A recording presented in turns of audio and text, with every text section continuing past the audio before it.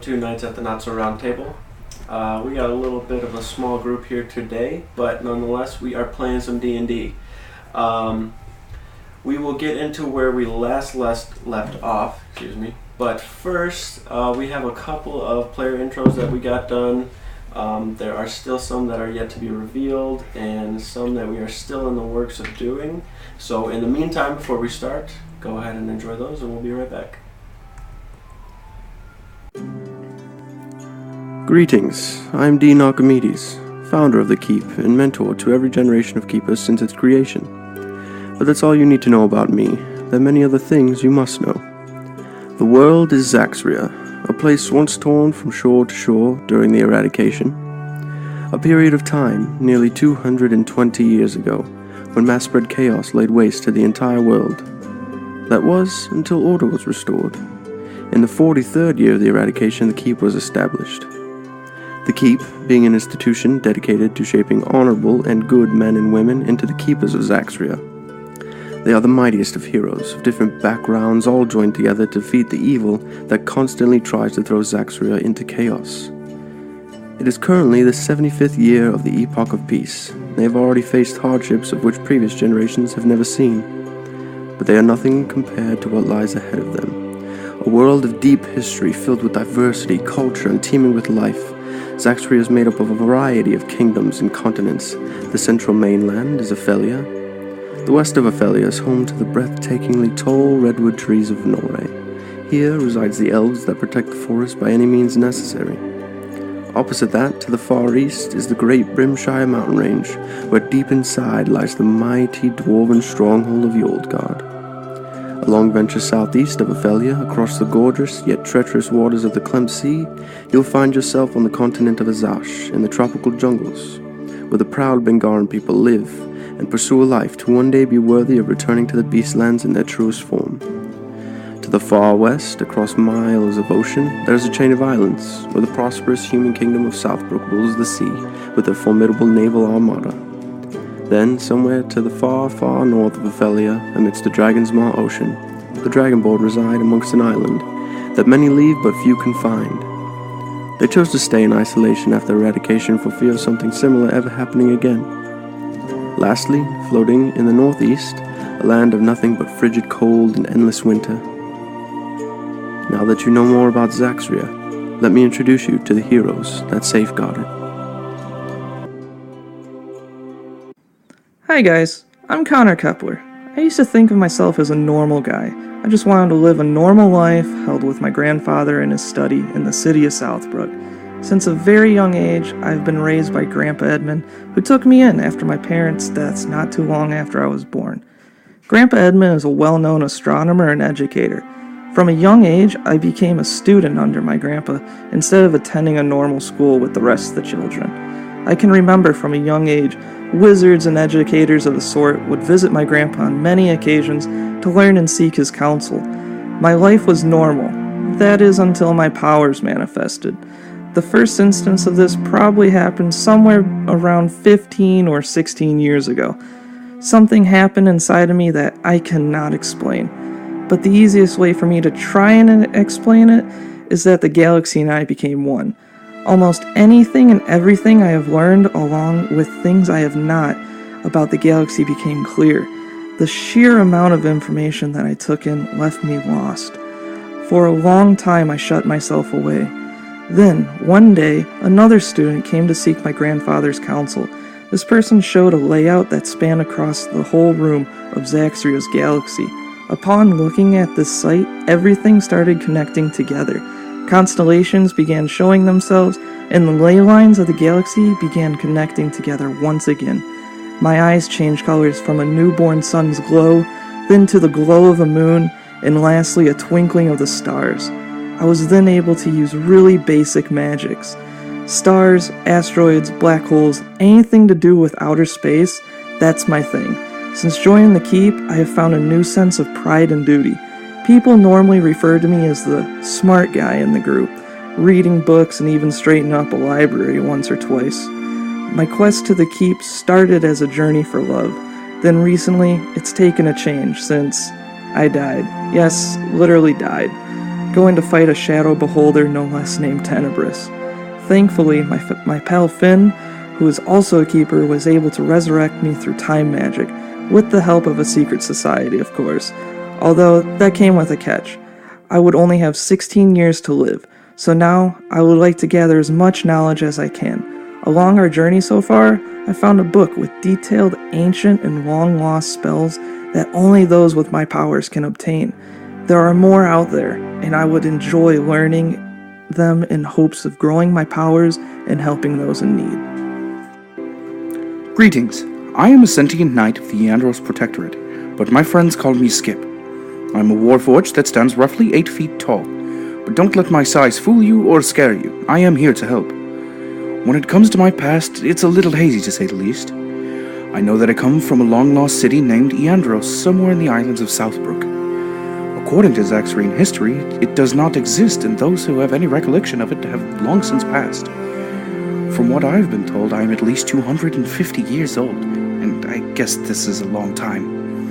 For me, I've never really focused on this thing people call time. I remember the city flooding long ago, and I searched for it, but wasn't able to find it. Instead, what I found was the shores of Aphelia. It led me to the keep. While there, my entire existence and what I stood for, the things I believed in, it all changed. I found Aphelia during my time there, the goddess of love, life, and hope. She showed me what it is to be kind and to feel. It has all been strange to experience, but I gained many friends that I consider to be my family since my time at the keep. I became a keeper of Zaxria through many hardships with them, and we have lost people. I remember what it felt like when we thought we lost Connor. I never want to feel that way again, so I vowed to protect every one of my friends, and all those who cannot protect themselves. When I found Aphelia, I gained much more than just feelings of love, anger, and joy. I have begun to experience things Connor has called dreams. Dreams where I see a human man. He is a soldier, a husband, and a father. His name is Timothy.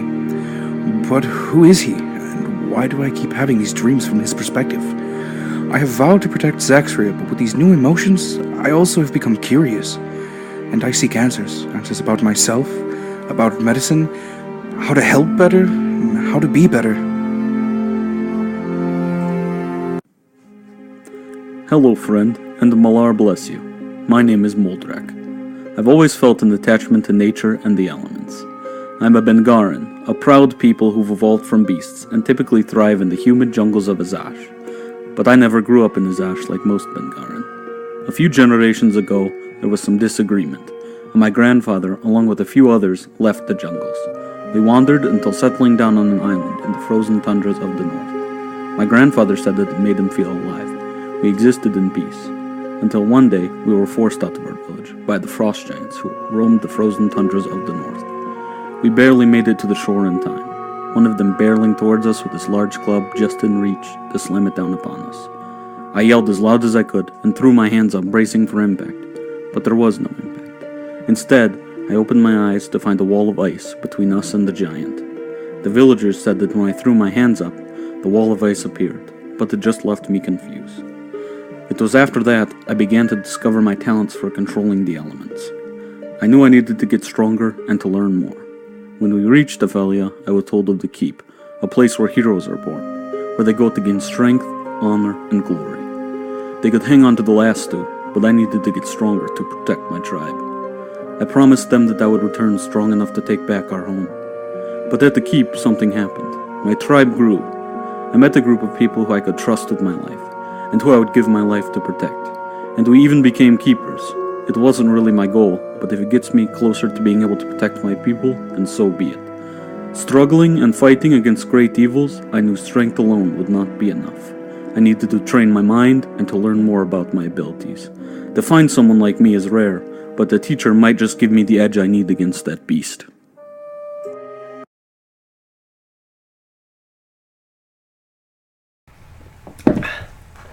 Alrighty. Hope you enjoyed those. I wouldn't say we put in a ton of work to do them, but we had fun doing them nonetheless and wanted to try to get them out there so people who are newly watching have a little more background on the characters themselves. Feedback's appreciated also at any time. Anyhow though, I missed playing, so let's get right back into this week's session. Last we had left off, you were in the rough and tumble trade city of Nasay in the Nasayun Desert on the continent of Azash. Going your separate ways, Apex and Moldrak finding themselves on the outskirts. Apex not really fully immersed into the group yet to understand everything, had witnessed this spectacle of Moldrak fighting these fire elementals, these huge waves of just lashing, like, fiery arms going towards him, and him taking these blows and fighting back, and actually watching him go unconscious during the fight as he had failed. He met Master Kel, who was also just going by Kel at that time, who was trying to give him a little bit of insight into mastering the element of fire a little bit more. A strange way of doing it, but nonetheless attempted at it, and was given the locations of other shamanistic masters that are all throughout Zaxria. In the meantime, Connor and Ander were making their way around the actual city of Nasay. You found several vendors, an arcane merchant who was selling various goods and wares, and was very, very nice compared to everybody else who you pretty much encountered along there. He told you that he is not actually from Nasay, he just travels around a lot. Is originally from Southbrook, but is looking for somewhere to actually settle down and begin to sell his wares. Gave Moldrak a little script in order to write onto the paper if you ever find somewhere. Gave Ander the script in order to write it down. Original purpose of going to Nasay, though, was to find Master Siegfried, your teacher at the keep. For reasons unbeknownst to everybody else, upon finding him, were through means of which Connor and Moldrak knew of, you found a peddler with no name, and but said a phrase to him, "It is not the scorpion you must fear, but the fear of the scorpion," something along those lines. The peddler kind of gave a little knock. Not strangely dressed, but very mysteriously dressed individual kind of appeared from the backside of this kiosk he was awaiting and escorted you to this hall, which is known as the Den of Ferrex, which was this large kind of Viking-like hall which was strangely placed in this setting, in this kind of large desert-like area where there is now this huge hall that a Jarl would kind of be in, like a Viking-esque type of place. You were escorted to the back to this pitch black room. Even by any means of dark vision, if you had some, you would not have been able to see. Pitch black within there, you were given strange omens, and there were words said towards you, and this individual you spoke to, known as the Harbinger, spoke in a lot of cryptic kind of phrases and things of that nature. Left you a little shook and scared in a strange way, wondering if this travel to Nasay was worth the journey. Did actually come across Siegfried, though.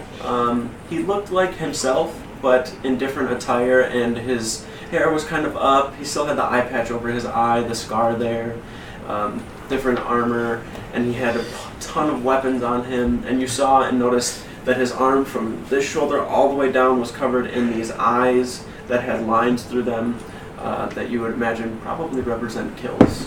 That arm completely covered up, and then the one arm from the shoulder about midway down completely covered up. You spoke with him, asked him how your poisons were, as that was the purpose of going to Nasay.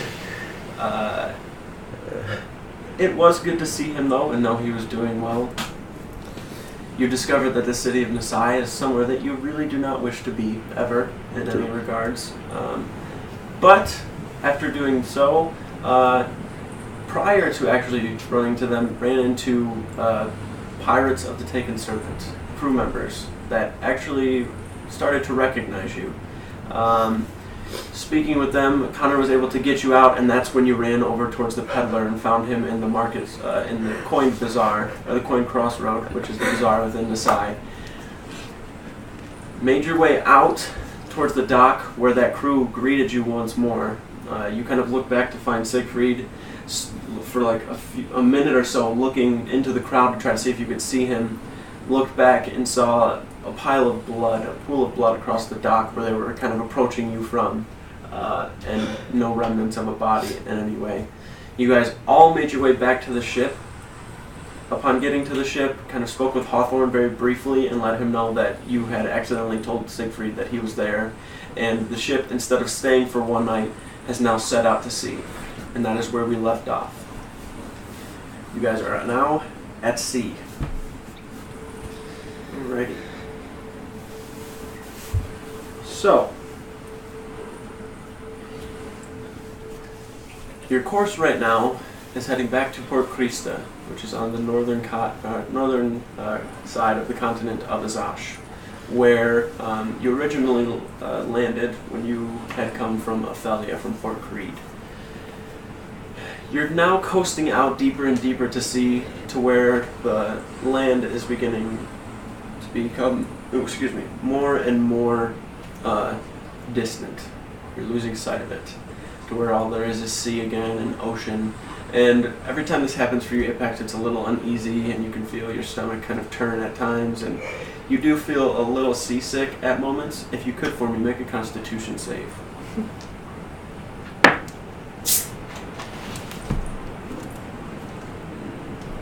12. Okay. Nope, right there on 14. Alright. So you are able to hold down the vomit that you feel coming up at times, but you do find yourself on occasion like rocking, and then you just kind of start walking a little more, grabbing onto like the ledge or the railing of the actual ship itself. The waves themselves are calm at this time. This is your first day of traveling out to sea, and probably by the midway through the first day, you're pretty much on course to get to Port Krista. So you're on a kind of dead set path towards that.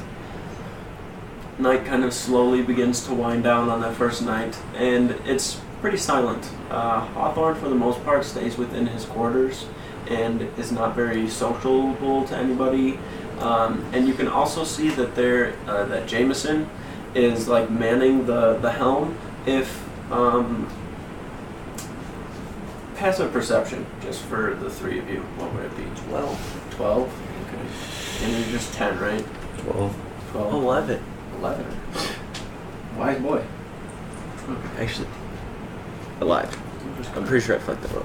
Did I? 10. Okay, it is. I'm good. I figured it out. I'm So- right. If it is 11. For the most part, the three of you amongst yourselves on the dock, there's not really anything too out of the ordinary per your normal travel on this ship. You do notice that Hawthorne is a lot more reserved, though. He's in his quarters a lot more. Jameson is taking the helm a lot more. Even though it's a short kind of voyage, Hawthorne's usually out there for the most part, whether it be sitting on this small chair where he's usually eating and drinking with his feet up on a barrel. But he's to his quarters primarily the duration of that whole first day and well into the night. Still not seeing him. That first night kind of goes through. Everybody finds rest, whether it be atop the deck. Andrew, you probably just, after helping with the ropes and stuff, just kind of lean up against the side, put your hat down, and just slump up against the side of the ship there. For the rest of everybody else, you just kind of hunker underneath below deck and find some rest. The second day coming to, you're getting closer to the port, just because of, traveling this path before. Moldrak also lets you know that you're getting closer with his kind of good sense of direction and everything. Is there anything you guys want to do on those 2 days of just kind of travel getting there? You got about a day left, so there's this day and one more day on top of that. So if there's any little small things you want to do in the meantime. Put my beard, pretty much oil on every day. Okay. Okay.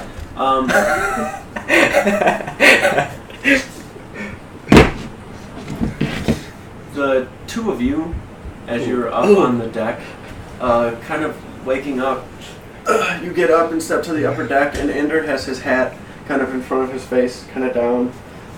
Here's you guys stepping up, and gets up, and then as you do this, you actually hear the scraping of some stubble on your face. You kind of go over to a barrel that's there with some water in it and can look, and you have stubble, like a 5 o'clock shadow pretty much going on around your face right now. You kind of look over at Connor, your face with a little bit of stubble. Like, that thing actually works. You see? It's only a few days. What's gonna happen in like a month? You're gonna run out. I didn't even think. Where do I get more of this? We're not going back there. He says he travels. Maybe I'll see him somewhere else. Maybe. Hope I got this for now. Don't go close to anything hot. It'll burn it off. We're close to a lot of hot things usually. Oh no. Okay. Walk on over. Oh, hey, what's going on over here? Just Oh, Look hey. Right on. Yeah, you still have some hair on your face. Looking pretty good. I think he needs a shave. But I just got it. Never really seen too many people his size before, so not really sure how they look in general, but I think I'm kind of digging it. He likes it. I'm To down. each their own. I'm keeping it. Oh, something useful came out of that going to that place. As you sit there and notice the growth, you kind of eagerly grab the container, take a little bit, and start applying it, and then getting it all around. It pretty much, like, when you put it on, it just looks like kind of a deep brown shoe polish, like you're just painting on an actual full beard. So are you doing it like where a full beard would kind of go, like all around? You're not just doing like around here or just a chin strap. It's a full on all over. Okay, all right. Make an intelligence check for me. Good at these. Too smart. It's a natural one, Right. but halfway. Make sure you do the gold cost for it. I'd say the gold cost would probably come like a little later, but you can start like the reading and dedicating the time to it. Okay. That's a 5. A 5. All right. Smart boy. All right. So you just take it and keep applying it to the face. But, yeah, by the way, by chance, you guys ever feel like you're going to just throw up constantly? No. Yeah, Not no? anymore. Just me? Alright. Yeah, that's a little weird. I should probably get that checked out. It's seasickness. Oh, Yeah. that's what it is. Being on the boat? Yeah. Yeah. I told you that would probably happen. Yeah, it's kind of happened like about 15 or so times already. Runs over to the side of the boat. Okay, yeah, that's 16.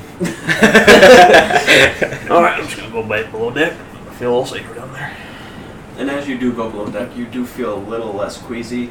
It's kind of that uneasiness of seeing nothing but openness and that rocking and the waves. And so as you go underneath, you just kind of lay down and you still kind of sway in the hammock a little bit, but you close your eyes and just try to relax as best you can.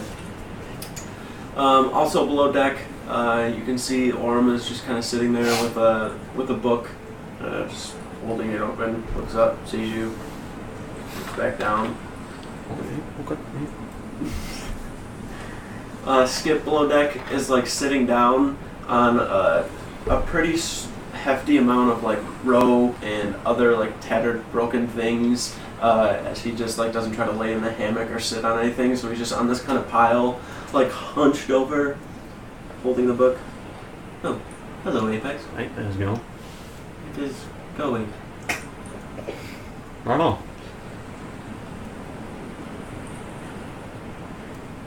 It's so strange. He just kind of looks up at you. This is a book. Right? Yep, I got that. That's not the strange part. Oh. Have a good day. You as well. Looks back down and continues to read. Below deck, you notice, like, I haven't really explained it too much before, but on the Gilded Dust, there's probably about 15 or so of those, well, not 14, as Skip had broke one, but there's 14 or so of these hammocks that just kind of go all in a row down the center. And then towards the sides, there's these crates that are kind of stacked up, barrels and things. That's kind of Hawthorne's personal cargo of everything that was there. The rest of it was kind of unloaded. And then the other side's very open, that has room for what would be, the cargo that was left in Azash for you guys to actually travel down to Nasay. The reason being for leaving the cargo is that Hawthorne would have charged them in order to, move it so much further, and the charter is only designated for it to go from there to that port, so it has to stay there until, returning. But the second day of travel, uneventful. Moldrak sits up in the crow's nest, keeping an eye out, as always. You do notice him kind of sit up there, fall asleep at times, and kind of put his head down and pass out. The third day, you do kind of awake pretty early on as the crew is getting, I wouldn't say restless, but they're just kind of have an eagerness. That's from the wind. Have like a little bit of an eagerness to get ready and start heading out towards, or not heading out towards, but getting to the port. They know that they're close, so they're just kind of antsy. They're all awake. They're moving around. Everybody's talking. Everybody's laughing, having a good time. A lot less stressed than when you originally got on the boat, now that they're going back to somewhere familiar to return to somewhere even more familiar. But on that third day, Captain Hawthorne just kind of stepping up towards the helm. Alright everyone, we'll be in Port Krista very very soon, so if there's anything you want to do when we get there, be quick about it. I'll pick up our cargo. Moldrak, Skip, if you could help. Skip just nods. Moldrak kind of gives a nod too. Very good. If there's anything you guys want to do while you go there, make it quick. Like I said, I'll speak to the portmaster, pick up the goods, and then we'll be on our way back to Aphelia, to Port Creed. You're in agreement? Mm-hmm. Yes? Alright, good. Mm-hmm. He goes back in, walks into the quarters, closes the door behind him. Jameson takes the helm. Alright, you heard him. Everyone get ready. Crew starts grabbing onto like ropes and things, getting the sails all set, tying them down a little more, making sure everything's taut, and then they kind of untie a couple of the ones that are like the tie downs to tie it to the actual dock and get ready. Everyone, after they get the ship kind of sorted, are just now, for probably a good 2-3 hours, just sitting there waiting for the ship to get to the actual port itself. Upon getting closer and closer, though, you do notice very, very small in the distance, kind of a little bit to the front right of the ship, the port itself is getting more and more clear. You can see the beach, all of those homes and things that are on the beach itself, a few Bengaran people that are walking about as well. And you notice, like, sitting at the port, kind of pacing back and forth, is the portmaster. As he sees the ship and you guys get close enough to where you can see all of that, he kind of like throws his hands up and then walks over towards that large gazebo, opens the door and is then like sitting in the doorway. Hawthorne eventually makes his way out. You guys start, Ander for the most part, starts helping the crew untie some sails and then kind of pull some up to close it and slow the speed up and then tie everything down. The crew kind of jumps over and starts pulling the boat closer to the dock, ties it off very quickly. You can see them now like sweating a little bit as they've been doing like this exerting type of work in this kind of hot, humid, tropical climate. Hawthorne steps off. Alright, I'll be quick, probably an hour or so. And we'll take maybe an additional hour or maybe two to load the cargo, but I think with Motorak's help we can do it very quickly. Enjoy the land while you can. We'll be at sea for a few months. He steps off the boat, makes his way. Get used to it, Apex. Blue. Nothing but blue. A few months. Right. Nice. How days? A lot of days. Okay. Yeah, that's cool. Wow. Yeah. I'm excited. Can't wait. Step off onto the ground on the island and just wobble a little bit. Yeah. Just Oh, okay. Yep. Alright. Home sweet home. Yep. Alright. Let's get going, huh? Right? Get the cargo going. Skip kind of walks past. If you would like to help, me and Moldrak are going to grab some crates. Yep, sure, yep. I'll gladly help you. Yeah. Right this way. Just kind of gestures his hand and walks. Connor's invested in this book right now. Okay, got it. You also notice, like, with your kind of compendium that you have here of your known spells and things, it is getting to a point where you can almost feel the power that you are kind of tapping into and delving into is extremely strong. You can feel it almost like in your veins and even in the area around you. And when it's kind of, dark outside and the stars are out, you're able to see the moon a lot more, or the stars, and maybe if whatever you're reading pertains to that, there's almost this very, very solid connection that doesn't, it's unfamiliar, but there's also a familiarity to it as well. The amount of power is what's strange and unfamiliar to you, but you do know that there is that potential for that amount of power. And there's a little bit of, I wouldn't say reservation, but restraint, or maybe a little bit of self protection. Like, okay, if I feel I can't do this, I'm going to stop because I'm smart enough to do so. But for the most part, you're able to go through the book, read, and assess everything properly, get everything in order, understand how the spell is made up and the structure of it and everything that needs to go into it without tearing yourself into some astral plane that you probably could never get back from or something of the sort. Even though that crosses your mind, the excitement of learning this and that kind of want not to really be stronger but to just understand more is exciting, so you continue to read and do more and do so. And for you, you're pretty tired. You have been working your ass off on the ship a lot more than everybody else has. I'd say Moldrak probably pitches in a good amount too. Apex here and there when he can, when he's not completely nauseous. But you're tired. You can feel your arms kind of achy, so you take this moment to just kind of relax for the long journey ahead and whatever it is that awaits you on said journey. For you, Apex, up near the kind of large gazebo that's there, you can hear very, very faint kind of discussion back and forth. And you can only hear the tone of the accent. You can't really make out too many words as they're in this little isolated area.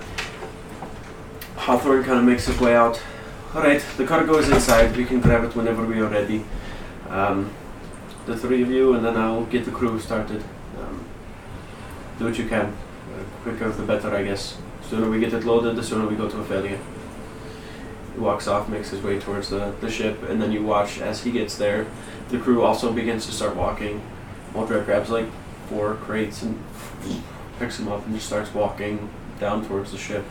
You walk over to a crate, get your hands under it. Oh, fuck. You feel yourself kind of stop, and then pick it up. What's your strength score? 13. 13? Yeah, so you definitely do. As you go to pick it up, because you watch him just grab 4 and kind of start walking over.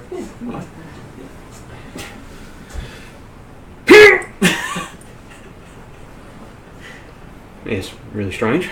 Alright, let's give it another.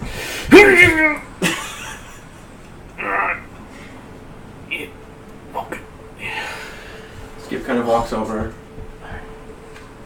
Did you need help? Yeah, not at all. I got this. Thanks for the help. He turns around, grabs a box, or grabs one, puts one on top, and then starts walking off. Make a strength check. 3. 3? Go to pick the box up. You're just not going anywhere. Yeah, okay. Yeah. Okay, maybe a little bit of help. You feel that maybe the throwing up constantly is making you feel a little weak. You're not as strong. You watch a crew member kind of walk over, doesn't just pick a box up, but walks over, kind of gets his hands under it, straightens his back out, gets really ready, picks it up, and starts walking out. Looks like he's struggling, but has a box in his hands.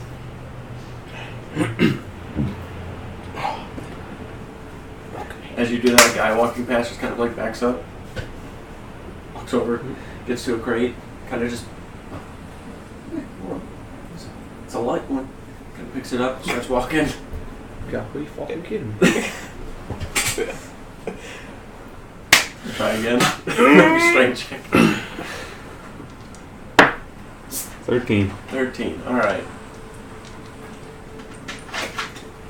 Similar to the first crew member you saw pick up a box, you kind of get your hands under it, assume like a nice position, lift with your legs, stand up, and then instantly feel your arms kind of get heavy.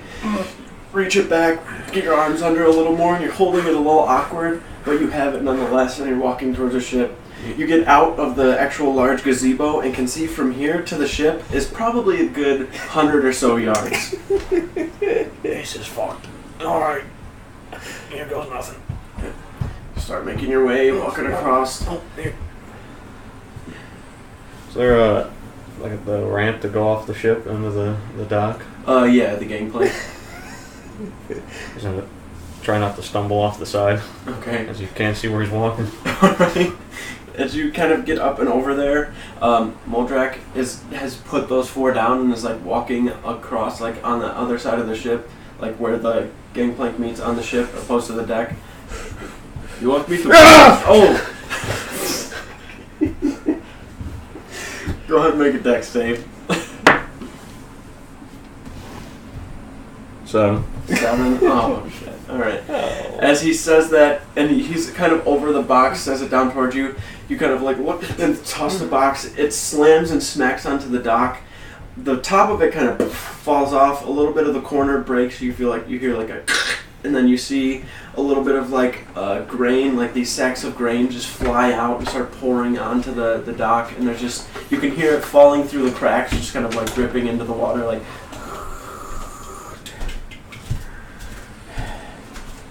He's just looking at you. Excuse me, I need to grab your box.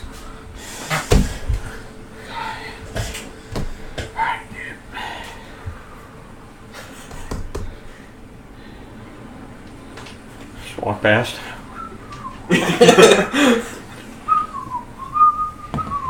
Everything okay? Not all. Everything is not okay. Yep. Probably gonna throw up again, to be honest. I can feel it coming. And you kind of... Here, come here for a second. Yep. Yep. Kind of goes onto his side. Goes onto a pouch that he has. Pulls out like this like it's almost shaped like a cube, but it's just this herb that's like very, very packed into itself, and it has like this very, very light film around it. Here, take this. So he's gonna kill me. Grab it a lot quicker than that. Grab it, put it. Don't take it now. When we leave, you take that. It will help you rest. Okay. Yeah, sure. If you are able to handle it though, it will just make you feel a little better. The queasiness will go away. Well, that's good. Yeah, I'm not doing too bad. I'm only up to a respectable about 23 vomits or so, but I'm doing pretty good. That's Are you it. drinking water? I'm supposed to drink water. You have to hydrate. Make a constitution save. 12. 12? Okay. Somebody normally that throws up 23 times would be severely like tired and weak and drained and like flushed in the skin. You're up and you're fine and you just keep throwing up and throwing up and you just don't feel right. Looking at you though, you're spry, you look like you're good to go, ready for anything. You can just kind of tell in your face that you're a little uncomfortable, but other than that, like your skin looks fine. You don't like feel like you're like drained and dying. You can just feel that uneasy, like kind of queasy feeling. Hawthorne looks at you and goes, "You threw up 20, 30 times. You give or take. I kind of lost count. But And didn't drink any water, hydrate, eat anything." yeah, some, a little snacking in there. Found some fruit or something. About it. You do. Maybe you should take a seat for a little bit and relax. You sure? Yeah, alright. Yeah, if you feel uneasy again, take that. Okay. The journey is long. Have some water too, and something to eat. We will be loaded up soon. And we have plenty of people to grab the boxes and things. Okay, because if you need to grab some more, Yeah, no, that's okay. I was standing up there when I saw you drop that. Oh, you saw that? Yeah, I did. But you are okay. It is okay. Just Yeah. don't grab another box. Hey, sorry about that. Yeah, get this out. You know what? Alrighty. Did you just kind of like tuck it away? Alright. For the two of you on the deck itself, you watch Hawthorne go into his quarters. Jameson kind of follows. They're in there for a little bit of time. You'd imagine, some sort of discussion or something going on. Jameson makes his way out, walks over to the top, gets up near the helm. Hawthorne a little while after follows, makes his way out, gets to the helm. The cargo is loaded onto the ship. A little bit of time passes after it's loaded on before Hawthorne kind of looks over everything and sees everyone on the ship just kind of standing around, talking, back and forth. Are we good to go? Everything is in order. Jameson, make sure you go check. He kind of walks, goes around, looks. The crew at this point is just kind of a little more upright now that Hawthorne has spoken, and it's kind of demanding that attention. Jameson, as he goes under deck, is under there for a few minutes before he comes back up. As he comes back up, kind of tucks a piece of paper in his back pocket. Seems like some sort of a ledger that he may have had with items on it. Tucks it. Oi, everything's here. Very good. Why is everyone just standing around? Let's go! He kind of raises his hands up. After you stretch, get up. The crew starts moving around, grabbing at the rope, untying it. There's 5 or so crew members that are on the dock, untying from the posts and then tossing the huge rope into there, running across those gangplanks and then grabbing a rope that's on the other side and slamming the bridge type piece of wood back over onto the ship. Once they do so, they just go to another job that needs to be done right away and start untying some things, getting everything ready. Andrew, if you could for me just roll a d20 and then add your proficiency bonus. Fuck. 9. 9? Yeah. Alright. You have been working hard these last few days from the travel.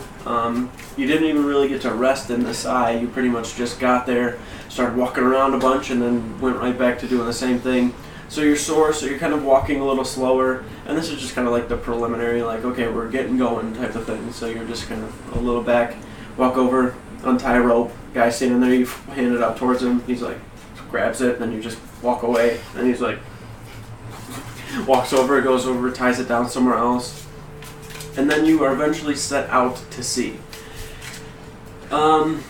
Once you start heading out to sea, Apex, you kind of towards the side of the ship as it's kind of peels out and starts to go out, and walk over towards the edge and then watch as Azash slowly gets smaller and smaller.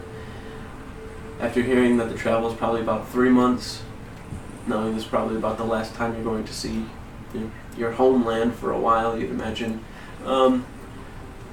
There's a little bit of uneasy feeling in the stomach, but it's not nausea. It's a little more of maybe like a sadness, a sorrow, a remorse even.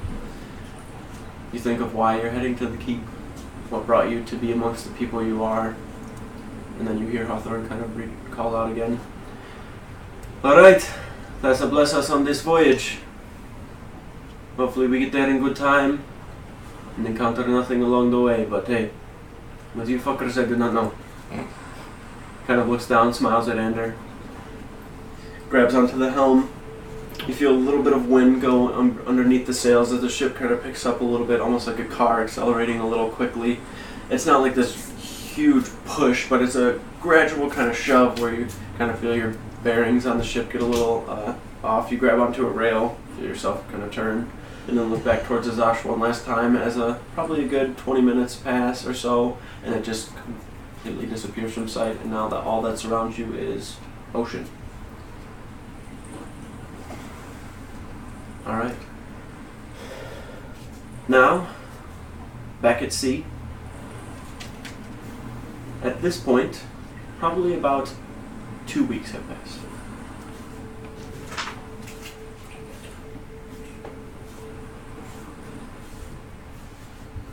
The waves kind of toss the boat around. You can feel it rocking just a bit more. Andrew and Connor, the two of you, sit either below deck or completely separate from one another, but at separate times or at the same time contemplate the things the Harbinger had told you. You think about Siegfried, you wonder what it is exactly he is a part of. All of those eyes on his arms, those tattoos. You're sure what they mean, but could they mean something else? You're unsure of his connection to Hawthorne, Hawthorne's connection to him. The Harbinger has kind of been in the back of your mind for the last week or so, easily. Now that you're out to sea and there's nothing to do but really think to yourself, and you're left with your thoughts most of the time, it's a little eerie, uneasy. You think of the omens that he spoke. Which one of them pertained to one of you? The other two that were given, if you can think of the ones that were pertaining to you, who do they mean in the party for the rest of everybody else? How does the Harbinger know these things?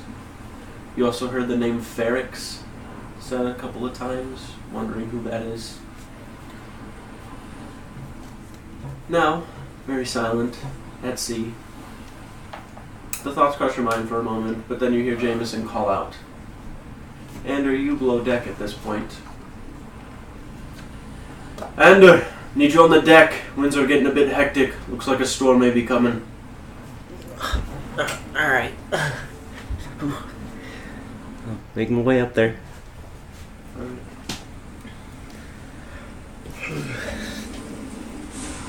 As you get to the upper deck, you don't know why he said May. There's definitely a storm coming. As you're looking in the distance, you can see that there's this darkness, like just pitch black, and then every now and then there's this crackle of thunder and lightning as you see a little bit of light appear in the distance, and you instantly go from kind of like, alright, a little windy to, oh shit, and then look over and see a rope, kind of run over to it, pull it a little tighter after you untie it, and then tie it down even better so it doesn't come loose and the sails don't move about or anything like that. You feel this strong, strong wind that is heavily pressing against the sails, and the ship's often kind of getting turned to one side where the waves begin to crash and slam against the side of it, and it rocks very, very heavily. Apex, you below deck are just completely all out of sorts. Like you're standing up, you kind of grab onto the hammock, it rocks, and then the hammock kind of flips over and you almost land on the ground before catching yourself. Your stomach feels uneasy at this point, but you're, after this week, are now getting your bearings, but now that this is happening, it's like, what the fuck is going on? Make a Constitution save for me. Ander, I also need you to make a Dexterity saving throw. 17. 17? Okay. You just hear audible like, what the fuck is going on? You say saving throw? Yes. 27. 27. Alright. So, as you get up to the upper deck, like I said, and the waves are kind of slamming against the side of the ship, the crew is frantically, but with purpose, kind of running across the deck trying to get to things. You watch one of them slip and start heading for the edge. He kind of gets his bearings again, tries picking himself up. You can watch him slip again and again before he actually hits the ground and is sliding to go almost underneath where the railings and things are. Jameson, grabbing onto the rail, just kind of grabs the guy by the scruff of his shirt and picks him up to his feet. As he picks him up to his feet, you can see rain is pouring down at this point. Every time he speaks, it kind of comes off of his lips like this rain. You're over to the side, just kind of pulled down a rope and are now tying it down. Kind of look over. All right, nobody dies, nobody gets lost to the sea. All right. Everybody that's sitting there, kind of looking, has rope and kind of looks over towards him for this moment where the ship's kind of bobbing around and waves are kind of splashing the side. Water's coming up. Rain is just pouring down on top of him. We're sailors. This comes with the job. Everyone pull yourselves together. As he says that, he kind of grabs and picks the guy up, pushes him over towards the middle. Go tie that down. If you're not contributing, get below deck. You watch Skip just kind of clank his way down. Moldrak, who is up on top, and the rain starts coming down very, very heavily, has made his way down already from the crow's nest before it started storming very, very heavily, and is now doing what he can. He goes over and sees someone struggling, trying to pull a rope, so he himself does his best and is actually like having to dig his claws into the wood sometimes to like hold himself where he's at, and then gets over and helps pull, and then as he pulls they kind of grab it and start tying it down. You're making your way across the ship like it's nothing. Even though it's like all over the place, your heart's kind of racing, but you're like, you feel this adrenaline and a little bit of excitement as you're like, alright, okay, alright. You kind of look around and see somebody kind of like slipping a little bit as they're holding the rope. It kind of goes a little loose. Run over, get like up the side of some sort of like a rope ladder that's hanging off the edge of the ship. You climb up the kind of side rope, and then as you get up there, the rope that's kind of dangling, reach out, kind of grab it, and then pull it, and actually just let go of that, and just drop to the deck, and then slide a little bit, but you have the rope. The guy that was there kind of, all right, grab it, tie it down. You walk over and tie it. You can feel rain just pouring down the front of the actual hat. You can't see at times, and you're having to like lift it up and pull the hat down tighter so it doesn't just fly off of your head. As you are sitting there, and you get that tied down, you hear this loud like snapping noise, and look over and can see that this rope that's tied to like the central mast has just snapped in half and is kind of just torn asunder. It's over. As that snaps, that central mast is slowly turning like this and going into some different direction. As that happens, Hawthorne kind of shouts out, "Somebody do something! Get this in order!" Jameson kind of runs over. "Enda, climb your way up. Take this." Kind of starts taking this bundle of rope and tosses it to you. As you get it, you take it and just kind of throw it over your shoulder, almost like you would like tie a bow to yourself or something like that. Just kind of get it over your shoulder, and then look up at the crow's nest and can see it's a good 40 or so feet up. I need you to make an athletics check. Oh, yikes.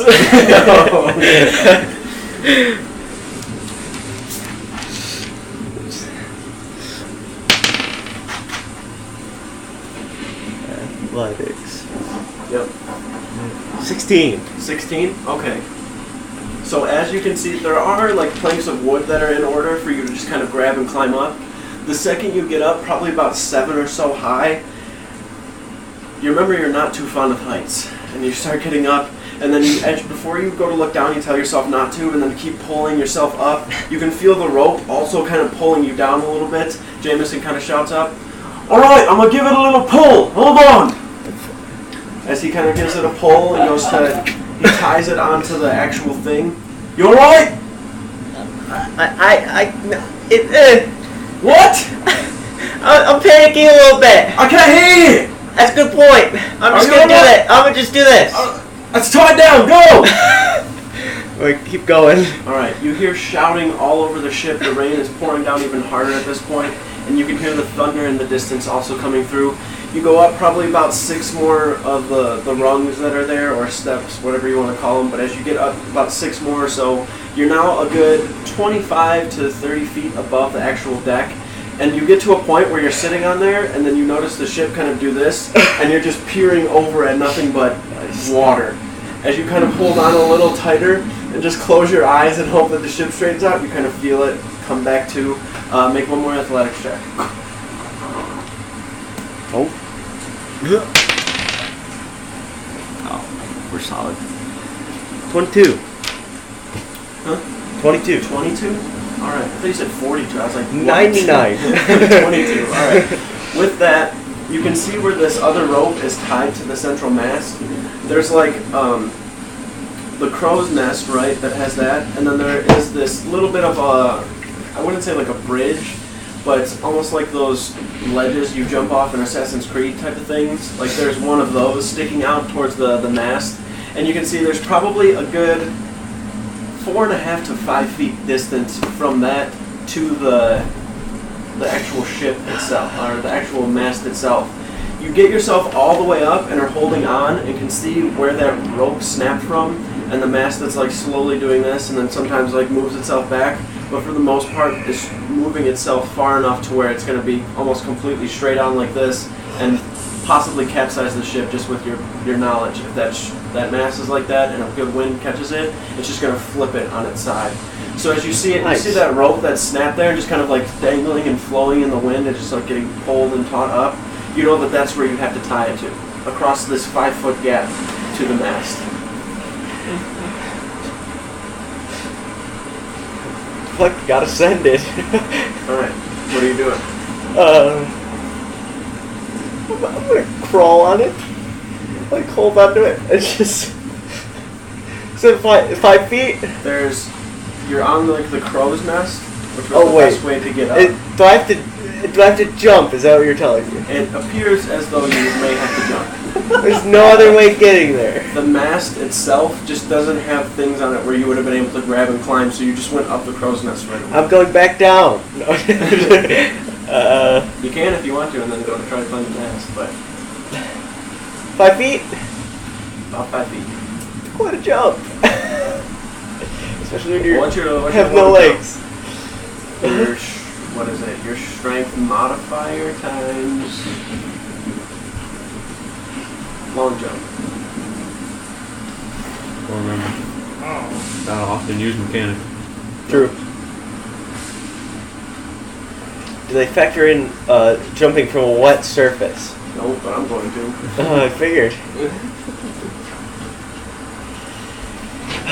I survived both those fucking crazy ass encounters. I'm gonna die trying to jump from one thing to another. As long as you hold on to that rope, you're still technically going to be attached to the boat. 40 feet? Yeah, probably make it. Possible. Or it'll just become bait for a shark on the end of the rope. Just holding it in the water.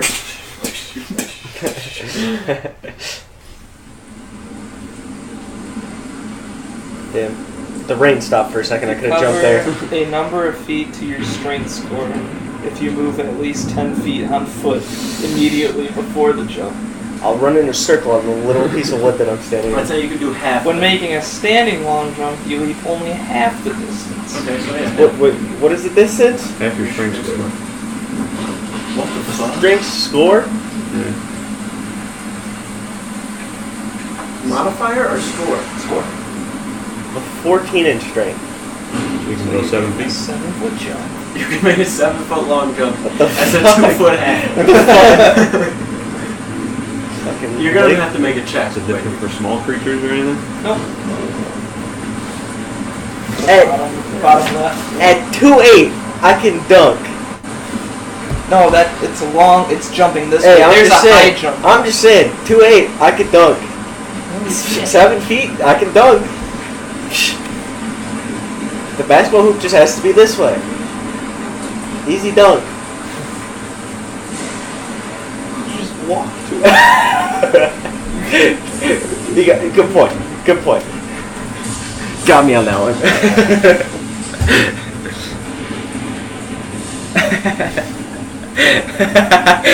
181. Alright, what are you doing? I'm jumping. Alright, make an athletics check. This is such a bad idea.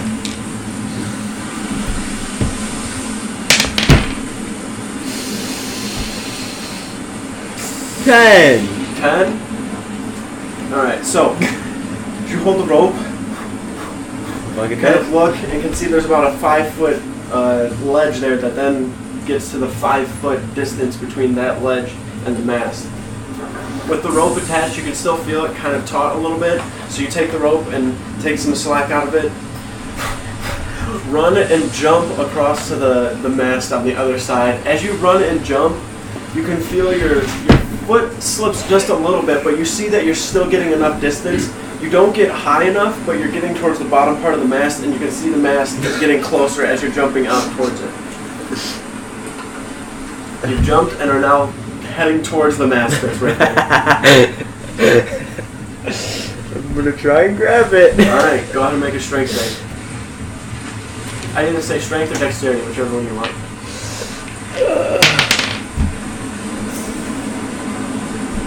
Save? Yes. 23. 23. Okay. Was it strength or dexterity? Dex. Dex? Okay. So as you jump and leap over towards the mast, you can see that there's rope in several spots on the mast, but it's like the bottom part of the mast just has like nothing but wood for a long distance up, so you can't really climb up to get to it. As you see that rope there, you just kind of reach your hand out and just grab onto it. It slips a little bit, you grab it again, you can feel your hands burn, and then you kind of bounce against the mast for a second. You can feel your heart racing, you're breathing very, very heavily, you're holding onto this rope, just kind of like swaying every now and then when the ship moves. The mast goes off to the side and you feel yourself kind of pull over. Then you reach and grab onto the mast as best you can and kind of handling onto some rope. You look up and probably only about 7 or so feet above you is where that rope needs to be tied onto. Not done yet. We gotta keep going. We'll keep climbing up. Alright, make an athletics check. The two of you, are you below deck or on deck? Oh, yeah. well. Okay. 12. Just double checking. 12? Okay.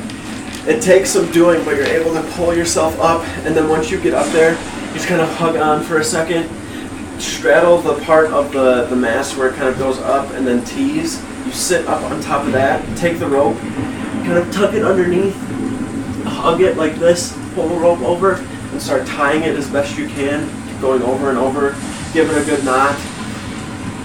You tied it.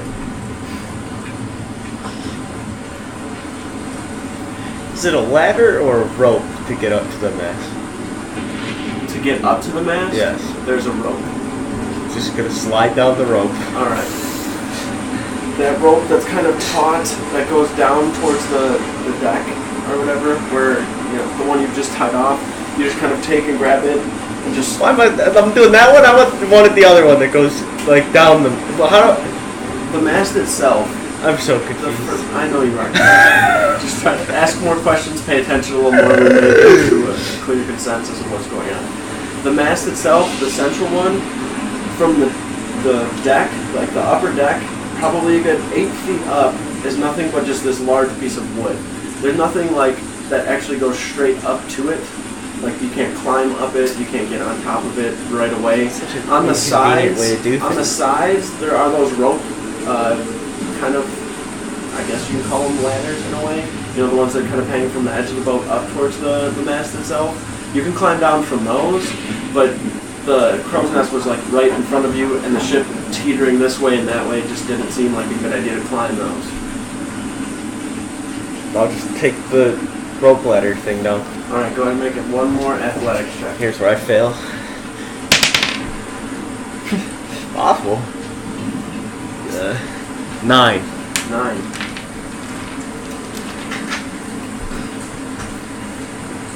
At this point, you kind of go over down the mast, kind of grabbing it, sliding, so you're not just trying to tight rope, like kind of walk down the beam. You get over to the edge where, you know, the mast is like this, and the rope ladder's connected here. You get over to there and kind of wrap around and start climbing down on the inside or the outside? Inside. Alright, good choice. As you start climbing down, you can feel that there is a lot of force, whether it be gravity or the boat moving back and forth all over the place, that is deterring you from making it down very easily. You get about halfway before you feel the boat jolt in the other direction, and your back, you can feel like all this momentum kind of pushes you towards the deck. Your hands slip from the actual rope ladder, and you don't know what you're going back towards. You're just kind of, and then you feel this thud hit you against the back, and the wind kind of gets knocked out of you. Here, you take 18 points of bludgeoning damage as your back slams onto the upper deck, and you feel yourself slide a little bit before you slide into like a barrel or something that's tied to one of the smaller masts. As you slam and hit up against that, you look around at the crew, everything going around. The crew is slipping all over the place, but they're able to like get up, hold their bearings, tie down the ship as best they can, and like sit, and they're like holding on for dear life onto the edges sometimes when the boat kind of gives a little bit of a rock to it. As you're sitting there looking, you watch Moldrak on the deck as he's standing there, kind of looking over, helping someone pull down one of the ropes. One of the beams that are connected to the mast that are kind of lower swings around towards him, and he looks over at it. I'm going to just make it. As he grabs it, pulls it, kind of looks up, it smacks him right across the top of the head, and he instantly hits the ground and is out cold. He's just asleep on the deck, and you watch him slide back and forth every now and then. He gets kind of close to the edge. Jameson walks over, grabs him up like by the like the fur almost, and then grabs like the back of his scruff a little bit too, and starts like pulling him towards the lower deck. Jameson actually, instead of taking the stairs to get to the lower deck, just drops down and pulls him with him, and you hear this loud like They go through the floor. they just thud and go down into the lower deck. The two of you below deck just hear this thud and see this barrel of huge mass like coming down the steps and then landing at the bottom of the steps. Moldrak is just like sleeping. Doesn't look dead. There's no like huge wounds or anything, but you can see across his forehead there's like a little bit of blood kind of pooling from it, and he's just like on the ground, like nodding around a little bit. Jameson, take care of him! Kind of pushes him into the lower deck a little more. Just deal with it. He just starts walking up towards the top a little more. Skip instantly kind of runs over, puts his hands over his forehead, kind of sits there. Moldrak? Moldrak? I can't hear. Wait. He's breathing. He's alright. At this point, I gave up trying to hold myself, and I'm just upside down in a pile of barrels. And my legs are up in the air. I'm just, what's going on? Huh? For you below deck and you below deck, I need you both to make dexterity saving throws.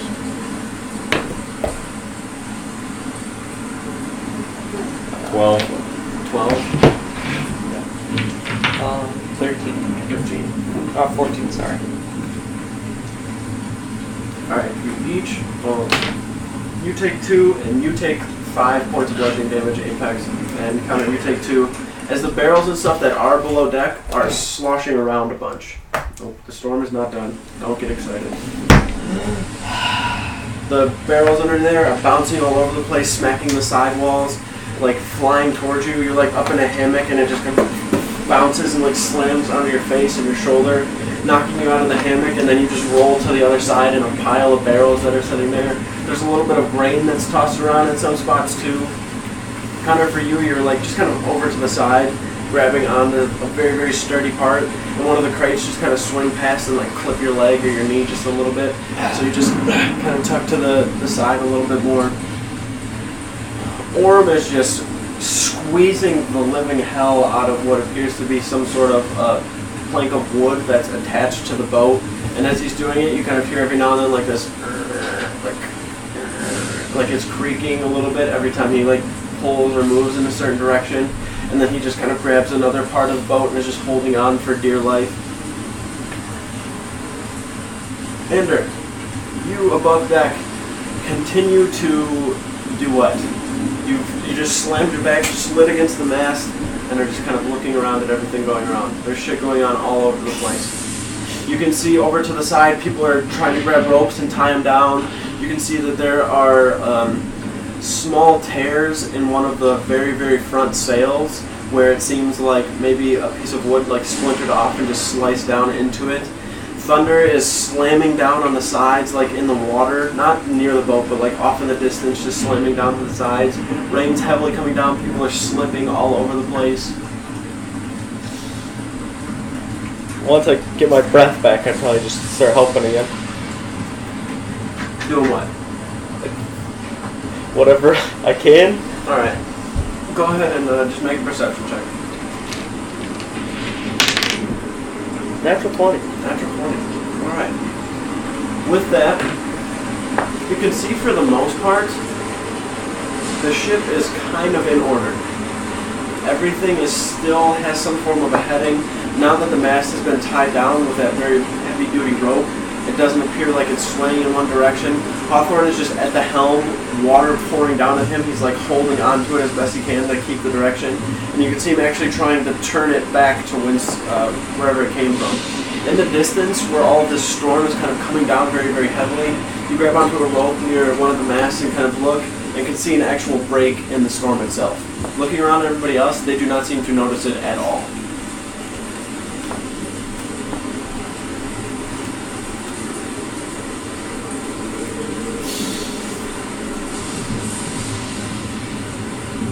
Maybe we'll just go below deck. Just go below deck? Alright. Sounds good. As you're sitting there, you go and just kind of take and tuck underneath, go under the deck and sit there for a moment. After a while, Is Skip still pending to Moldrak? Damn.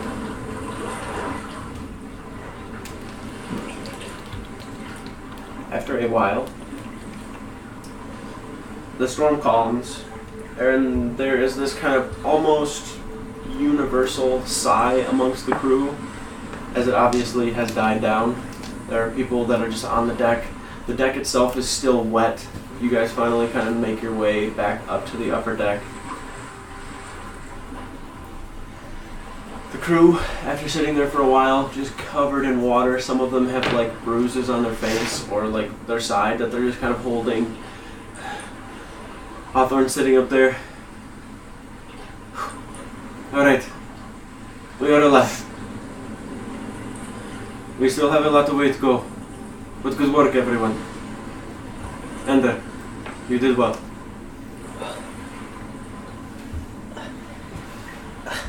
Jameson kind of walks over. You earned yourself a break. Go below deck. I think I need it. I think I might have pulled something in my back when I fell. You did good. Okay, I'm going to sleep. So I come over, there's just a piece of splinter, like a sizable chunk of wood just sticking through his thigh. Just from the barrels and the mess and destruction. Yeah. Oh, right. Yeah, that didn't feel too good. Oh, alright. What's going on, guys? Everyone doing alright? That was pretty interesting. Hope we don't get any more storms. Yeah, interesting. Yeah, that's a word. Yeah. Apex takes 2 more steps onto the deck, and you can see like about this big of a piece, like from the front of his thigh through the back of it, is just sitting there, blood like slowly kind of pooling down his leg. Hope we don't deal with too many more of those storms. Those are fucking buggers. I don't think you should be walking around. What's that? Oh shit! Would you look at that? You instantly feel pain. Oh! Fuck! Oh! What the hell? What happened? It's my leg. Skip kind of takes a couple of steps over. Oh, may I? Gee. Oh, yeah, I guess. Yanks the piece of wood out. Fuck! Blood is kind of pouring out of it a little bit. Puts his hand on it very quickly. Okay. Will you make perception checks? Actually, just counter. You went below deck. Just counter. God. 8. 8. Okay. As Skip puts his hand over that, you feel, well, originally you take 3 points of damage from the piece of wood stabbing you through the leg. And then, yeah, Skip will just heal you for 5, so whatever that is. But, as he takes down and kind of just does a little lay on hands, you feel this warm energy kind of go over it, similar to, well, not similar, it's a different feeling for healing purposes. The way that the warm energy just kind of soothes the wound. There's still a little bit of pain, but there's no longer like a huge hole there, and then naturally it just kind of starts closing up. Jesus. Are you alright? I guess now. Yes. I did not get the bottom side, if you could. Yeah, I guess. Oh, it is healed. Alrighty. Yeah, alright. Oh, man. That's rough. It looked like it hurt. By my expletive, I would say so, yeah. Because this hurt. There's like a huge gash on the side. So did this. Oh. I felt this one as well. And when this happened, I did not feel it. It just fell off. And he points to his foot. You can see there's like a line there. Yeah, you got no toes. Uh-huh. Interesting. Thank you. Understanding, at least. Yeah. Alright. just need to go back below deck, I guess, and try not to get stabbed by anything. That is a good idea. Goodbye. Goodbye. Walk away. Alrighty. So, as everything begins to calm down, we're going to take a little 10-minute break and then we'll be right back. BRB.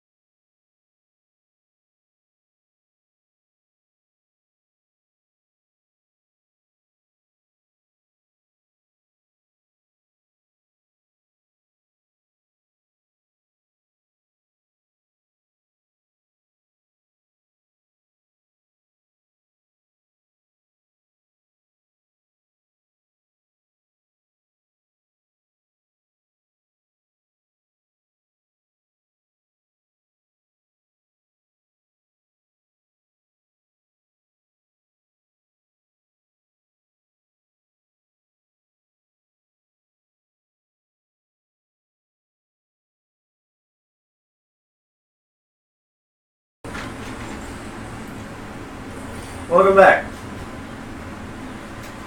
Alrighty. So,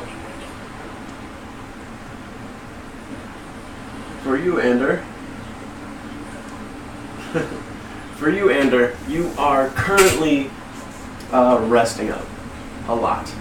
You feel tired, sore, in pain, but at this point, when you're kind of below deck, you notice that kind of stubble that's on your face is like, it's still stubble, but there's like a good amount of hair growing there.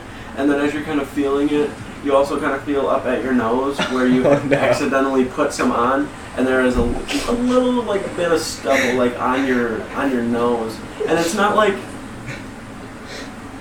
the same kind of hair. It's just like, you know, this natural hair that just kind of sits on your face for like sensation and stuff, that is just longer, and you feel like it's like really itchy right there, and you kind of keep scratching it, and then notice like looking in some sort of, you know, if there's a mirror or something, or a, you know, bucket of water, that you do have a little bit of hair like right here on your nose. Fuck. I have a knife in my bag. I got a machete. A for effort. Hey, with a good roll, you never know. I'd say you could probably just try to do it though. I got a file. I'll file the hair down. And your skin. I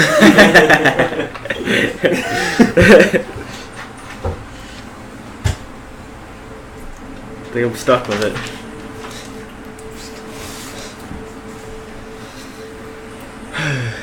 You have noticed a little more growth in the actual beard though. Nothing like largely dramatic to where if somebody wasn't like really looking they would notice, but for you like feeling it, looking, there's some more growth definitely.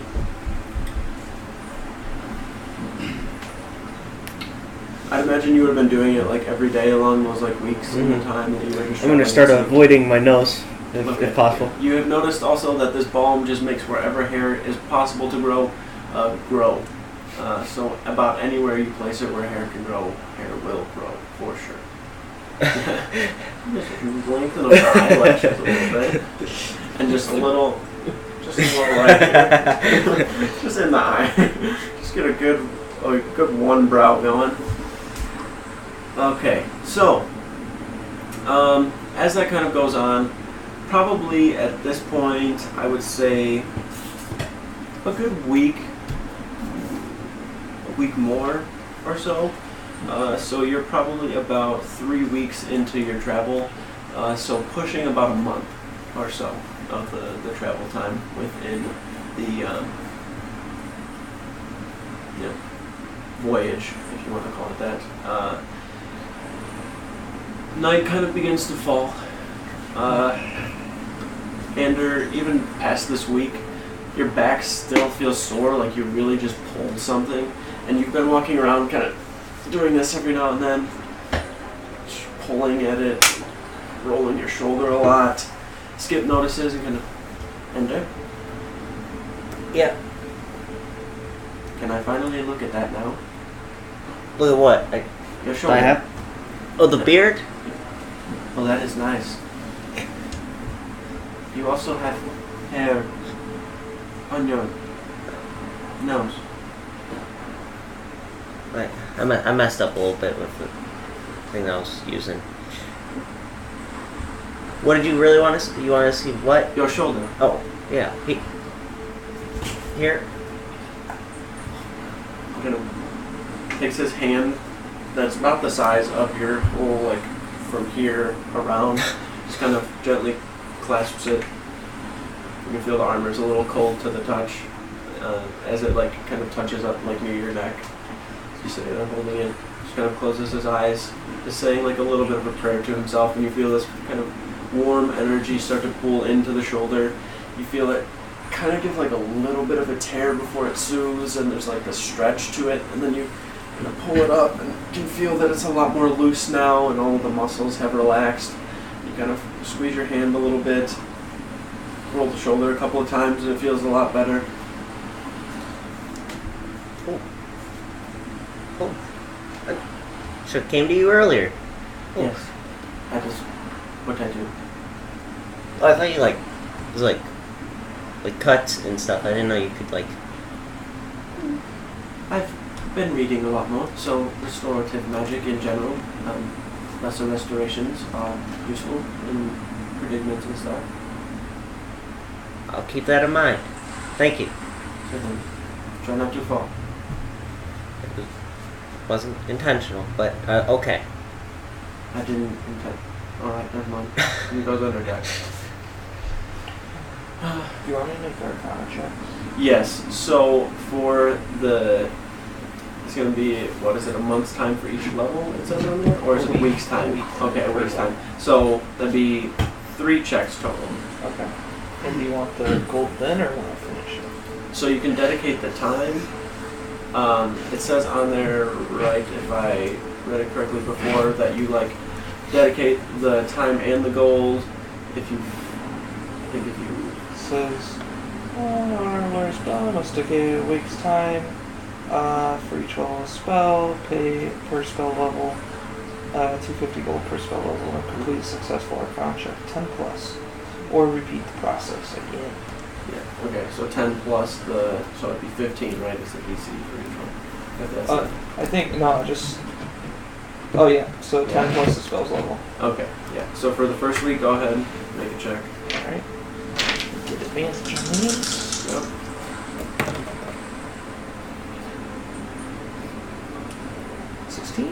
Yep, first one's a success. Make sure you mark those down and stuff and keep track of them too for me. Alright. So, you said 3 weeks, right? Yep, so 2 more. Luck that one. Those were really bad. Alright. 26. Nice. And then move on. 25. 25. Alright, nice. Alright. And for payment, I'm going to use my emerald. Oh, alright. Why not? Okay. So using the emerald itself. I'll just use something like that. What's that? If me needing to The way that it's working for you to kind of learn it, there needs to be something for, I wouldn't say a source. Yeah, a source of some sort. So that gem definitely suffices as such and would be sufficient enough for the entire cost. Okay. Yeah, because what? 2 more weeks. Alrighty. So, as you are up one night studying, I need you to make a perception check.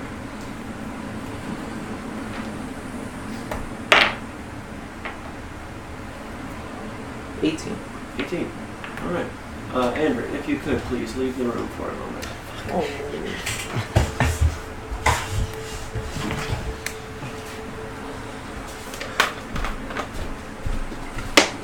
Maybe get yourself some food, you might feel a little better.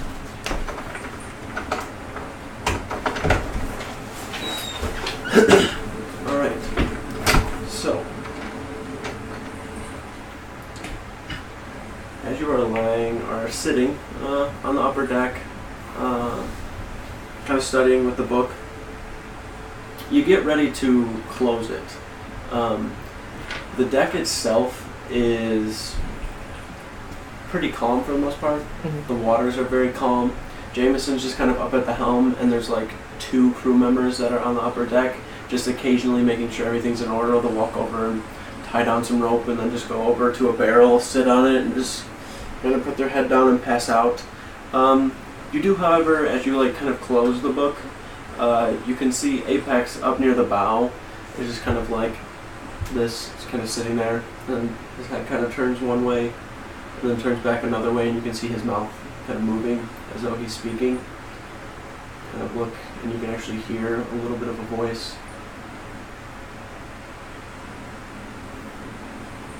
It's not like it's directed towards me at all, or no? whatever's going on though is strange.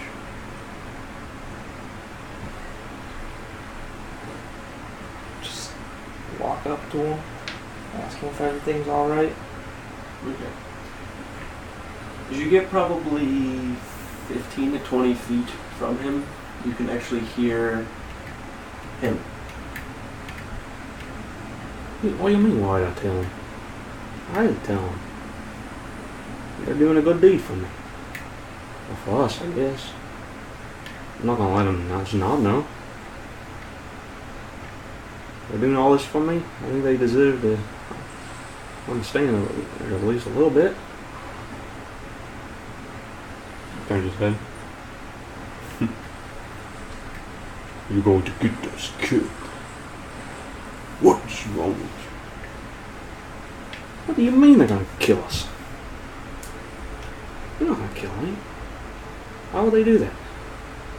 There's no reason to. Hey, Apex. Is everything alright? What? You okay? Oh, yeah. Yes. I'm good. Yep. Sure. Yeah. Like I said, just catching some nice ocean waves out here. How's your legs doing? Oh, my leg. Seems pretty good. Nothing's gone through it recently. Yeah.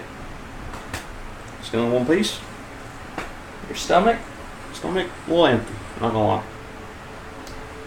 That little tablet thing, like cube, helping out a bit, I'll say.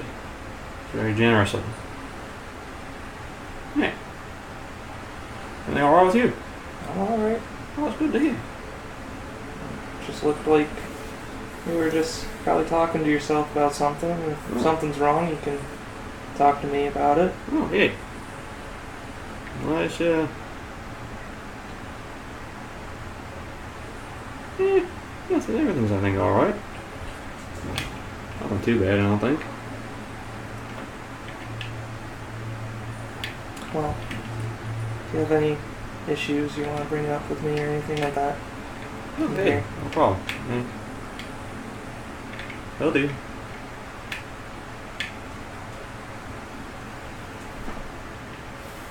Put his hand on the arms on the ledge again.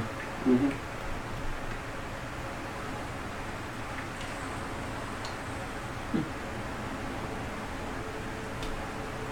turns around, starts walking off. Okay. Go ahead. Walk off.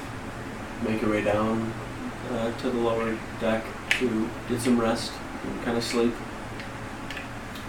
You sitting to yourself to whatever need be. Everybody rests. Hit points, everything restored at this point.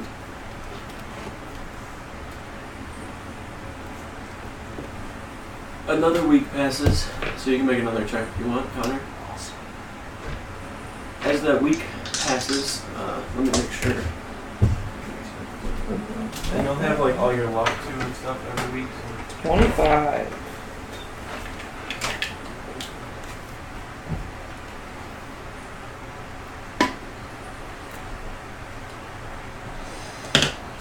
Be out here.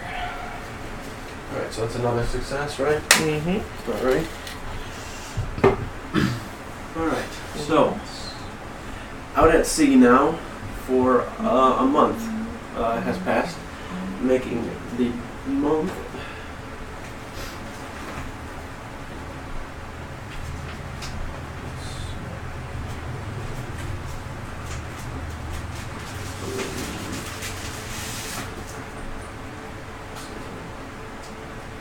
double check these to make sure I have the right month that I'm about to say here.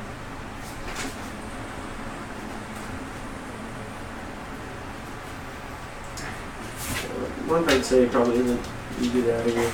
Month I'd say probably isn't too relevant to you guys. Just feel very coming here. Okay, so the months are as follows, plus this is the 10. Okay, so it is Issatek.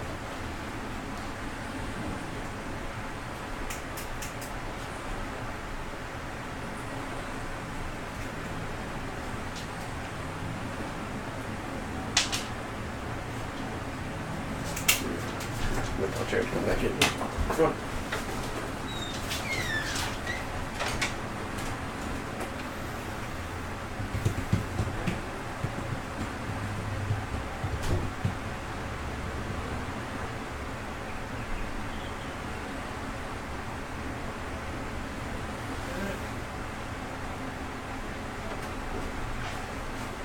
I'll be back in a second.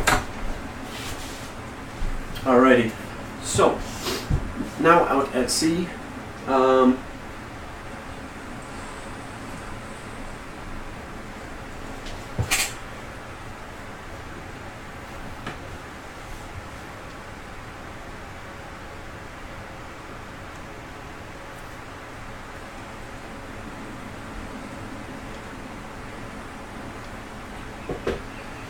for those 4 weeks, it's been pretty calm for the last 2 or so. Aside from the storm, everything has been very, very relaxed. There's not much going on. There are bits of time where you find yourself like almost bored out of your mind, as there's really nothing to do. The ocean is vast and very empty for the most part. On occasion, there is like a ship that passes by, but it passes by, a couple hundred yards away and disappears almost as quick as it appears. It is kind of the central channel that you're following back. It's almost along the same lines of which that you came to Azash in the first place. You begin to kind of calm down as the sun sets a little more. The crew goes tired as well. Jameson and 4 members, kind of in the current weather, are able to man the ship. Everything's in order. Andrew's helping out as well.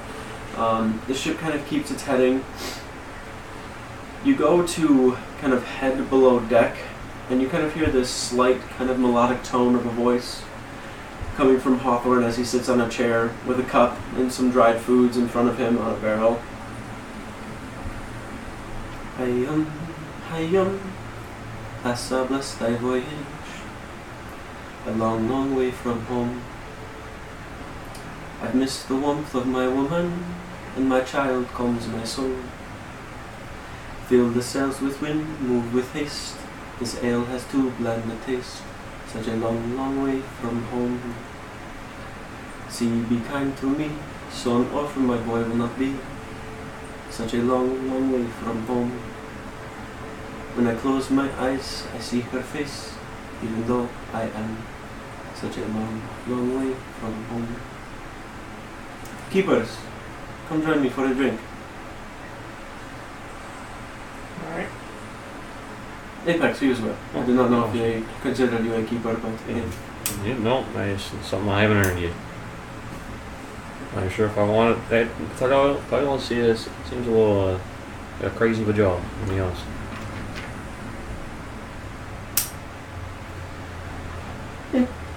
it is what it is. I guess so. He kind of takes the bottle, pours it a little bit, hands a cup out towards you, pours another one, hands it out towards you, pours one for Moldrak, towards Skip. Skip just kind of, I do not drink. Thank you though.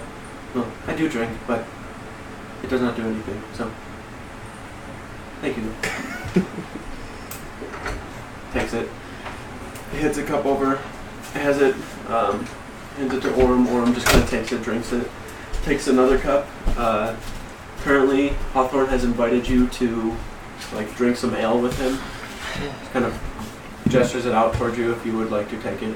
I'll take it. Takes it. After the cup, Mm-hmm. Connor's gonna take out the bottle of wine. Oh, alright. Is that the cactus one? Only. He takes the cup, kind of pours it. This is much better. Everyone pour out what you have. And he takes it forward. Oh, very good. A little more. Top it off. Yes. I would wait to drink it. Never mind. Are we on the deck or below? You're on the deck. Yeah. That is the spirit. Pour that shit out. Drink some cactus wine.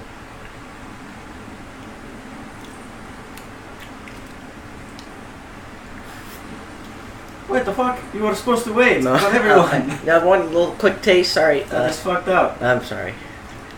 Go around. Yeah, everyone pours kind of a drink. Kind of raises the cups. Anybody want to say a toast? For a safe voyage. I hear that. What I say for him. Yeah, I'm down for Everyone that. clinks their cups together. Takes a sip. As you sip it and kind of feel it touch your lip, it's not good. It's really not good. It is very, very bland. And as Hawthorne kind of, as Hawthorne kind of sips on it, takes a sip and kind of leans back. It reminds me of home, so much of home. Takes another sip. Moldrak kind of spits it out and then drinks it and chugs it. It almost has like a grape juice kind of taste, like grape juice out of like a metal container type of thing, where it's very, very. You can almost feel it sticking from your tongue to the roof of your mouth. It's very, very tart in a way as well. It's not good. There's a very, very strong fermented taste to it as well, to where it almost tastes like it's gone sour. But Hawthorne is just drinking and sipping away at it. Here, you can have the rest of the bottle. Oh, that is not good. You have to finish it. You have to finish at least one cup. You just like... Make a constitution save. It is very fermented though, so it is strong. 6. Alright. You throw your head back and slam it, and then almost do like this a little bit of like you are dizzy. You feel it instantly go to your head, and you kind of feel you feel like kind of nice right now and relaxed. And even though the taste is really bad, you feel a little buzzed. I didn't really like the taste of that too much. It's not bad. Yeah, there we go. He likes it. It's not that bad. You have to at least finish the cup though. I do not recommend slamming it like I'm that. getting there. Alright, good.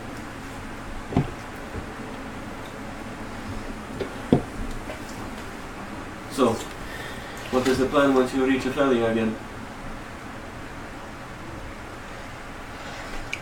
Oh.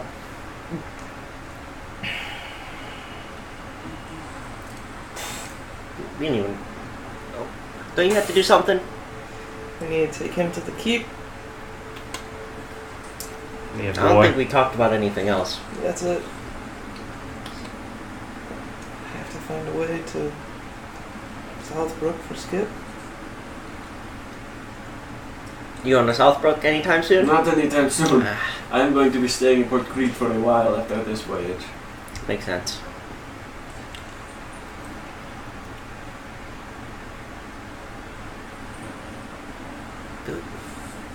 What's after the keep? Apex. Well, I don't know. Depends on what happens when we get there, I guess.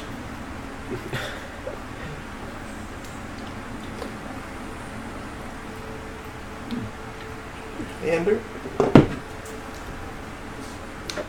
I don't have to do anything there. Do any of us? Is that him? I think we just have to go to Southbrook. We'll see. You see Hawthorne has now taken like probably his third cup of that cactus wine and is like drinking it. I must really like that stuff. I do. It makes me feel all warm and fuzzy inside. See what that is. Yes. Oh, okay. Nice. Oh, it's my body doing weird things again. You never know on this boat. So, what is the craziest shit you guys have seen? Oh, it cannot be that sea monster. It had to have been something else. Okay. Well, okay. Alright. Big thing, okay? It had like 15 eyes, maybe more? 7, 8? I can't remember. It had a lot of eyes, though. So many eyes. He was like all dark and scary and spooky. I think it was like Beholder or something like that. His name was like Tender Biscuits. Briskets. Tenebrous? Tenebrous, that's the one. I was going to say, it may not be that crazy if it was tender brisket. Or Makes tender sense. biscuits. Okay, but it was like making the whole world turn to darkness. And we stopped them. As you would do as keepers. Right? Yeah. Sorry, drop. I applaud you all for what you do, by the way. It is something I wish I could have done with my talents.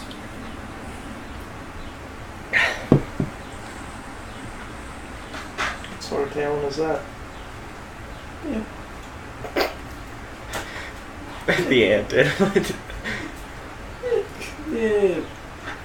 I guess if you do it in a certain way, it can be used for good, but most of the time it really is never good to be good at killing. Understandable. Scary. Okay.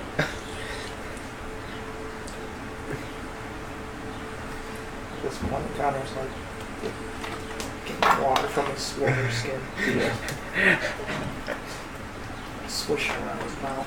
Get that What's the craziest taste thing out. you've ever seen? The crendelax that she was with. It was pretty scary. That was probably like third on my list. I have seen sea monsters before, but never seen a crendelax. There's the occasional like sahwagin. They are the small fish people who are very, very annoying, to say the least. They're not like super dangerous, but they just annoy the piss out of me every time they try to kill us. I've seen sirens every now and then amongst the sea. Other than that, it's really not that crazy. So don't think just because you are here that crazy shit happens. There is something that almost happens every time I travel from Port Creek to Port Creek.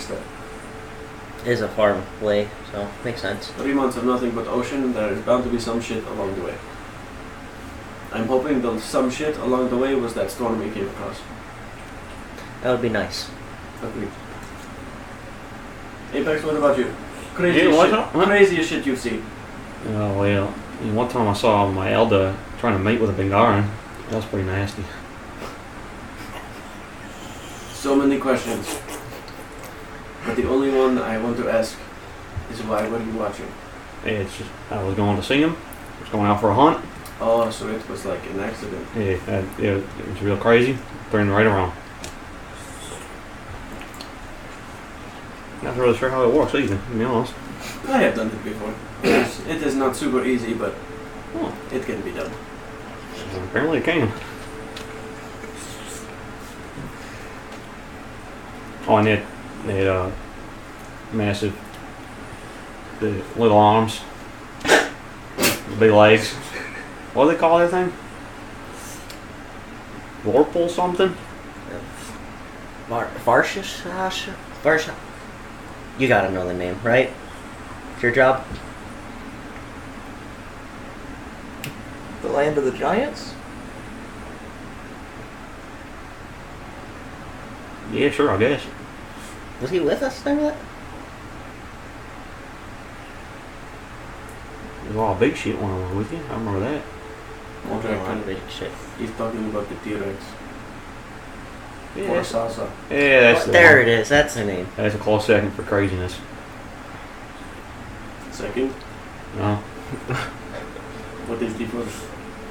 I just told you. I've never seen anything like that before. Bengaran and a human. That was crazier than the T-Rex. I think so, yeah. I've seen big stuff in my life. Never seen two completely different creatures trying to make love.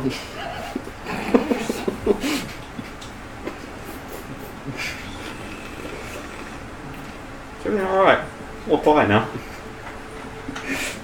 Yes, I was not expecting that answer. I'm going to be straight with you. When I asked crazy shit you've ever seen, I was expecting like, oh, there was this terrible creature, horns, teeth, claws, nastiness. But you went straight to the interspecies fucking.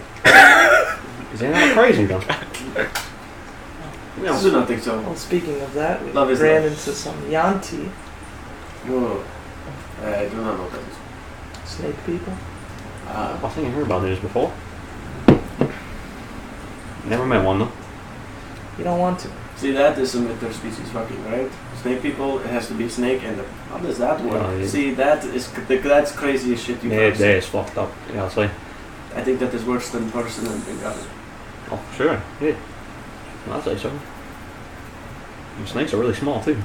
How's that even work? No, they're pretty big snakes. They were pretty big snakes.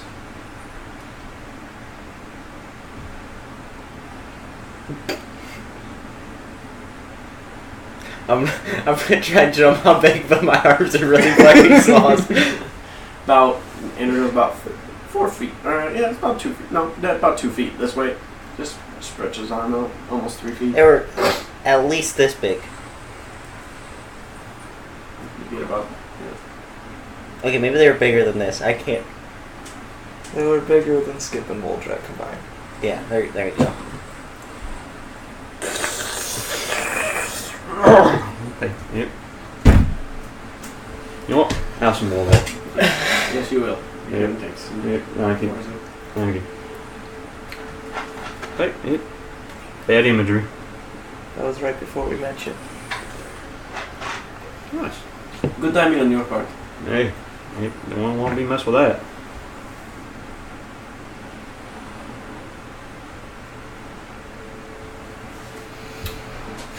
Alright. I'm going to get some rest. Calm down a lot since we have left Nasay and everything, so if you need me, I'm here. He stands up, and as he stands up, wobbles a little bit. Oh, shit. Did not think I was that drunk. Alright. Kind of walks over, gets to his quarters, you hear the door kind of open and then shut behind him. You guys are now kind of just sitting around each other. So, we really do need to figure out what's going on next. After the keep. What's going on? Yeah.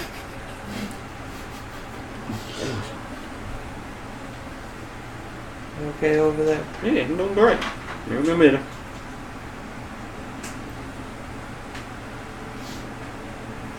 So what's going on? So we need to figure out what's going on Oh yeah, we're going to the keep.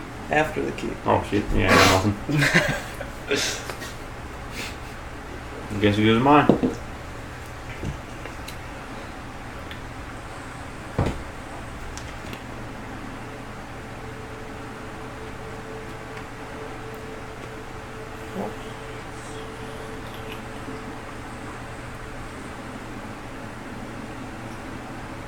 Leave you two for the night.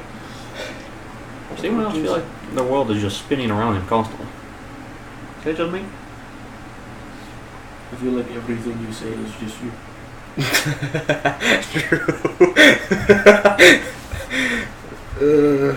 Good point. I'm going to sleep. Jack gets up, goes over to the crow's nest, and walks his way up. Skip kind of sitting there. This has been fun. Hey, blast. If you never drank before, Nothing like that shit. It's weird. At this point, you've probably had about 2.5 cups, so even sitting down, as you sit in one spot long enough, you just kind of sway towards another direction, and it seems like you were sick before late seasick, but now it's like almost to the point where you're definitely going to throw up on it. Oh, shit. Yeah, you kind of ting against Skip. Are you alright? Probably not. Do you want me to carry you to bed?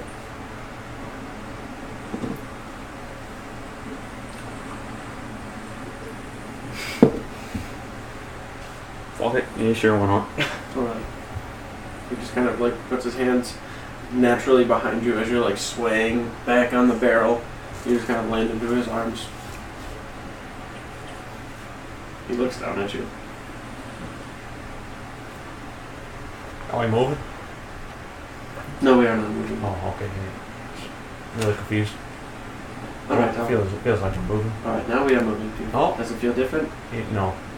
Alright, well, we are moving. He keeps walking. I'm just staring at him, his face. Yeah. He's just kind of looking ahead. You can see, like, the metal head, this, like, very, very dull glowing white eyes, this huge scar that kind of goes down this way.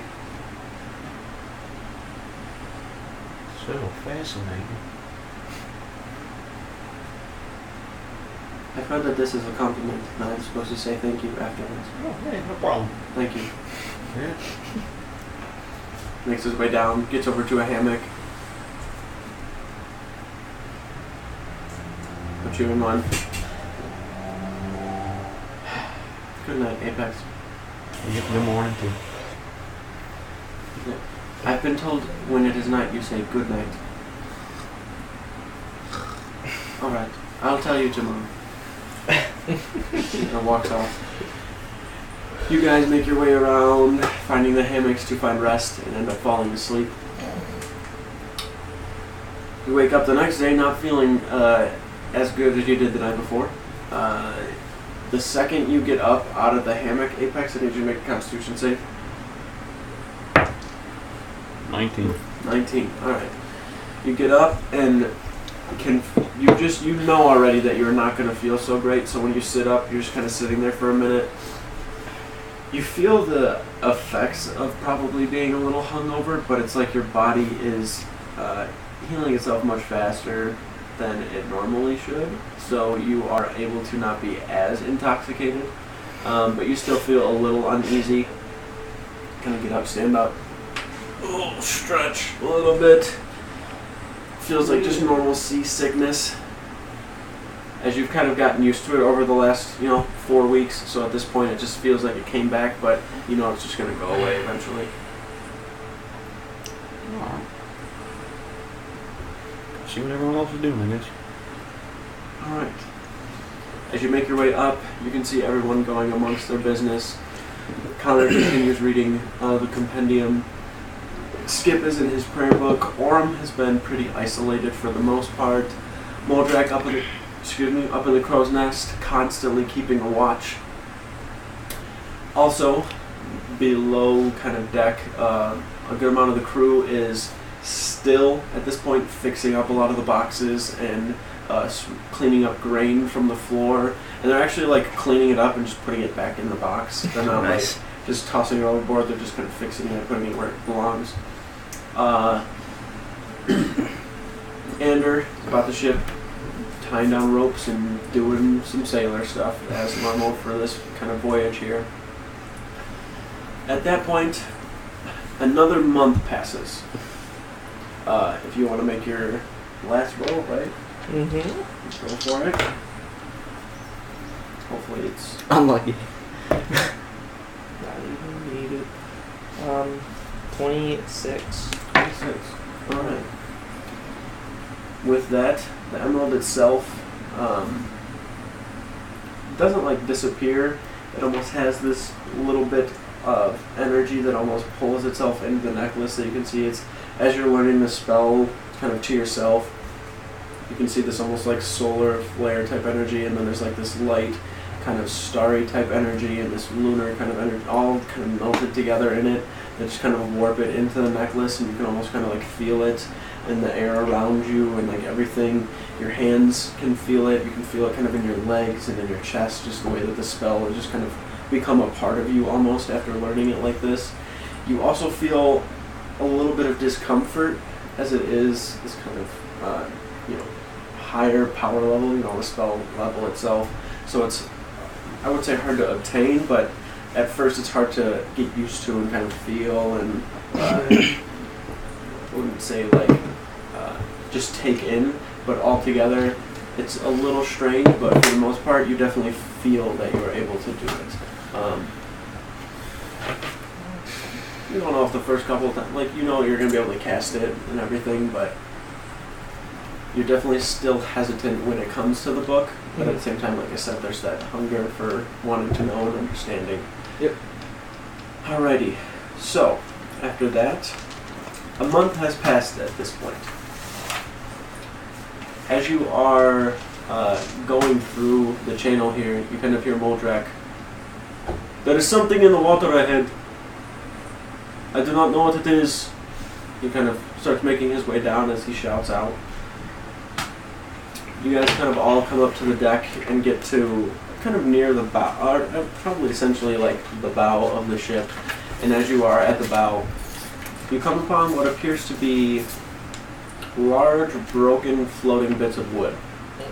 Snapped in half, jagged, shattered pieces of wood, floating barrels, kegs, crates. Appears almost to be some other loose cargo that is floating about, and then as you begin to look closer and closer, you can actually see a few bodies. Face down, arms floating up, blood kind of slightly pooling from around them. There's probably about 14 or so that you can see. As you go through the wreckage, it's not like there's this one spot and you kind of pass it.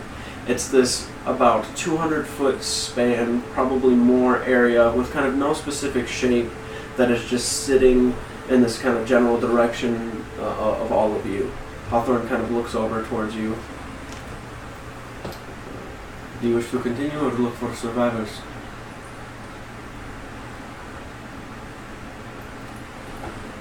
I do not mind either way, I will just keep going, but I know that I'm going to keep, that type of thing. Do you think they're survivors? There's always a chance. There could be something amongst the wreckage as well, but like I said, it is up to you.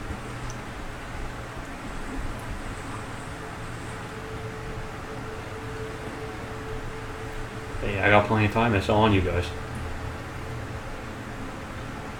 We have to get down there somehow. You got any like magic that you can do? Like, On me. I do. what do you want to do? It's water walking. I could make us walk on the water. Okay, that's pretty cool. I kind of want to see that. Can we stop? Yes, certainly. Drop anchor! We are going to stop here. The crew goes over and kind of gets to the back end of the ship, kind of near the quarters, and lets down the anchor. The anchor, you hear it kind of splash into the water, and then you feel the boat still going in the same direction. There's this little bit of like a pull and a tug, and then it kind of straightens out. You're still in a good chunk of whatever this wreckage is. For water walking, how many people can you do it? It's like up to 8. I think so. Him and up to 8. So I guess at that point it's just a matter of who wants to go into the water. 10. Him and up to 10 people? Or up to 10 people? Up to 10 willing creatures you can see Up to 10. gain this ability for the duration. Which is 1 hour. 1 hour. Alright. Is there a mirror somewhere? He can't see himself. Alright.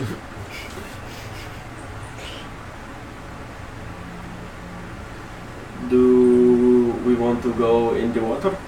I can cast water walking on whoever wants to go.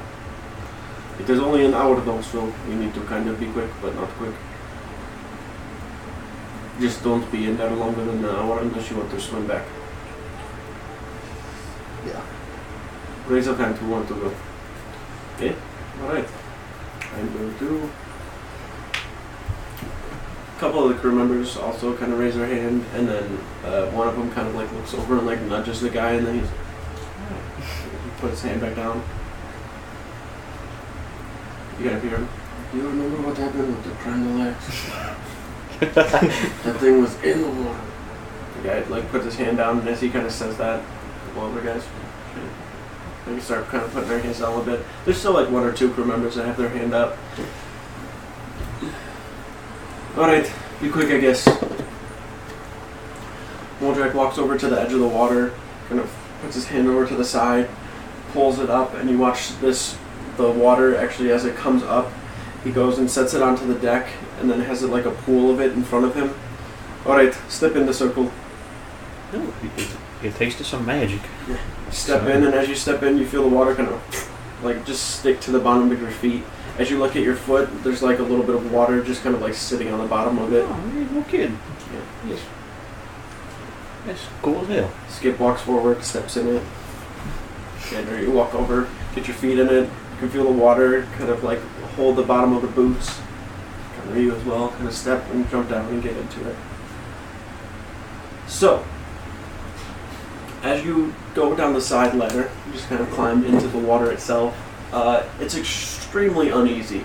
As you're standing, and then there's this just unimaginable depth below you of how deep this ocean probably is right here, and then looking out at just nothing but open ocean past all of this wreckage. But there is this kind of comfortability in being inside of whatever that wreck is, if that kind of makes sense. Like, it's not just this huge openness, there's like somewhere for you to kind of walk about. So if all of you could make perception checks.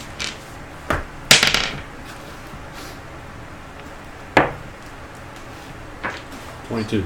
22. 17. 17. 13. 13. Alright, we'll make one for. That's not good. Moldrek has advantage. That is pretty good. Alrighty, so. Worm staying on board. You actually watch Moldrek go into the water.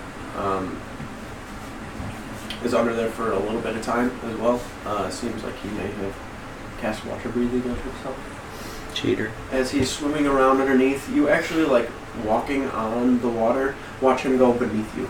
And like kind of swim a little bit and is like looking around, and then he like pops up every now and then.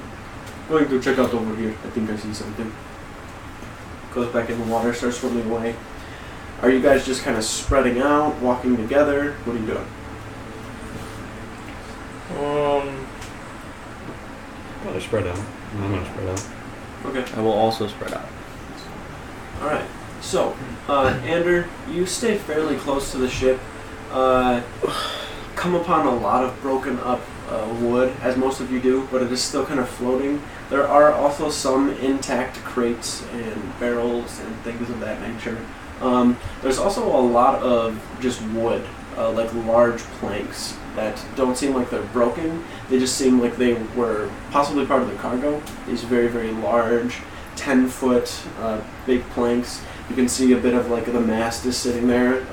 One of the sails of whatever the ship was is just kind of floating on top and is sitting afloat because you can see there's like probably something under the middle part of it that's holding it afloat, if that makes sense. So it hasn't just like absorbed all the water and sank into the ocean. The sides of it are kind of like sinking in, but there's something in the center that's just kind of keeping it afloat. As you kind of spread out a little bit. The crates, do they have any markings on them? They do. They are very, very recognizable as well. You see what appears to be a ship, which is the kind of symbol for Southbrook. There's like the ship with like it's kind of like this golden stamp. I'd have to look it up where the actual insignia is or emblem of Southbrook, but I know for the most part it's just like this ship that has somewhat of like maybe it's like a crown or a sunset in the background. I can't remember fully, but that's just kind of stamped on everything, and you recognize it immediately to be from Southbrook. Okay. As I'm just moving through the water, I'm just looking at bodies if I pass any or anything like that. Okay, make an investigation check, and then the two of you also make investigation checks. Natural 20. Natural 20? 19. 8. Alright. Ander, you're just kind of walking around and come across like just wood all over the place. You see actually over to the side of like the crates what appears to be like a little pot of dolphins that just kind of splash over, and you just kind of like looking. Oh, wow. As that's happening, Apex kind of just walks in front of you, kind of keeps continuing forward. You come across a pile of these crates and things. They are still slowly moving with the current and the water in the ocean, and every now and then like a good wave moves them a good distance and they kind of move about and spread out. You do come across 3 barrels that are tied together. It's like the rope is around them, goes around, keeps doing it. Kind of walk over, look at it, pick it up, look on the inside. A little bit of liquid kind of pours out of it. It appears to be some sort of maybe like a juice. It doesn't seem to be alcoholic or just water. It's almost like some sort of a juice. It's very orange colored. You've never seen anything like it before. But you're able to see that these 3 barrels have some form of like liquid inside of them. You also come across towards like the back end here, there is a crate that's just kind of sitting there that has several broken pieces of glass inside of it, and then a very, very, like at the bottom of the container, or whatever, decanter, whatever you want to call the vial that the potion was in, there is like red liquid that's sitting there. You've seen them use similar things of this. It seems like some sort of potion of healing. And then you see a crate similar to it, completely intact, right next to it. Grab the crate. Yep. Is it a bad thing to do? Yeah. She's gonna just go to waste anyway. Alright. Grab it, pick it up, and it's weird because like you can set the crate down and just kind of like float it on the water, or you can just kind of pick it up and carry it, set it on the water and just kind of like drag it behind you in the water. All of them are intact. There are 7 just moderate type healing potions, so just like basic healing potions, so the D4, 2D4 plus 2, right? So there's all those like very just basic healing potions that are within there. There are 7 of them, all completely intact, and then there's like 2 slots, or not 2 slots, but like 1 slot that's missing. It looks like there was like 8 that were in here, and one probably just popped out or something. But kind of pick them up, bring them over to the ship, and are able to find a way to get them up there. Somebody like throws a rope down, ties it around it, and just pulls it up. Connor, as for you, you're going amongst the bodies. You see several of them have wounds on them, stab wounds. These like cuts across their chest, or a stab into the chest, stab in their kind of gut. You can see just like a head that's floating in the water, just kind of going around with this like petrified look on its face. All human? All human, yes. You come to a point where there are probably about 4 or so bodies that are like on top of crates. Like one of them has like a cut here. It seems like it bleeded for a while and is now almost like the skin itself is dehydrated or something. Like there's nothing coming out anymore. The skin itself is very, very pale and almost like blue. As the body's sitting there, you can see another one that's like hunched over, and then you can see one kind of over to the side that has like its hand like this. You watch the fingers kind of move for a second as it hears like splashing, and it moves and picks its head up a little bit. You see a human man kind of looking. His lips are very, very chapped. His skin is very, very pale. You can see the top part of his forehead is like very sunburnt as he's like kind of covering up. Run over to his arm here is sunburnt as well. You get a little closer and can see this older gentleman, kind of fair skin, has a kind of full gray beard. It's kind of more white. His hair is like up a little bit. Appears to be an older human individual. His clothing is kind of tattered. He has like sunburn on his arm. Like I said, the lips are pale. He seems very dehydrated. Just kind of sees you approaching. Hello, is that somebody? Are you alive? Yes. Run over to him and take my water skin out. You drink some of this.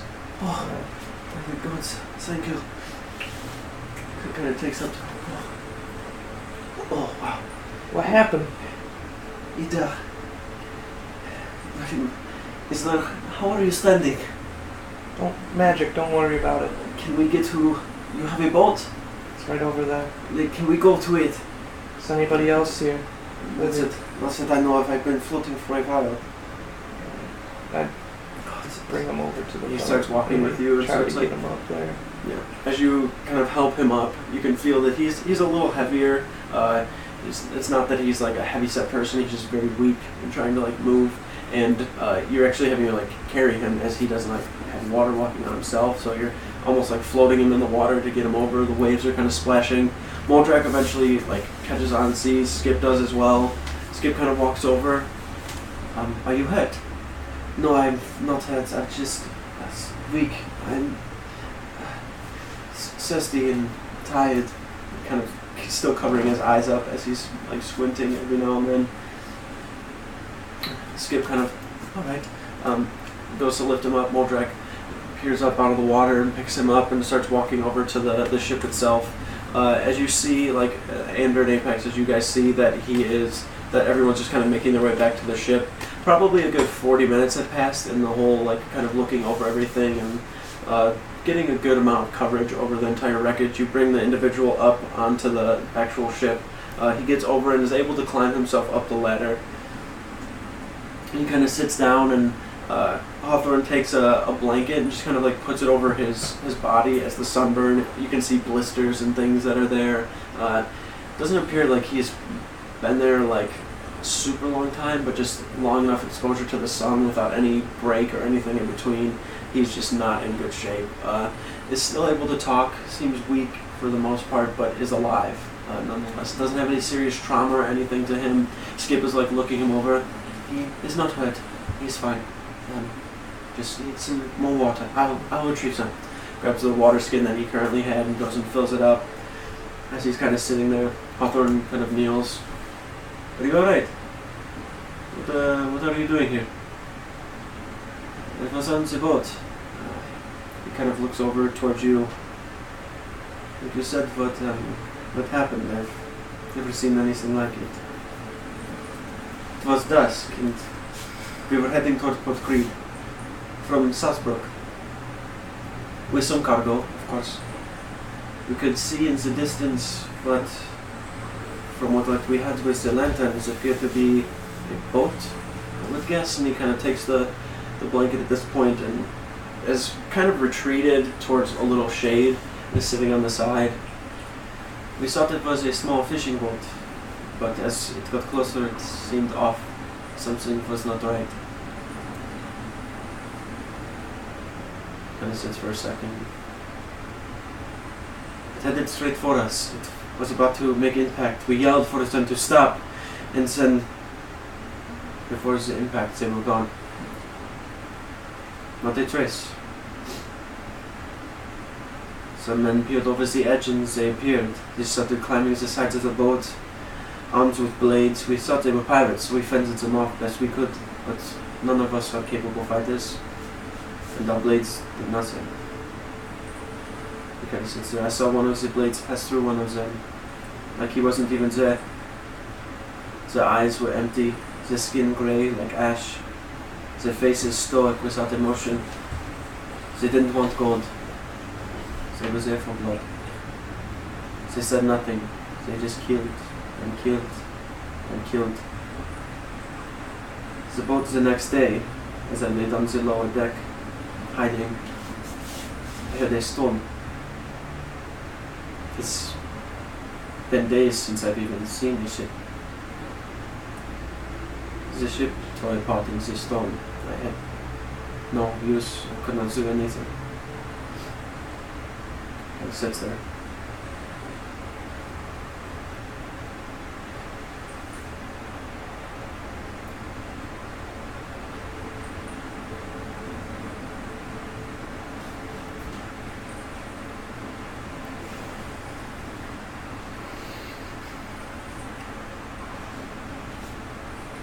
I think he's got us beat on the crazy shit that he's seen. Yeah, I think he's up in his story so far. Safe to say.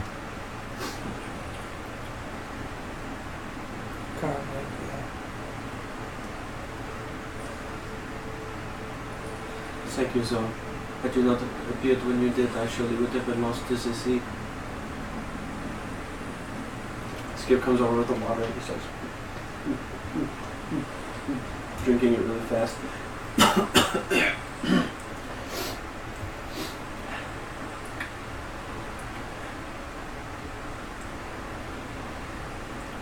Well, have to keep an eye out for those suckers, huh? Yeah. We're on our way to Port Crete ourselves. Kind of nods.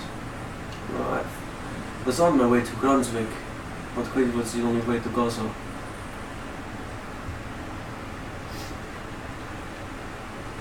Arthur kind of leans down. What were you heading for Brunswick for? My name is Simon Gregson. I'm a wrestler carpenter. I was on my way there to start a new life, bring my trade. I brought men from Southbrook with me. Some of them work for me sometime, but for the most part I was on my way to start a life on my own.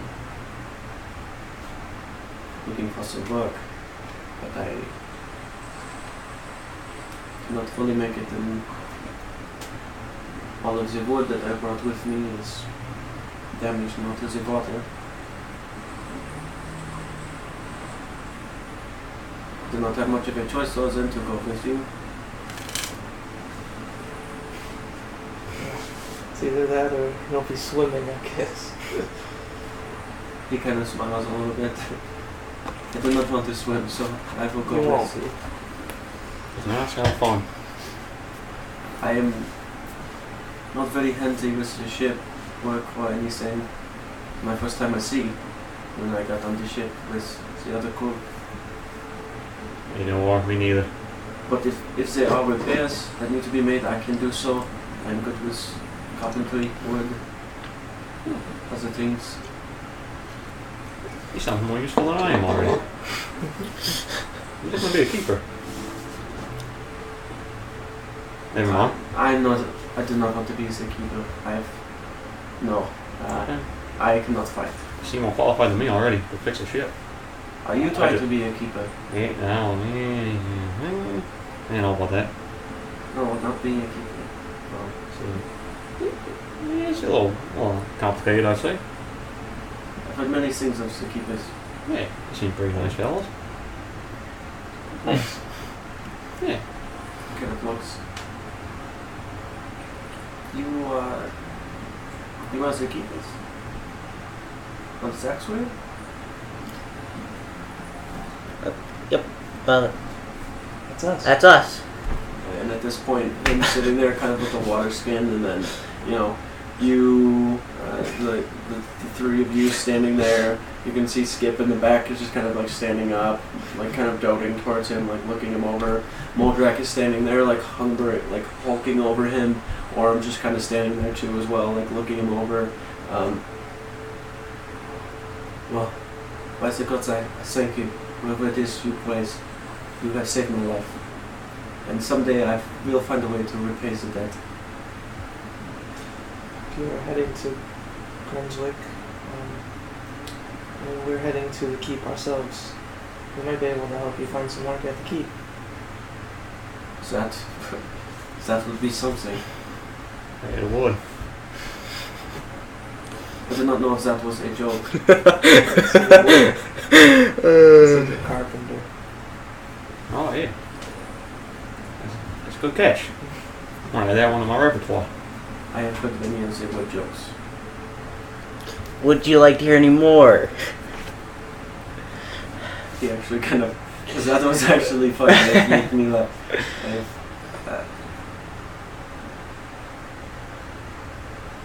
He's just kind of looking over you guys now as he... Hawthorne leans in. If you want to, you can go rest below deck for now. You will learn more about this later. Stay in good spirits. We don't need you to be a weeping willow. Certainly. Thank you again. I am in good spirits, for I am dead. Yes, he...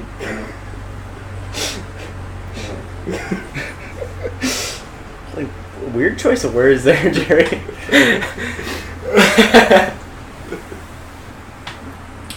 Alright. So, as he makes his way below deck,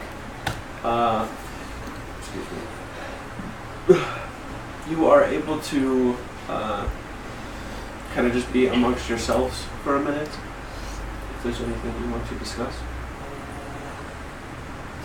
So if we run across some things, what are we supposed to do? You did say something about like somebody stepped a sword through one of them and didn't even touch them. Someone kind of leans in a little bit.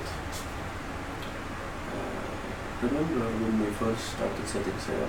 Very, very first time from Port Creed. And I had told you about the ghost cruise, the Zelda Sea, that myth. I thought you were trying to scare us out. I definitely was trying to scare you, but I was also trying to be ready. That is what I would imagine is probably he is speaking of. I bet you do not look comfortable. Nope. I've seen enough shit, to be honest. Do you guys have any magic for ghosts? I have never come across. We will try to be quick and get to Old Creed much faster than much of the grain that was broken below can probably be tossed. I was trying to salvage it and put it back in the box, but it's very obvious that there is also dirt inside of there too, so we can throw those boxes.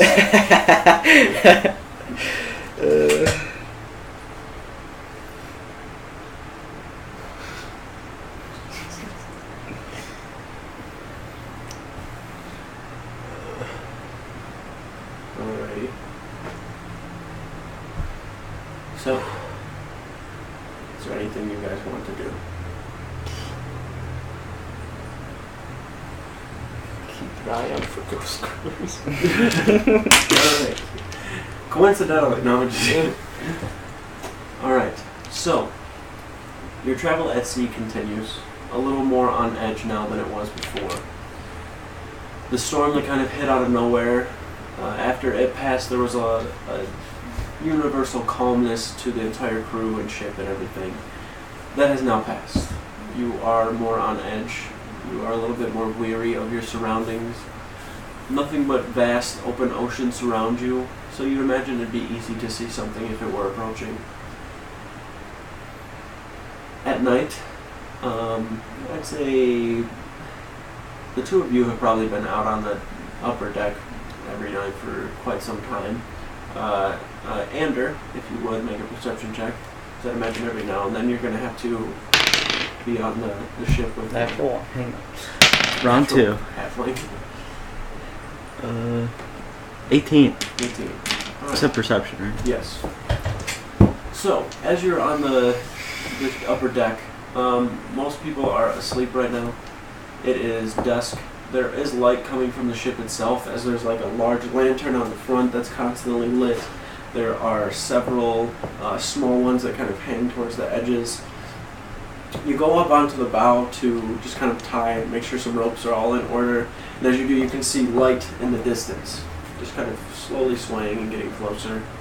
Instantly, you kind of like take a gasp and look at it, and then notice that it's just kind of another passing ship as it gets a little closer. Makes its way past. You see a couple of people on it just kind of throw their hands up, make their way through as they pass by. The rest of the night, you're kind of every now and then go and tie some down. Then you look behind you, like, okay, tie it off, make your way below deck. At this point, time has kind of gone on, probably a good, since you have left Port Krista to go to Port Creed, it has been, I'd say, at least 3 months. You'd imagine you're probably only 4 days out from being to Port Creed.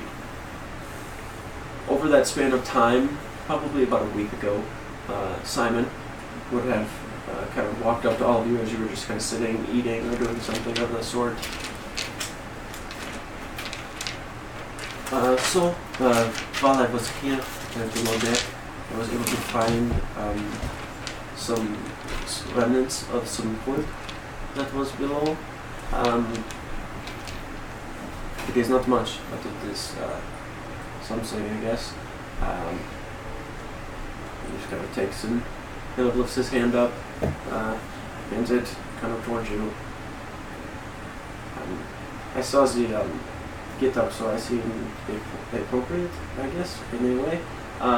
As you look at it, it's just kind of like this half moon that's been like carved and stuff. It's not like just like the shape of a moon. There's like this very nice detailed texture on the top, and it's been kind of shaped over to the side, so there's like little craters and stuff in it. Thank you. Yes, you are welcome. It would have been much better, but I only had small tools that I could find around the ship. I take it in my hand, and on it I'll just cast Moontary's Light. Break it up. I thought you were going to say light it on fire. I was a little nervous.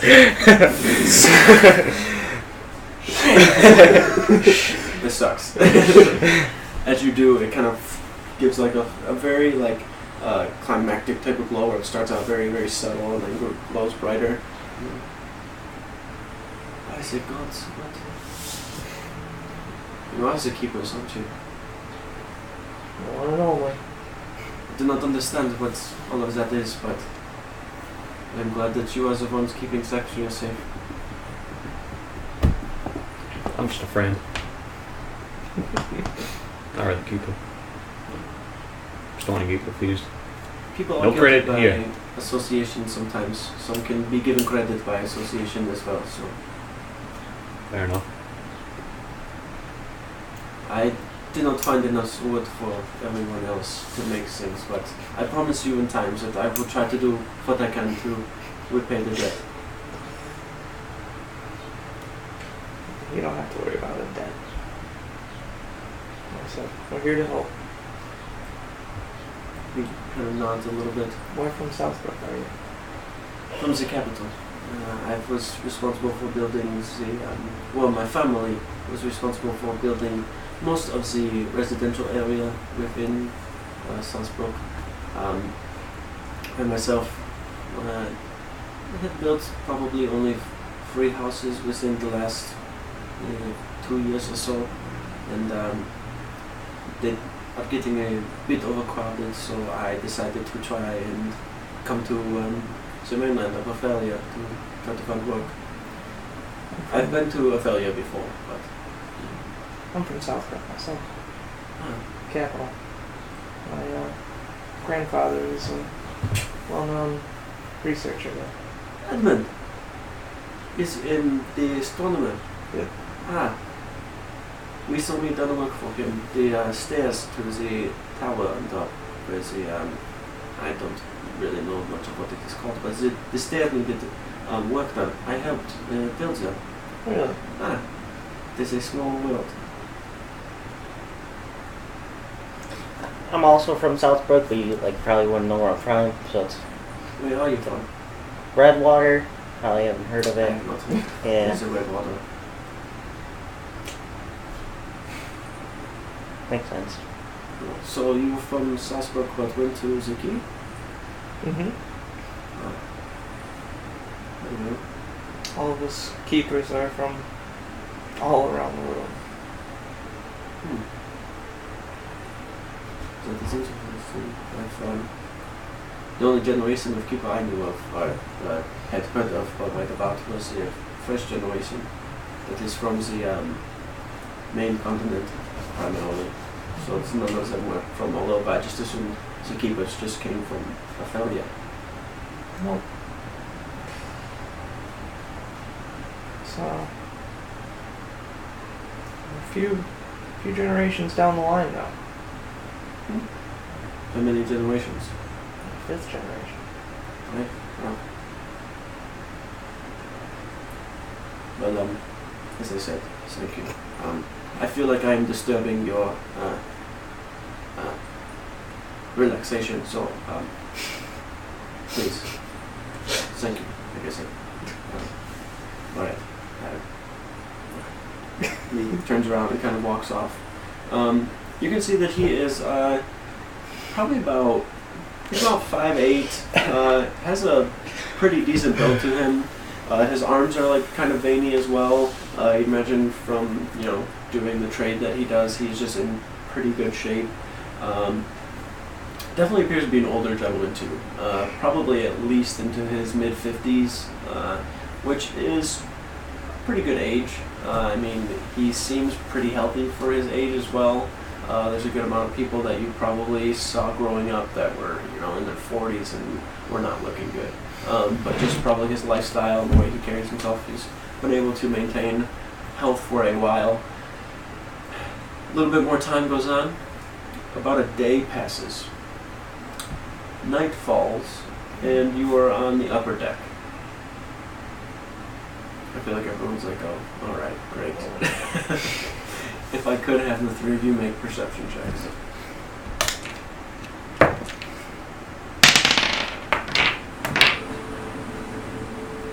It's a natural one. Nice.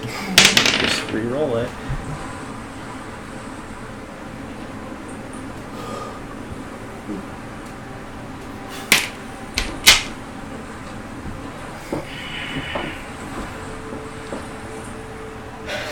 Right. 16.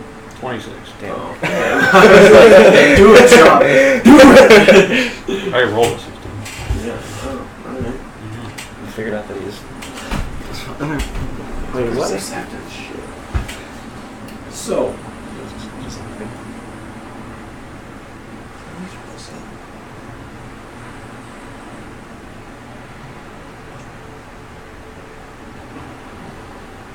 The two of you, as you are sitting, you can hear the water kind of splashing about.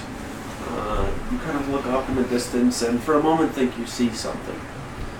And you just kind of look and stare a little harder and it's no longer right there, or maybe you're just imagining things. As for you, Apex, sitting kind of in your normal kind of relaxed pose up against the side railing, you look off and can see that there is a little bit of moonlight shining across the water. So as you look a little more intently, you see a boat. A boat heading in your direction. A boat that has no lights. You don't really see a crew here. You just see a boat. I like this. What the fuck, man? Connor! It's probably 300 yards at this point and is slowly creeping towards the ship. Hey, Connor! Oh, come here, please. Like, quickly. Come over to him. You see that? Straight ahead. You can't see it very well. Turn your eyes on. Yeah, turn. I can't see in the dark very well. Well, Should have bought this those sucks. glasses. You- Contact. You don't see anything. Not really.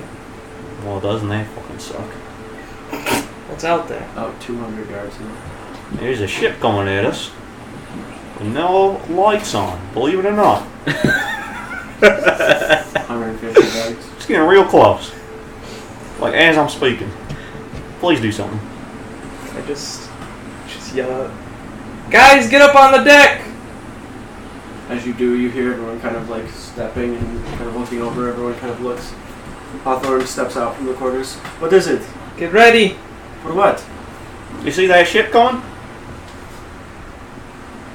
Am I the only one? Am I going crazy?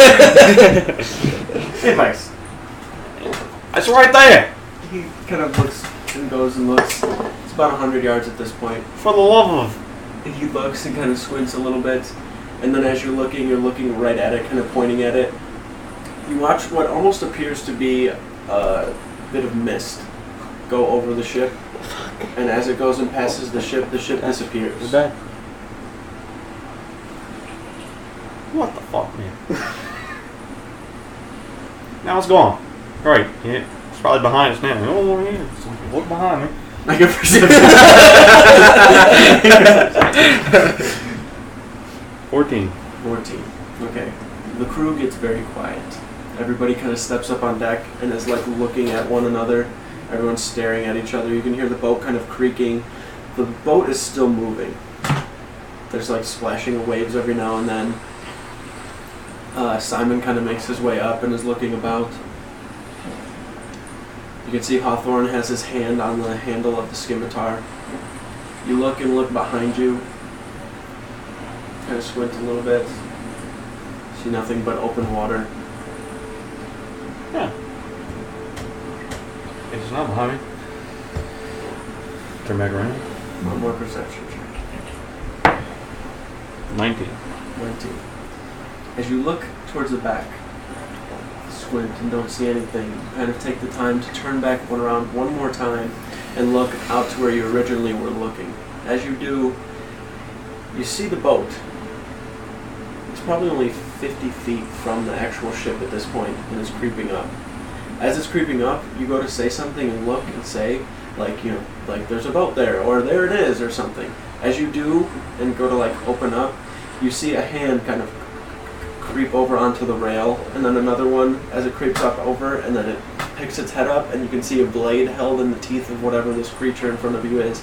You see a humanoid type individual. The skin is gray and pale. The hair itself is kind of black and wispy, and actually kind of ghostly goes behind it. You can see that it has on like pirate type garb, but on the garb itself, there's like a little bit of like gray to it, and then it also fades into this almost dark bluish type of energy that looks very ghostly.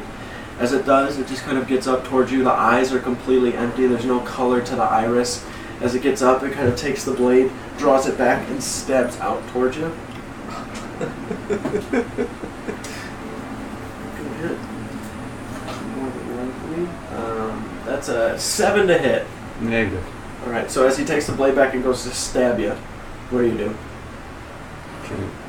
Step aside. Yeah. Takes the blade back and stabs. You just kind of back up.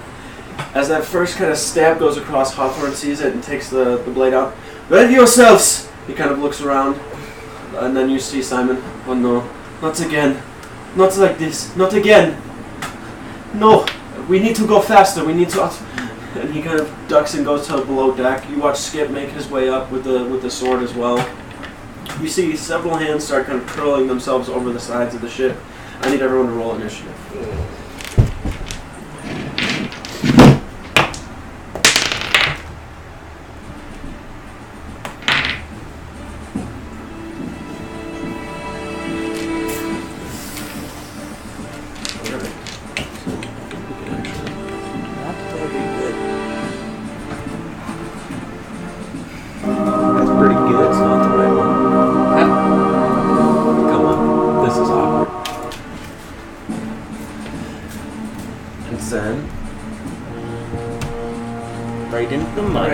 Oh boy.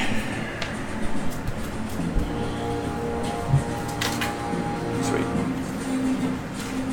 Alright, so Skip just made his way up. Goldjack probably would do the same. For Connor, for the three of you, where do you want to be? Wherever I almost got stabbed. Good point. Right here. The two of you? I was right by him. Okay, yeah. True. That works. Yeah.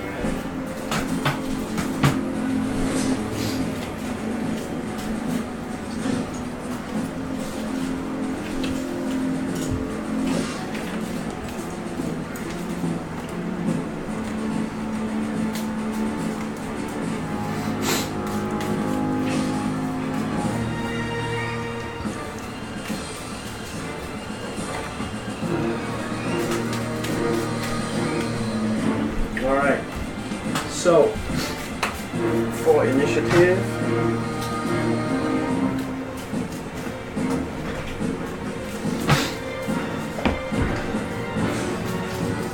also, as you are sitting there, you watch as all of these individuals start making their way up. The crew sitting there, kind of looking, some of them have just made their way up out of the lower deck, completely like retreat and go down below. You can see like complete fear in the crew's face as they duck below. One of them, you actually hear the blade drop, and that's when kind of Skip makes his way up and draws the sword out. This bright kind of glow starts coming from it. Anybody 25 to 20?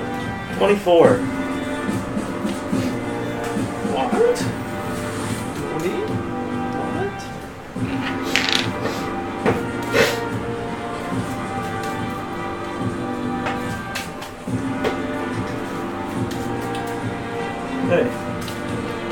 20 to 15. 17.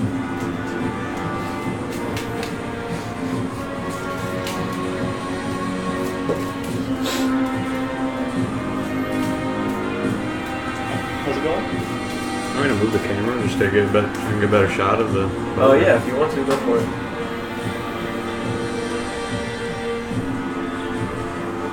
All right, and what did you get? 7. Okay.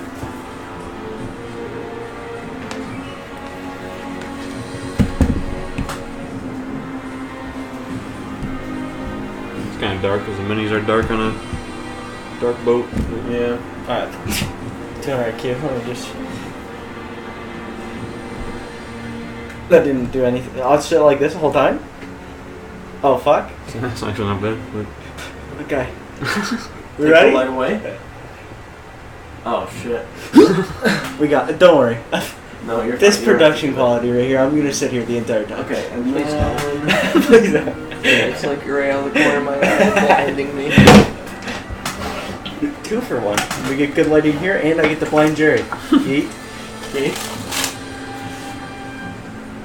All right, Andrew, you're up first. What do you want to do? Oh, fuck. I should, like, hit one of them. That's probably a good idea. I'm gonna attack one of them. I don't know which one, though. Do any of them look special? All of them. They do not look That like was- normal pirates. That was some deep shit. I'll hit this guy. Okay. Are you staying where you're at?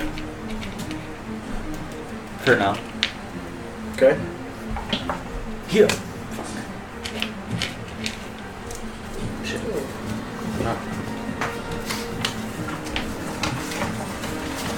Unprepared for this combat thing. Yeah. 3. Get an extra attack this turn. Hog. Oh shit, nice. I'm gonna need it. 16. to hit. 16 hits. Time to see if I actually hurt him. 8 damage. 8, okay. To the middle one, right? This guy. The dark one? Yeah. Oh, shit. Alright. You take the first card and throw it out of the deck. As you do, it slams and goes like into the chest and then out the other side. It definitely appears like it's doing damage. Or wait, the mat or the cards? The cards are They're also enchanted. right. So as you take and throw the card at the individual, as it slams into the chest, it kind of bursts out the other side, and you can see that the hole that's there stays. It doesn't Oh, fuck. appear to doesn't appear to just go through it and then it reforms itself. It goes clean through, and the hole that's there stays. I got an Ace of Diamonds, which is on a hit, deal maximum dice damage. Oh no shit. Yeet. Got a hit though. Oh, it's a 28 gonna hit by It's, chance. yeah. Nice. It's 14 damage. Same guy. Same guy. All right. Am I gonna successfully kill somebody in one turn? Probably not. Does a 20 hit? A 20 hits. Yes. Hit. 11 damage. 11 damage. Okay, last one.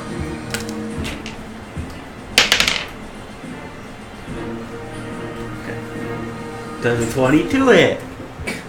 Yep. If a 20 hits. I just like to hear him say yeah. 14 damage again. Oh shit. I think that's the most damage I've done in a turn of combat. You did 47 points of damage in a single turn. Nice. As you take It's like one the fireball. as you take the cards, the first one you multiple throw, people. the first one you throw is like a test. You chuck it and throw it, and as you The watch it take a 47 to hole multiple people, through not like just one guy. the chest cavity, as it does, you take the next 3 and just throw it at the same spot. As you do, they tear through, slicing into the actual body. You watch the arm just fall to the ground, and the person that had the sword in that hand, He just reaches down and picks it up and is just like staring right at you.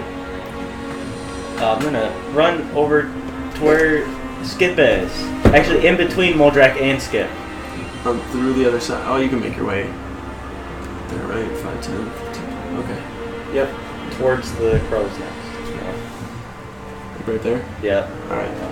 Got it. Alright, after that, Apex, you're up. Alright.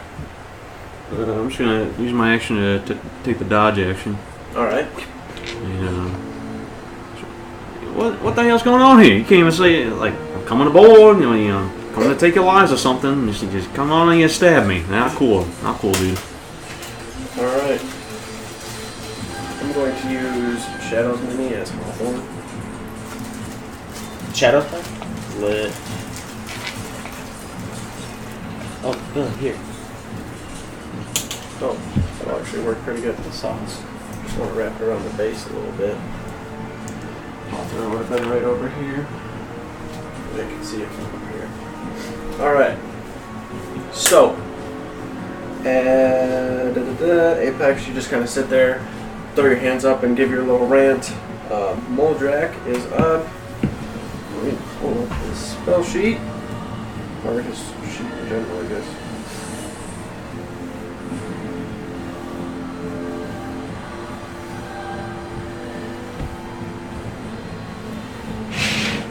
Should have sent. I fucked up. Should have sent you guys, one of you, his spell on his sheet. I printed it.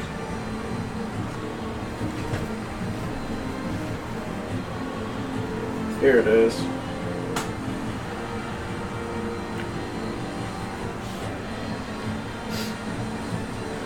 Alrighty. So, I'm actually going to send this. Who wants me to send this to them?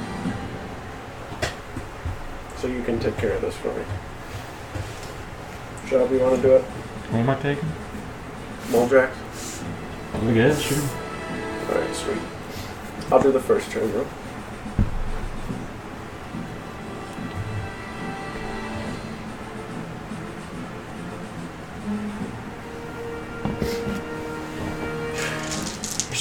I respect the effort.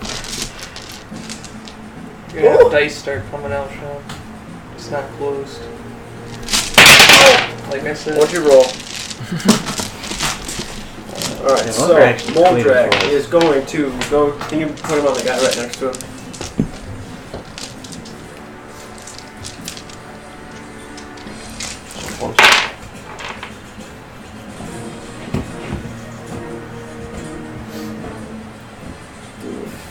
Fire enhancement for one of the attacks.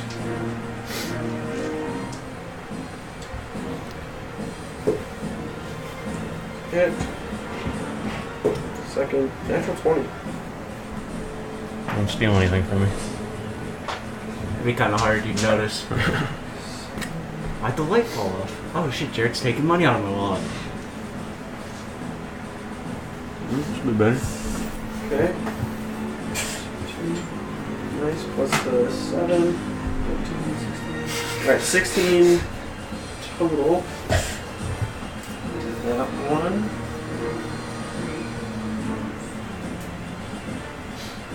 And then with the natural 20, it's just a normal warhammer though, so pretty straight.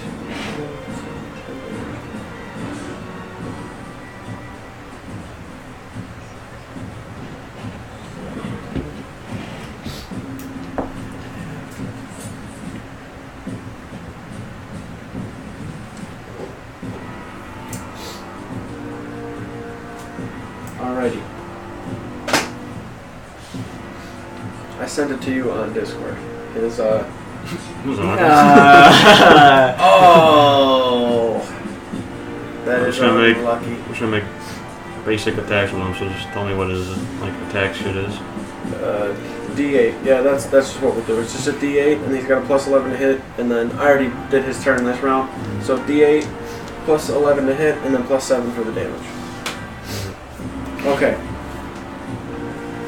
That might not be 100% accurate, but it's just how we're gonna have to do things. After that, they are up.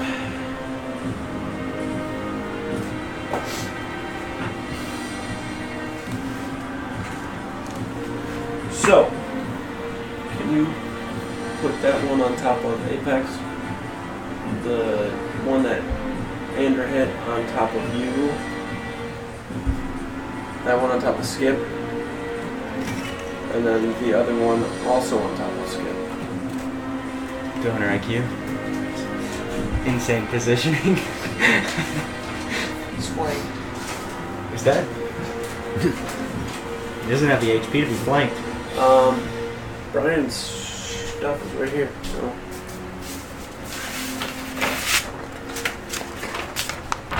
Who wants it? Alright. So, the first one. He did. First one's going to attack Moldrak. Shit, I should have got it. He's got 85 hit points, and I think his AC is 16. Find out. Wait It'll a second. come up. What? Yeah. It is Fuck yeah. 16. It is 16. Okay. So that's a 18 to hit. Second attack, even higher. So he takes 11 points of slashing damage altogether. So just, if you can, keep it total. Alrighty.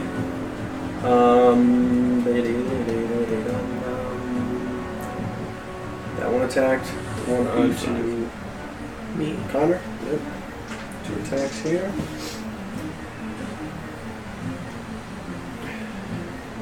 I'm pretty sure even with your mage armor not on, this isn't gonna hit you. Nope, doesn't. For sure, rolled 3 and a 2. Well, Stupid. because they missed me, teleporting away. Alright, go ahead. 20. Or is each one of these 5? Yes. Okay. 5, 10, 15, 20. Alright. Attack on Apex. The Right. first one at Disadvantage. disadvantage. Yeah. They're all disadvantage, I think. Oh yeah, they are. But I'm just doing the first one right now. Thanks. That's a 9. And then the second one, 19. Not bad. That's it. The other one was a natural 19. So you take 7 points of slashing damage. Then a 2 on Skip. First one. That's gonna be hard to hit this motherfucker. 22. Yeah. Yeah, shit. Yeah, and shit. then an 18. That shield. There's 2 attacks. Shield. Alright. I don't even think I can. What's his armor go to? 26. Yep. Nope. Alright. So, the first one that attacks Moldrak just kind of stabs forward, very slow. Doesn't even try to fake or anything, just takes the blade and stabs. Moldrak kind of ducks out of the way, but it slices into him. The blade that you feel pierce your skin, Apex, as it does, it doesn't dig deep, it just goes in slowly. The first attack is the second one, stab, and then the third kind of comes across, and as the third one comes across to hit you, you just kind of move out of the way, and it just catches the tail end of your side, and it slowly does it, but it just rakes across, very rigid. The blade's not sharp, it's just tearing the flesh, and it's just standing straight up, looking at you, very stoic. The attacks on Skip. Skip takes the shield, and the first 2 that are towards him, the first one hits, and he blocks it with the shield, and then the second one, it goes to swing underneath, and he just holds the shield harder, and this bright yellow divine energy shines out in front of him and protects him, and then he sees you there, Andrew, and just kind of puts his back to you and faces the 2 that are right there. Oh, shit.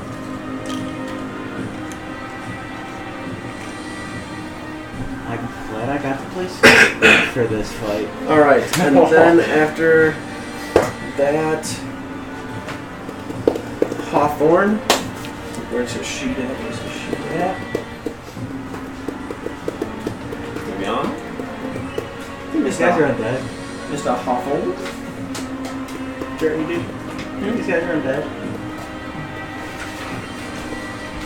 Alright. So, gonna take 3 attacks here. God, you're so lit. On the one that's standing in front of him. All 3 are gonna hit.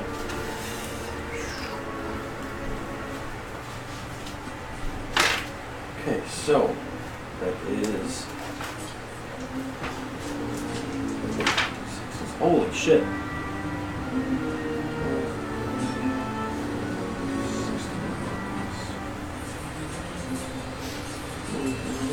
Total.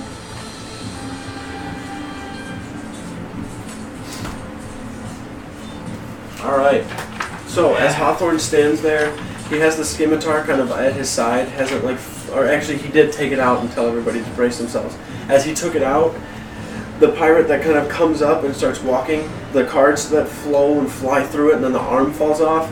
In the same moment, as it picks that up and goes to like head towards him to attack, he just takes the blade and quickly slices 3 times, like in this crazy quick flourish. And as he does, you watch the, like from here down this way, like this chunk of the body or whatever form is here just falls behind it as it like starts walking forward. So there's like this huge chunk cut out like right on this side here as he just like slices quickly and kind of looks at it, waiting for it and thinking like, okay, what I just did is gonna kill it.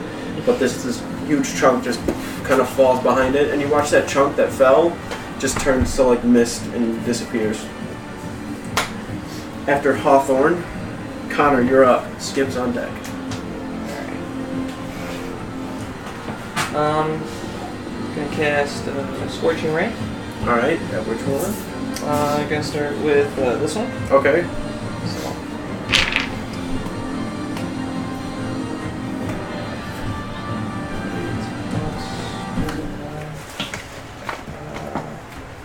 17. 17. Alright, that hits. Alright. So D6. 8 damage. Okay. Another one. Add it. 18. Hits. That one was 7 damage. Okay. And then the last one I'm going to throw at it as well. I love that. There we go. Natural 20. Jeez.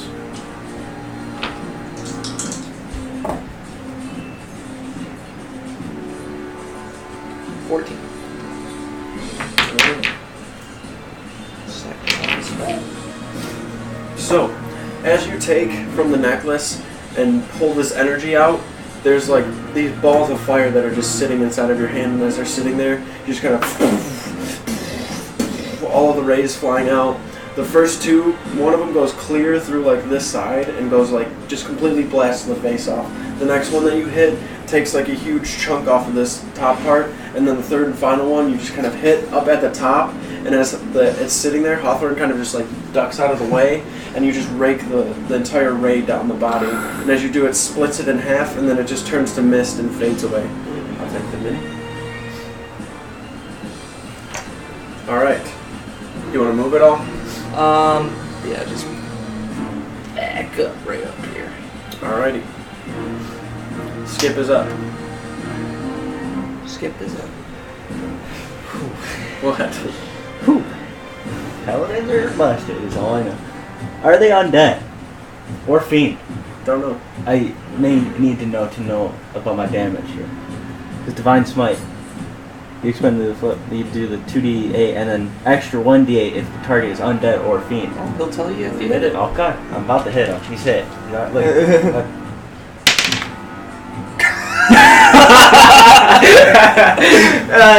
Natural 1. And he gets 2 attacks though. Yeah. He gets 2 of those. I'm not gonna use this one.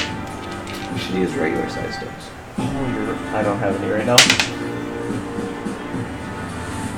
He's got a +7 to hit. Why is he so bad?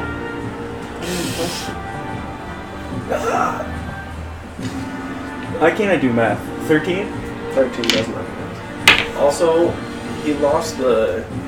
Yikes! Yeah, he lost it. He had... That sword doesn't effect on it, too, that, like, the undead have to make a constitution saving throw or they just die. So I hit one? No, but I don't remember what it was. Something along those lines, but he doesn't have the card anymore, so all the blade does now is give him Brian! and then, yeah. So when he finds it, it'll do whatever that is. Anyhow, the first strike that he takes, actually, the blade itself, you watch that kind of undead, ghostly so pirate in front of him. Dude. As it's standing there, the blade kind of swings out towards it, and the light deters it to where it actually like moves its form, like mist behind, and then reappears back where it was. With that, he just kind of sits there and looks, and then reassesses the situation. Andrew, you're up now. Sad boy. That guy, the one that I almost murdered is gone? Yes. Killed it? Who killed it? I did. You did? Fucker. I attacked on her. Has any of the other ones been hit? Yes. The one that Moldrak is on. I'm throwing cards at that one. Alright. Right. I feel like I always turn the boat, too. You can pull it closer. Just for some light on those dark I have, things. I have advantage on this one. How's that? I want to like... So maybe like turn it counterclockwise a little bit. Just tell me when you're ready for this natural 20. Go Natural and roll. 20s.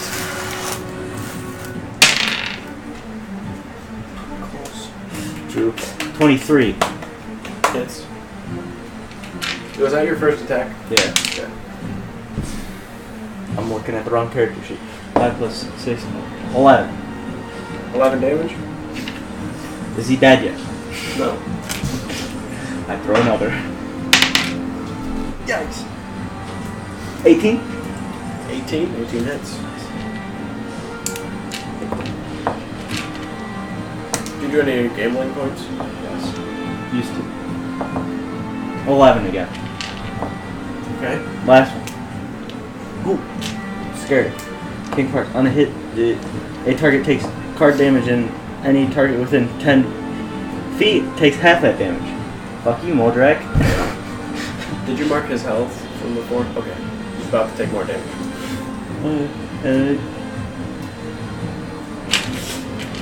I got a hit though. There's a dice. There's one. Yeah. That's a 23? Hits. Ooh.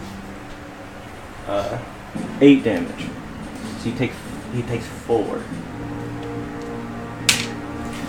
Alright. Throwing the cards, the first two that you throw, they go clean through like the neck, and you can see that there's no muscle or anything under there. It's just this kind of like misty form, but there are these 2 holes that are going there, and there doesn't seem to be any breath that's needed, so it doesn't affect it, and it's just standing there looking at Moldrak as the cards go clean through the neck, just standing there with the blade staring at him. The third one that you throw, you chuck it and it slams into the chest, and there's almost like this little bit of a crater in the creature's form. Every time you're hitting it, it's like this pure like damage is just tearing through it, and as it slams into the actual form of the creature, it kind of explodes outward, and Moldrak just shields himself, and it doesn't really do too much. After that, Apex, you're up.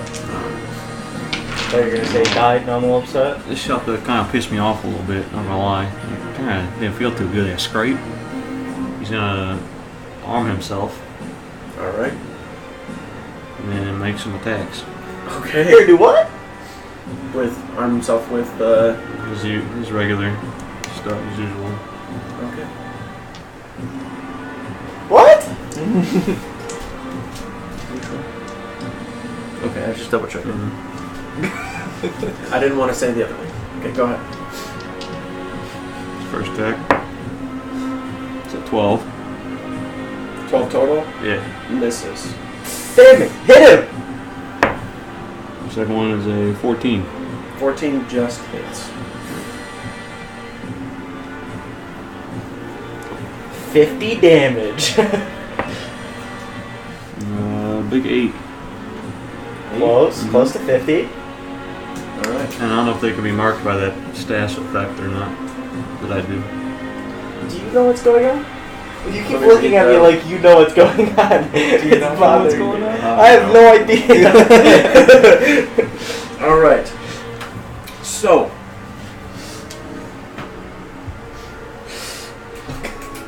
I didn't even know he had a weapon. 8, right? Yeah. It's my bonus action and action. I just want you to know, Andrew's looking attack directly considered at him. magical? I threw my cards at the side. So, as Apex is sitting there, I am going to say, Connor, make a perception check. Nope. Go ahead, make a perception check. Because I'm looking at Ander, and he's like staring right at you, so it's like, 18 plus 5 is 23s. 23? Okay. I feel like I might have to just whisper this. Connor knows how Yeah. he attacks. Or his thing Somebody's somebody's using. Okay, we're just gonna. Alright, so as you're sitting there and you look over towards Apex, you watch as he's sitting there, just kind of backs up. You can see him kind of bleeding from the side. You watch this little bit of like black substance, we could call it that, just kind of around the wound. And as it does that, it kind of wraps up and goes over to his hand.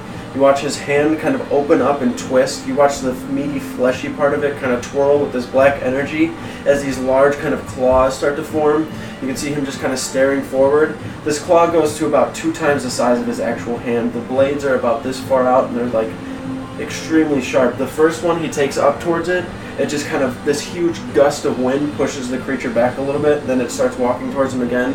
He takes the backhanded slash with it, and you watch as he slashes, almost a little bit of that black energy kind of goes off in the distance, but then finds itself back on the claw. And as he slices across, there's like these 3 large, about this big marks across the front of the actual pirate that just slice into the face, into the chest, and into the midsection. Anything else on your turn? I start getting his fucking demon thing where it like takes over his body.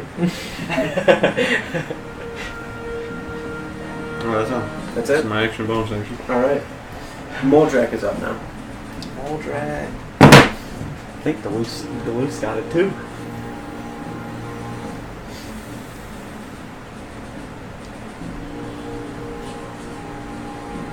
He's in there. Was he listening though?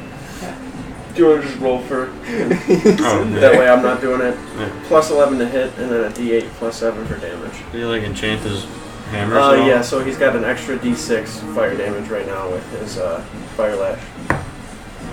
14. 14 just hits. So the first one has the extra d6, not the second one though. Plus 7? Plus 7. 14. 14. 2 fire. 14?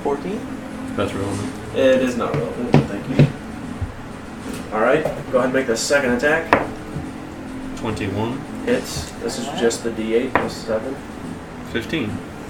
Alright, so with those first 2 attacks, the first one that he hits actually carves into the whole front section, and you can see the shoulder over here is just floating by itself. It's holding the blade and then kind of drops it. As it goes to reach down to pick the blade up, just mindlessly, Moldrak uppercut swings into the chest, and as he does, it just kind of fades into the kind of upper part of the area.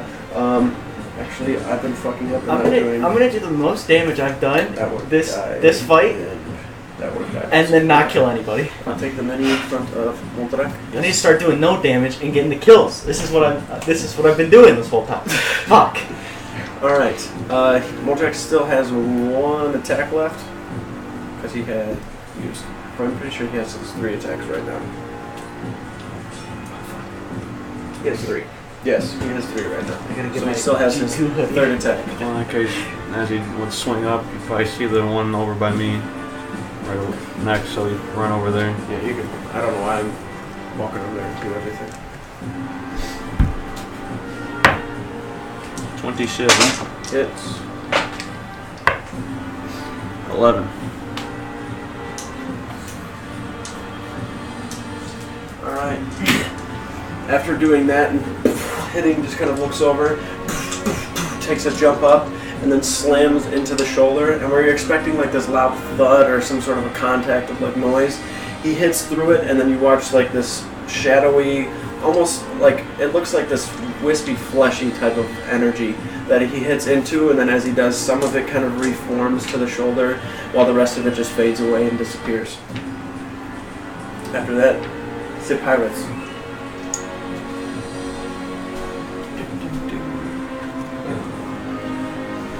Connor, you don't even hear anything behind you, but you kind of look over at Hawthorne, and Hawthorne looks, Connor, watch out behind you!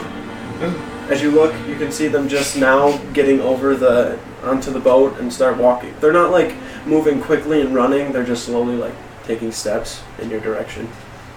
That's all their movement though for this turn. The one on top of you, Apex, is actually going to make an attack. So the first one, 8. Second one, 13. No. The 2 on Skip. Alright, shit. 23 and a 24. Dude, chill. Oh, fuck. Fucking paladins, dude. So the second guy has 2 attacks. Nothing. I'm switching classes. So, as they start to attack, they're not even like attacking hard or slashing. One of them gets close, and then he just grasps the holy symbol again, and this yellow aura kind of surrounds him. And then as he's sitting there just kind of holding it, they're slicing into the actual aura itself. Yellow is kind of fading away and mixing with this kind of bluish, ghostly energy. And then the shield fades away a little bit, but it's still like slowly emanating around him, ready if he were to be attacked again this round. But it is their turn. That one attack Apex, those 2 are attacking. Yep. Alright, so Hawthorne. Just move him on top of the one that's right there. Yeah.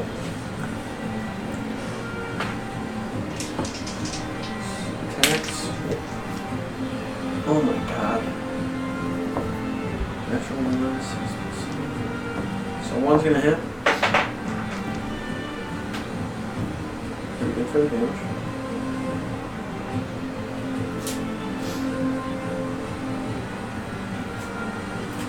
Alright.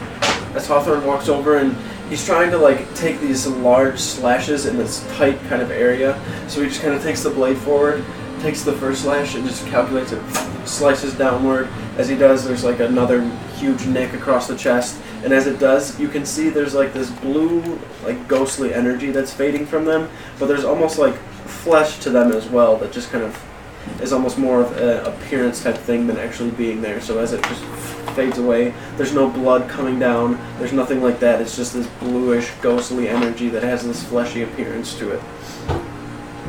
After Hawthorne, Connor, you are up.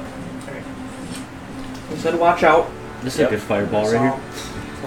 You have 4 people. Let's throw a fireball on a wooden ship. Hey, it's even better. Turn around.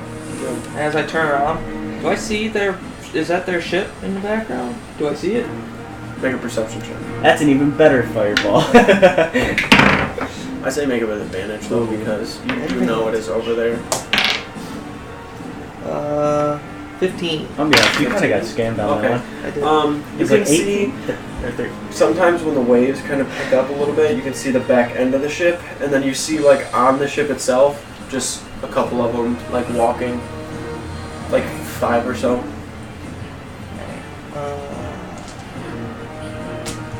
So what I want to do is I want to use my bonus action. Pull out my staff. Alright. And then I want to I gotta check this real quick. How far away is it? The ship? Yeah. Just ballpark here. 3,000 feet. The front of it's about 35 feet from you. The center about We're good. 50. Alright, we're good. Alright, so I'm going to use my action Well, actually, I'm gonna move first. Okay. So I'm gonna move like up here into Alright. like a better view, Got it. and then I'm going to use my action, and I'm gonna start channeling Heliod's meteor, but as the upgraded from the staff. Okay. All right. Sweet. So So, as you guys look over at Connor, you watch, as those two kind of appear, you watch the ship kind of poke up in the distance. You kind of reach your hand back, and then out of nowhere, there's this like twinkling of energy, and then the staff appears in your hand. You kind of go up a couple of the steps, take the staff itself and hold on to it, and just kind of pull it towards you. As you do, the staff goes from this very, very dark black, like the night sky, to this very, very almost lava-looking type of handle, and it starts going up towards the top part. And where those comets are, they turn into like this pooling kind of magma that floats into the center. And then as in the center part, there's just this huge rock that is slowly like getting larger and larger, and then you can see it has cracks in it that are showing like fire that's dripping out from it, and there's like a little bit of a flame that's starting to lick down the entire thing. Flames are even like curling around your hands, and you can feel this like light hum to the actual staff, like it's just about to explode almost, but you're about to just direct all of the energy in a different direction. as I'm starting to focus on all this, I'm just gonna yell out, "Somebody protect me!" Alright. I'd say Moldrek and Apex definitely hear that. Alright. Skip is up. Let's hit somebody. I'm stealing I this think you dice. gotta real use a quick, bigger shall I? dice. Okay. Time out of this. Oh, Is it Brian? Brian's? Okay, makes sense then. Alright. I'll steal this too then. Boom. He's busted. He's got busted dice, so it doesn't matter. Guy to my left. It's fucked. Watch this. 26. Hits. Alright. I'm gonna use Divine Smite. Okay. I'll do a level 1. That's fine. D8 for the longsword. 2d8 for the Divine Smite. Is he An by extra, chance yes. undead? Yes. And then an extra d8. Level 1 spell. BT dub. Oh, jeez. Plus his mod. Oh, fuck, that was a 3. It's not cheating, I swear. What is his mod? Strength, right? Mm-hmm.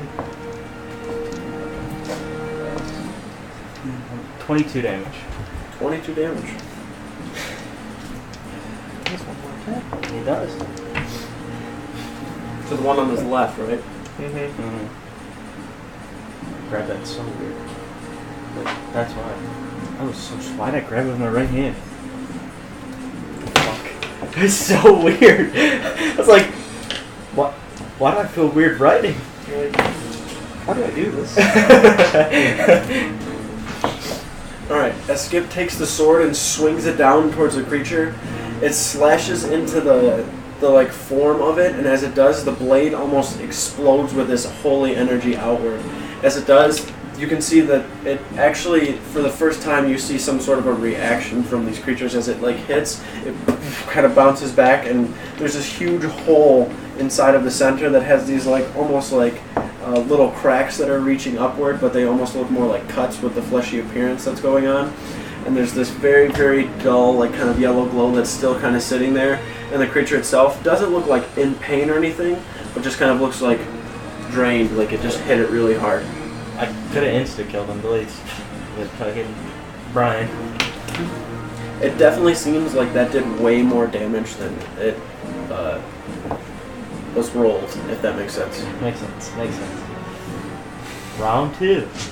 Yeah!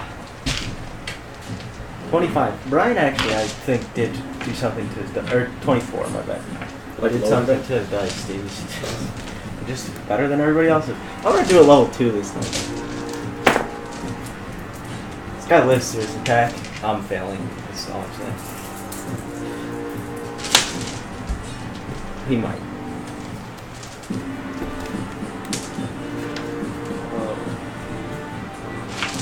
22. 22. Alright. How much of it is radiant? How much of it is radiant? So just Okay. subtract whatever the normal damage was. I put it all away. It's enough to kill it, but it's Well, important. 3 of the dice are... Actually, 4 were radiant on that one. Alright. That's still fine. Okay. Yeah, that's okay. Doesn't I didn't his think sword about do it. radiant damage too? It does, but I don't Yeah. let him do it because he lost the card. So he's just got a normal sword, pretty much. It that gives lights him a up? +1. Oh, He's okay. got the +1. Or it might even be +2 because he's I think it's +7. Yeah, I think +2. No, because... What's No, his- it's +1. It's +1? +1. Because +2, +4. Yeah. So the blade, as the first one hits, seeing that it does that much damage, he just takes and stabs it into the center where there's nothing there, but there's still some sort of a form, and then the divine smite pushes its way through, and then as he pulls the blade out, it explodes at the same time, and the creature, instead of just fading to this blue, just completely disappears into this bright yellow light.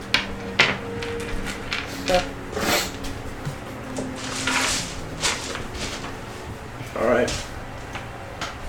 Andrew, you're up. And picture on deck, and then Moltrek. Did anybody hit that guy right there? Which one? The one that has 3 people on it. Oh, yes. Somebody Okay. has hit him. I'm going for him. Alright. I say make a perception check, too. Sorry. Hearing. 8. Never mind. You're attacking that guy.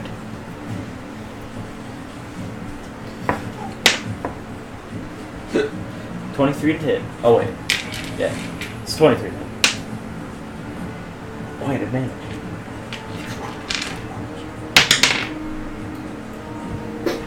30 to hit instead.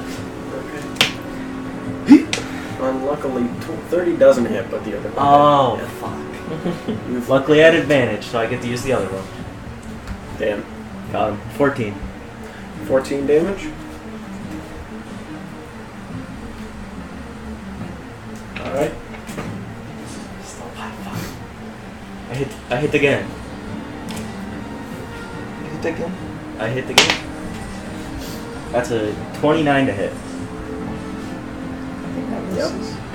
I had to make sure it hit. 8 damage. Okay. I was just doing math in my head, so.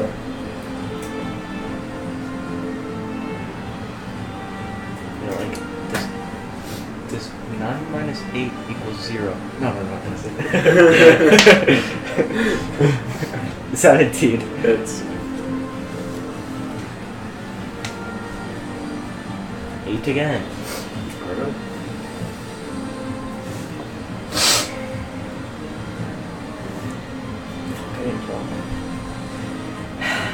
Alright, so the cards, you throw all 3, and as you throw them, you're kind of like throwing and like not looking fully. As the cards are like cutting through the wind, they're able to just kind of move around. They go in this weird spiral type pattern and slam into the creature that's there. It hits him 3 times, like almost in the same spot, to where like just the form moves a little bit, and this part of the shoulder, like the chest, there's just a huge hole right here, along with the scrape that's there from Hawthorne, and then the dented in kind of shoulder. So like this huge upper section is really torn up. Is this the guy that Apex also hit? Yeah. Oh my god. Yeah, so he also has the 3 slashes down there. Yeah. Okay. Big picture. Is this the You wanna first move at all? Is this the first Apex kill? I want to go up the Krogan. I was going to do that earlier, but I forgot to say it, so it's not bad. Alright. How much movement do you have? 25. 25. Alright. 90 when climbing. I don't know if I can do this. So, you're gonna chill. Okay, I was going to say, I'll just not climb up the crow's nest. No, climb up. No, I don't want to now. Don't let You already did it. Limit you to what you're able to do. I don't care if I have to build something right now. Do it for We sit here for 2 hours and really built a little thing. 2 so we hours. can- I'll do it in 5 minutes. Alright. Am I able to mark them? Just mark them in general? Yes. Okay.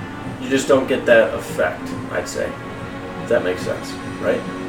All of them? Or just... Just the... Okay. yeah? Okay, fine. Okay. I know exactly what that means. You think you could bamboozle me with that? So is that what you're gonna do to that one? Yeah, he's still a little pissed about the scraping of his back with the blade that was dull. All right. So his first attack then. 16.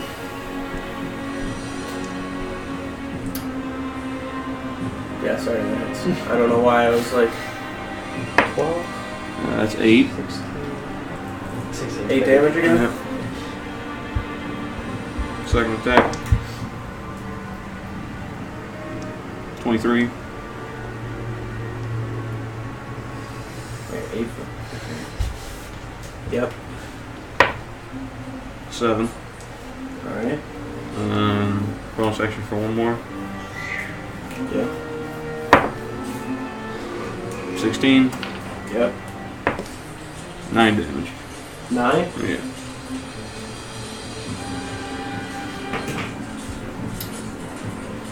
Do you want to do this any particular way? First kill. Show us all your moves right now. He's probably just gonna Fury just slice him down until he's nothing. All right. You watch as he has the one kind of claw that's sitting there, and as you're climbing up, it's hard not to see just because of the circumstance of it. As he takes the first hand and slashes it down, the second one quickly does the same type of thing where the flesh kind of twirls with the actual dark black energy that is going around, or that black kind of gooey substance that's on his hand, till it forms 2 claws, and the first one that makes purchase takes a huge chunk out of the shoulder till there's like nothing, like the shoulder's just slowly falling to the ground before it disappears to mist. He takes the second claw and slices upward, and the creature just kind of like lifts up off the ground and like floats back down like in this very, very ghostly type way. Takes the third one and slices, and then just keeps. You watch this black energy just flying through the air with the substance. Does his face look any different? He's kind of he has like dark veins coming up towards the neck. Does he look like he's going on his fucking mind? I don't know. How would you look just attacking? He's pissed. Just normally how you just. I didn't know. Yeah, he doesn't look any like possessed. That's why I don't as know you're anything. slicing into the actual form there, you're slicing and slicing, and you can see that now there's no more mist, and you just slice into a little bit of wood and just claw clean through the side rail and slice these huge 3 marks into it to where like the center part of wood falls and splashes into the water, and then the back end of it just kind of like creaks a little bit and is moving, and you Hawthorne kind of backs up a little bit and is like quickly looking at like what the blades are doing, and then he kind of looks at you and you guys lock eyes for a second. Are we good? Yeah, good. Yeah. Very well. Hey, don't worry about Turns the around. boat. We have a carpenter on board. We're good. Yeah. Looking. And if you had a question of if you get whatever it is you get if they die, that's a yes, and I will give it to you later, okay? Alright. So that'd be for that. Okay. We're on the same page, right? Yep. Alright. Shit, there's so much fucking shit going on. I have no Okay. idea. Makes it so much better. Do you want to move at all? Well, you heard Connor say that, so he's gonna back up and run towards him. Alright. You can go anywhere over here you want with your movement. I'll stand in front of him. In front of him? You trust him. Alright. You watch Apex jump up over the, like onto the boat, doesn't even like go up the stairs, just kind of takes the claw, picks himself up and stands up there. Picks himself up enough to like when his hand's on the ground, he can like push himself up above his feet. Picks himself up, stands on there, jumps in front of you and has like these just massive claws for hands that are out in front of him. You can see his veins are like twirling around with this dark black energy. He has like this huge black vein coming up his neck that's actually like jutting out from the side of his neck, and he's just kind of standing in front of you. Alright. Moldrak's up. Moldrak also hears the call and runs to take out anyone close to Connor. Okay. You can get in melee at this if you want to. Yeah? Okay. Where do you want Moldrak to go? What's he got? 35? He sees Apex. Grab one, so he's... Yeah, he can make it to the other one. Alright. He can make some attacks too if he wants. It doesn't look like their form can be moved, right? Like, physically? If you had to guess, like, if you could push them, probably not. And he's just gonna attack. Alright. 22. 19 damage. Alright. Second one's a 15. For 10 damage. 10. And then the last one is a 20 for 11 damage. Alright. Walks up and then takes the 3, slams and like hits into the creature. That first hit with the fire lash like fades away now, so that disappears. And then this next 2 finding purchase. The form doesn't like get shoved. It's just like when it gets hit, it just kind of withers and fades off into this blue fleshy type of energy. Next, after that is them. Now that you are focusing on this more, I'll just probably both just get up to there. This one. There's also like 4 more that are just kind of chilling on this. You're gonna do 2 attacks on Skip with that one.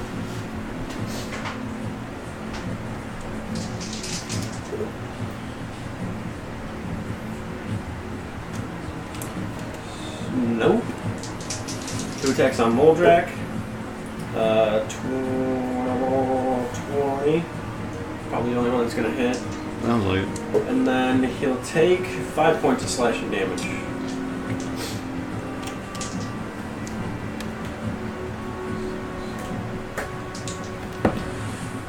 Two attacks on Apex. Yeah, it's another 20 and a 10. 1. Takes 5 points of damage also. He just rolled the same exact thing 2 times in a row. It's really weird. Alright, and then those ones are just going to keep moving up. It's actually going to go move the boat right here. Alrighty, Hawthorne. So the boat actually probably would have moved out this way a little bit. Hawthorne is going to head back towards the helm. Actually, no, he's going to run over here. Okay, so his 3 attacks. All but 1.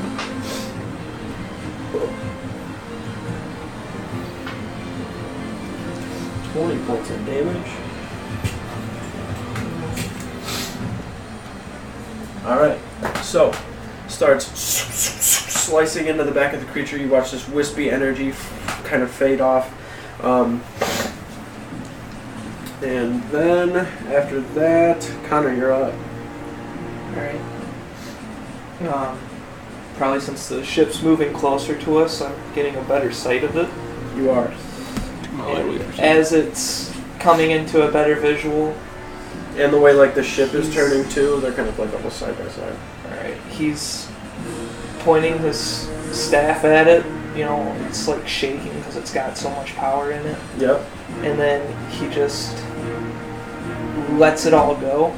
And I'm guessing, I mean, the way I see it is like all this force that he's built up in this staff, he's probably going to be pushed back from it. Okay, yeah, for sure. So like 5-10 feet, yeah, however you want to do that. Yeah. And I'm just hitting the ship. Got So it. whoever gets hit by it gets hit by it. Yep. I'm just going for the ship. Can you read the description of the spell for me? Yeah. Harnessing the power of the sun, you send a meteor of fire that explodes at a point you see within range, and with a low roar blossoms into an explosion of flame. Each creature in a 20-foot radius sphere centered at the point must make a dexterity saving throw. The target takes 10d8 fire damage on a failed save or half on a successful one. The fire spreads around corners. It ignites flammable objects in the area that aren't being worn or carried. Alright. So, with that, as you're holding on to this staff, you can feel the power kind of just coursing through it, And even though you can imagine the repercussion of it, you just kind of let it all out. As you do, it's like this small little ball of energy, but it turns into this huge meteor almost right away. Like you shoot it up into the air, and as you do, it actually just floors you to the ground. So I'd say you're just knocked prone. So as you get knocked down and slammed to the ground from the meteor, like jutting out of the actual staff itself, you watch it kind of float up into the air, and as it sits there, it almost like hangs up there for just 1 second before like slowly turning. And then as you're sitting there, you kind of take the staff standing up, point it up at it, and then pull it down towards the actual boat, and you watch it start to gain momentum, and a little bit of fire licks off the back of it. You can hear this kind of like... It explodes over the entire boat. You watch the front end of it just gets completely covered in flame, the back end covered in flame. There's no actual like wood or splinters or anything like that kind of flying upward, but you can see that the meteor has now slammed itself towards the center and covered the entire proximity of it. So go ahead and roll the damage. Alright. 15d8. Yep.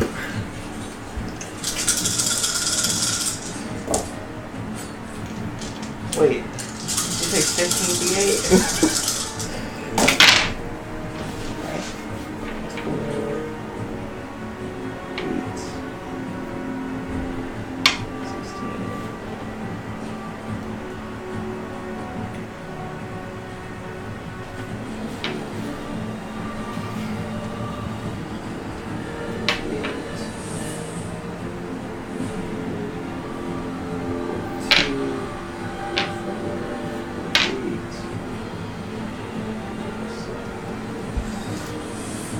Uh, 60 damage. 60 damage. How you want to make dex saves? Or anything like that? Yeah, they are. Alright. So, I'm just going to do groups.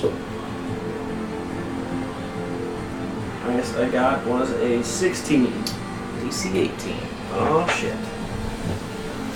Alright.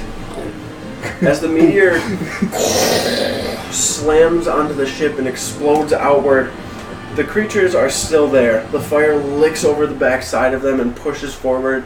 You can see, like, there's no, like, burn marks or char or anything. There's just, like, this slow, wisping blue energy that goes outward. And then you watch as it goes outward, it kind of slowly makes its way back towards the actual boat itself. Like, it's tethered to the boat in some way. As it does that, you watch the one that was kind of over here, like that energy. Go ahead and make a perception check for me. I mean, I would probably also use my movement to stand up to Yeah. drag it back down. Perception check, natural 20. Okay. Alright. See everything. She's the future. As you're getting yourself up, after watching Apex kind of tear into the one behind you just briefly, you watch that blue wispy energy is kind of like floating in the air above, makes its way back to the ship, and goes to like the lower deck, and then almost immediately after, you watch something start to like form itself and start walking out of the deck itself. The boat is actually damaged from the spell, and you can see it's not like I said, there's no wood pieces or anything is broken over to the sides. It's just like breaking apart in ways, and there's like wisps of energy that are fading away and like almost being pulled down into the water, like these like little almost like smoky little substance that's like going into the water, disappearing, falling off the ship. So it's like it's being broken, sinking, but it's not breaking in, you know, pieces. It's just kind of fading into the water. Right. All right. So holy shit.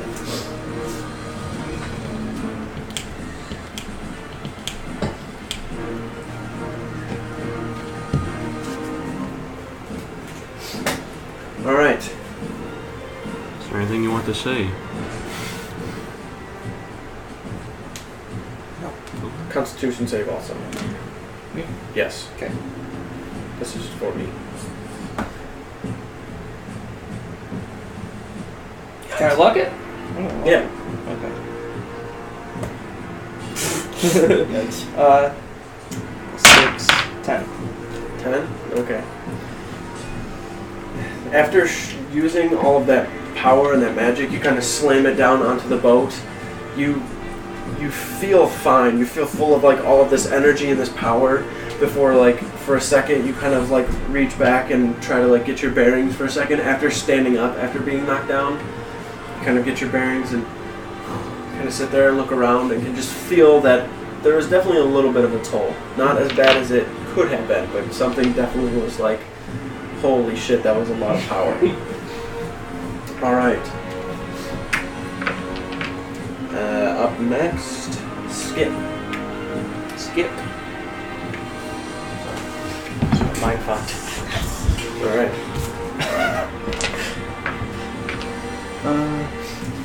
Oh, there is still one on me. Couldn't tell from this big plastic dice thing. There's one right by Skip. I see it. You're gonna throw that while... I'm Skip. Oh, my bad. I could definitely throw cards while climbing up. Just putting that one out there. 200 IQ, Jerry. Jeez. That's just... When you're miles ahead, it's just crazy. I guess. This dice is just broken. 23. Hits. What a surprise. What a surprise. 1, 2, 3, 4. I still have 2 again.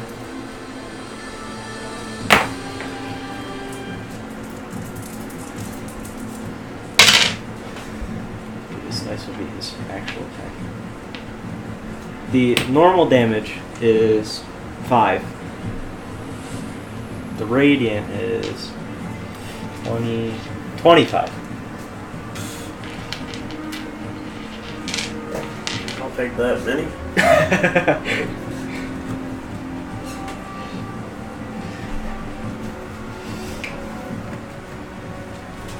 Alright.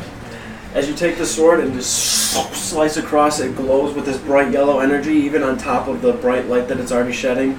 And then as he slices downward, it doesn't even like blow up, it just fades away. And actually, just He hit. Wait, did you say he hit that guy? Or did you put that guy in the ship? Did he hit that guy so hard that he killed somebody on the ship? No. Okay, just checking. Just checking. Ghost just had a heart attack. The energy that Connor saw just kind of wisping in the air just disappeared as How far opposed to going is that? back. I'm running at that other guy. I'm not even gonna.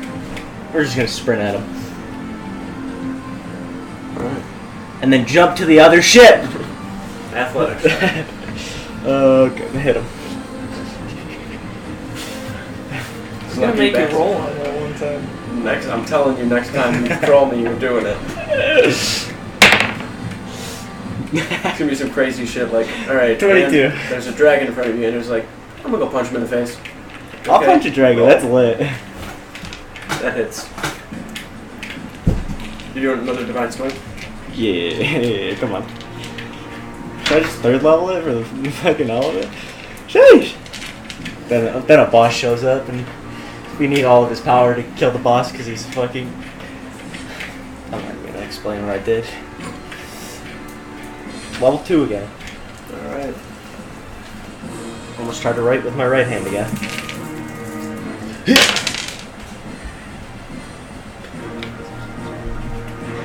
The normal is 4.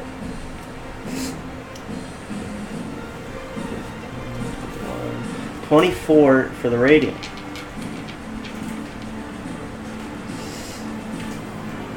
Might get a double kill.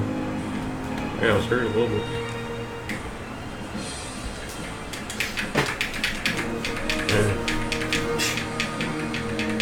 I'm switching to Skip. We're changing characters. He's playing Ander from now on. Again, as he slices and runs forward, and then slices again. As he slices outward, Moldrek just kind of takes a step back, and the energy fades into nothing.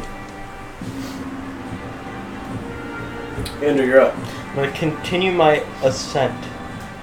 Just make an athletics check for me. Swole as fuck.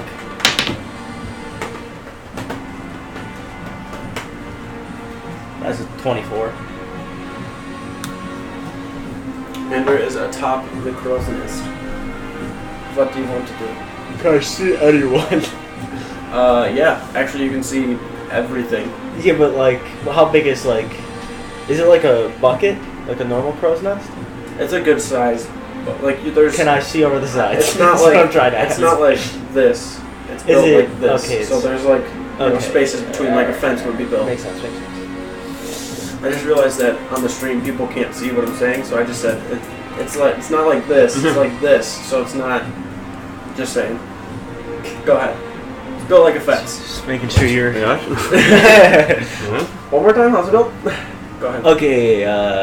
Do I see those guys on the boat? Guys on the boat. Yes. I probably at disadvantage. They're probably over 60 feet. You're 40 up. 40 up. So yeah, I'm not even gonna use that math. Don't have to. So if this equals this, we need. what is it? We need. This There, plus there. this squared plus this squared equals this squared. Yeah. Yeah. You gotta figure out the distance. How do you Yeah, so know? 60 squared. I just get it. It's, But if Okay. they're standing on top of the crow's nest, how far does the shadow get casted out? Alright. math we thought we'd never use in real life. And Still not gonna use it. Still not really. Queen of Spades on the hit downward to the target location.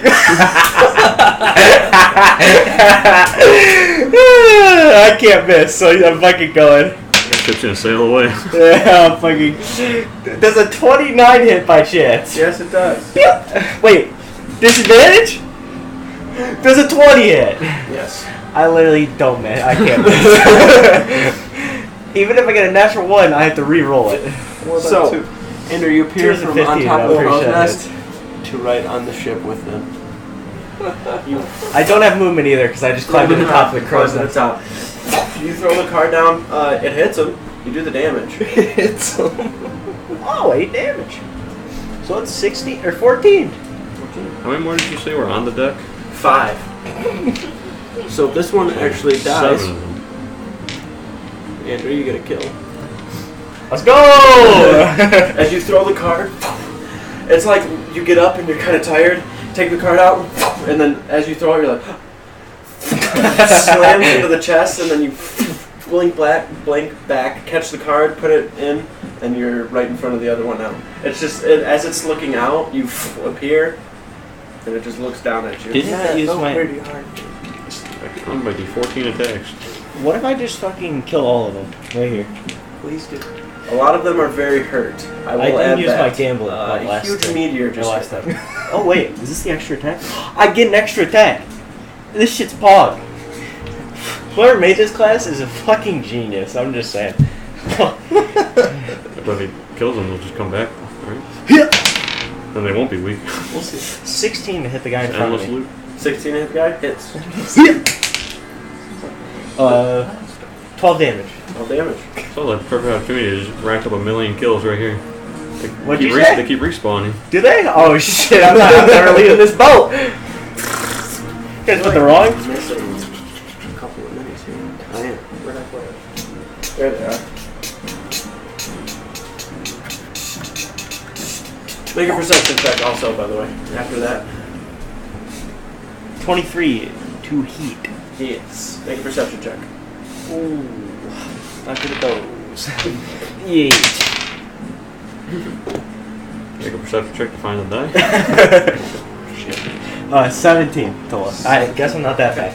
As you throw the card at the one that's down there and it hits, you pull the card out of the air pretty much as it's no longer there. And then take another card and throw it at the one right in front of you as it just looks down and goes to stab. You watch this kind of 2 separate bits of blue energy go to the lower deck of this ship, and then from that, almost immediately, you see 2 fully, formed of the pirates make their way back up. Well, I would run, but I can't, so we're gonna keep going. Alright. I mean, you made a badass long jump earlier, but you have no movement. Yeah. 13. 13? Damage. 13 kills the next one. So Okay. this is Oh my- I think this is the most kills Andrew's ever had in combat. No, in a turn it is. Really, I kill at least like 8 people every combat. Come on. I literally go for everybody who's weak. Not on purpose. So now just there are happens that way. currently Still the same amount on the deck. Going for one of the weaker ones. Yep. Gotta make the noise or it doesn't roll good. 23. Hits. Hadouken. 9 damage. 9. Okay, that's literally not what you needed. Fuck. There's one less. Who says that? That's literally not what you needed. Get shit out. Well, let's be clear. This literally is just half of an upper chest with a little sliver and then a leg that is just slowly sliding across the deck towards you with the blade barely in its hand. After that description, I want half movement on that guy. Okay, he doesn't have 2 half legs. movement. I'm Doesn't he pretty have sure 2 somebody legs? else is going to kill him before he gets there. Alright. Apex, you're up. What do you got up there? Standing in front of Connor where he was with the claws out. Yeah, he's just going to go into a flurry again. Alright. 19. 13. And 11. Oh, that could. Okay, so 1 hits. 9 damage. 9 damage. 9 damage.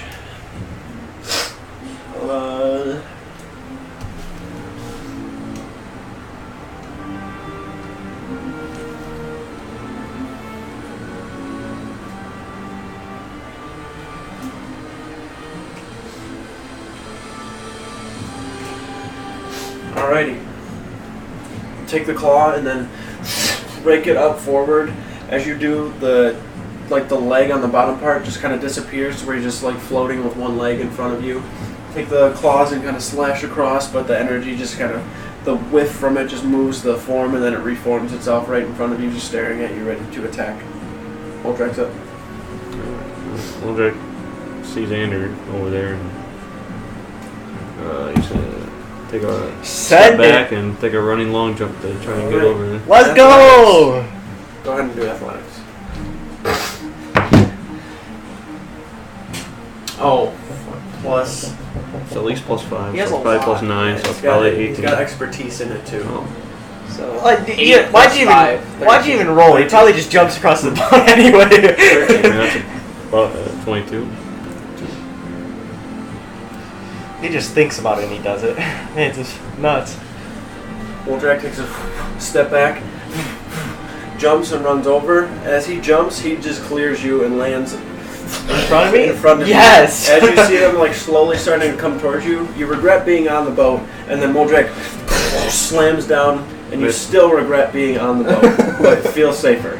As he's coming down from there, he's pulling a lightning bolt down and casting call lightning. Alright, sweet. Right in the middle of all of them. Alright, deck save.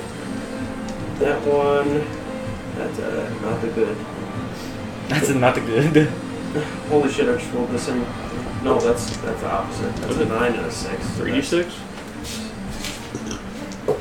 I do not know what the Lightning bolt. Fuck, yeah, all of that. call lightning. No, call lightning, yeah. I thought it was D8s. No, it is D10s. D20s. 3D10. Is it? Rainy condition, stormy condition. No, not currently, unfortunately. Should have fought these guys early. We could try that earlier.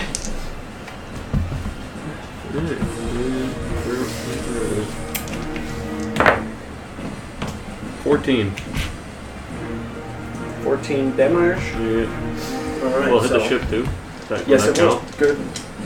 Thank you for letting me know. Concentration.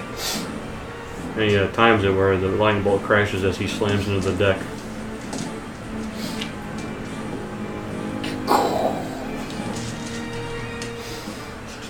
That's what I expect. Jesus. Do you have to wait a month to use it? 14, correct? Yep. Jesus. Actually fucked. Alright, fair enough. This is my damage. Alright, the one in the front there that was already kind of hurt gets hurt. Comes back up from the upper deck, fully reformed. There's 7 of them on there right now, technically? There is Bunch of AoE. 6. Good. Yes. 7 total. There were 5 on there, and then the one that got killed went back. So 6. Just do not press the numbers right now. Alright. As Moldrak takes the long jump, puts the hammers down, takes his hand forward and slams it onto the boat. You watch it slam into the center of all of them, the one that was very, very hurt, just like that sliver. As it hits, a little bolt arcs upward and just crackles up it, disappears, and then fades into the lower deck before it starts walking back up. Pirates. I didn't like how I just said that, by the way. Me neither. It's a little weird.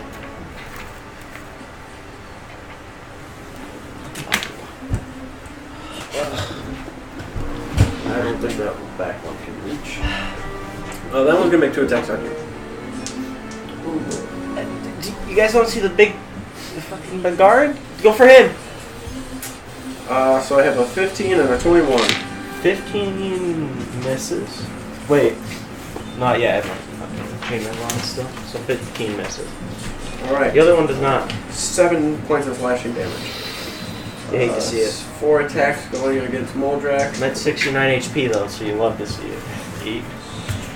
So I think only 2 are going to hit. 18 and 19. He takes 12 damage. 12 points of slashing damage. And then the one keeps getting closer. The one on Apex is going to make those 2 attacks. Oh, natural 20 and a 19. Solid. So the natural 20. And that. 14 points of damage altogether from both attacks. Alright. As the pirates kind of make their way up towards you, Ander, he gets up past Moldrak as the 2 are already there and start like slashing and stabbing very slowly. Gets up towards you and takes the first stab, and you kind of move out of the way, and then the second one he just like reaches the blade down towards your shoulder and then pulls it out towards him. There's a deep serrated cut that you can feel, and it stings and it burns, and you don't like getting hurt ever, so it's really hurting really bad. To make a concentration check. Yeah. Several. Or 2, at least, right? Yeah. So that's He's going to need a 17, I 10 think. for both, yeah. 24, somewhere around there. Alright. Cool. Hawthorne is not jumping onto the ship. She's going to head towards the helm. The boat is going off course. What? What the heck? We're gonna be fucked. What the There's heck? no crew up there, and the ship's just... Fucking useless crew. They all fucking... Pussy. Connor, you're up. Skip, you're on deck. That's why I still need gunpowder. I'm seeing this guy attack Apex, and I'm still feeling a little fatigued after what just happened.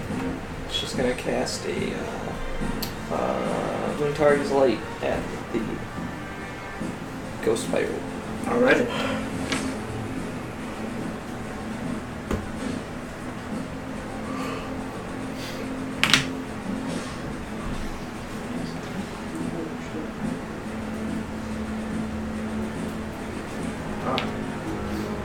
I'll also use my last one. So, 28? 28 is it? Yep. That'll do it. Yeah, so 28. 2d8s.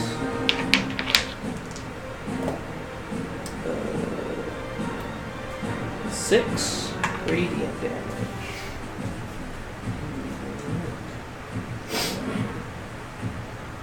Then he's gonna yell out. I think the ship is what their power is. If we take out the ship, we take them out. Alright. Take from your hand very quickly. shoot the bead of energy, and as you do, you can see it goes clean through the shoulder, like all the way through. And instead of there being wispy kind of energy, it's just a clean hole that goes all the way through it. It definitely seems like as it got hit too, it actually like kind of did one of those. It moved a little bit. Completely stoic in the face though, no emotion. Skips up. Anders on deck. Did his meteor light the ship on fire? No, It's not wood. it's not on fire. Okay. It's not wood? Ghost Chase is approaching the longest combat.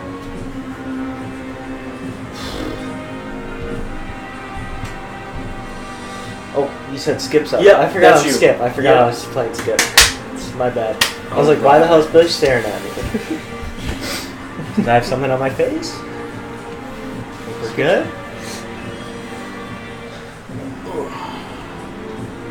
I know a way to sink the ship. Skip's gonna jump out of the ship and just keep jumping. I think he would sink this one first. Very, very true. He said it. Alright, next thing. I'm just kidding. I was gonna say, I'm down with him jumping on the ship. He just jumps and goes clean through it. Is he about to die? I don't know. Skip doesn't do that, it's Ander. He's under. It's like target on the ship, though. How far is the gap? It's like maybe like 15, maybe? From the closest one? From where he's at? If you were to No, just no, back no. up and Closest spot. Ander will catch him. he's gonna jump into a pile of stuff here. Can he snipe that guy To when an he jumps over? unoccupied space. 25 feet to an unoccupied Okay, space. he's not jumping 25 feet. I would be surprised if he could jump fucking 5, so. What is Yeah, I would do the rules a lot differently for Skip if you would have tried to jump. Yeah. That's. This is why I don't like playing other people's characters, because he's probably got something that he can do to fight the people over there, but let me check one thing. Can I not English? He doesn't have like any range. I can English, but can I not English? Okay, yeah. Check it out, sir. Give you what? That's mine. It's probably gross right now. I also didn't eat it because the lettuce was weird. I should have taken it off. Did you pull that up? There's a rip. Alright, go ahead. Just chilling? No, he's gonna kill the last guy in the boat. Like I said, kill because he is actually just gonna murder this man. Got a decent amount of health left. Does he? Yeah. A 3rd level. Fine, it's fine. I hit him right here. Righty. So 23. I literally haven't rolled under 15 with this dice. Hits.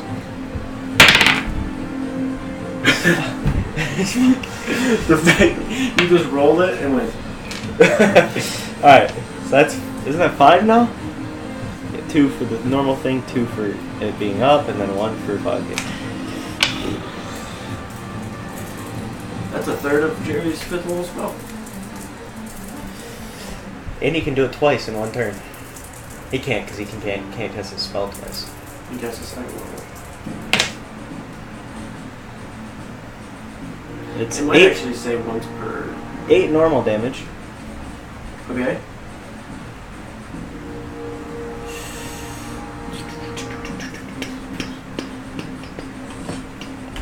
$26 radiant damage. Oh, yeah.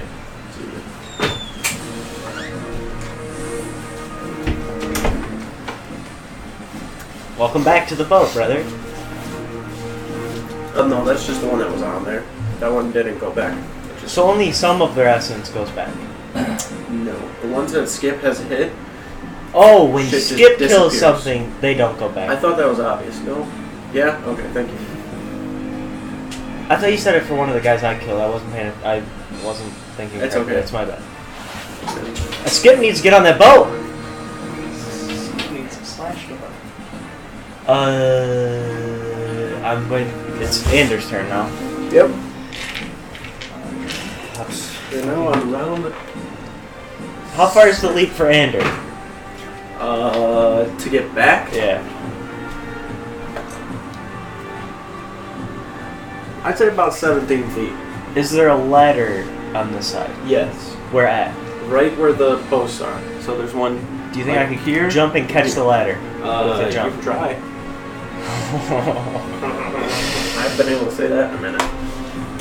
What would it take to do that? It's a good athletics check. No, I mean like my action, a bonus action. Yeah, I'd say definitely. My your movement. action. Okay, just making sure. I didn't want to waste my turn. Just like if I could have used my action and then jumped. I'm jumping. All right, athletics. Quite the jump. 18. I'm going for the ladder, not. Okay, so it's probably only about 14 feet if you're going for the ladder. I'm just accounting If there's for a the- drop too, though, right? Right. 18, you said? Yeah. All right. I'd say you can get to it, and then with your movement, get up. Excuse me. Bless you. So that's your turn. Oh, I didn't say I wanted to get up. I wanted to sit in the water. No, I'm just kidding. You're sitting in the water now. It's gonna take your I'm still movement to holding get the up out of ladder. the boat. Okay, Yeah. fair enough. Better hope like an iceberg doesn't appear. Just scrapes the side of the boat. All right.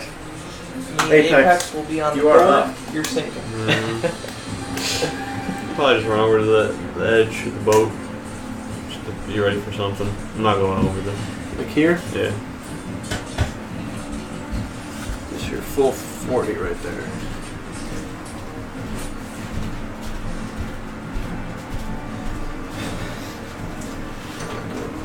Okay. Modrak is up. Call down another bolt and a cluster. Alright, like in the middle of those four? Yeah. Okay. Go ahead and roll the damage. 7. Natural 1. 11. Natural 20, so 1 succeeds. And 9. 11 damage? Yeah. Boat takes it too.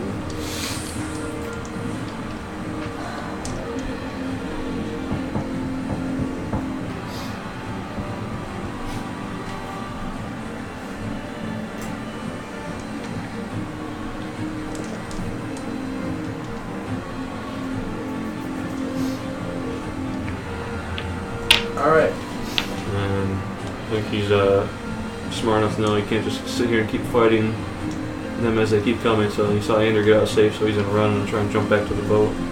Alright, athletics. 23. He's going to take a good amount of opportunity attacks here. 3 total. But he does have a good enough running start opposed to what Andrew did, so he's able to actually run and leap back. The first attack. This has a little higher strength. And a lot higher strength, yes. 16, I think that hits. 22, and another 16. I'm sure those 16s hit. Yeah. It's AC 16.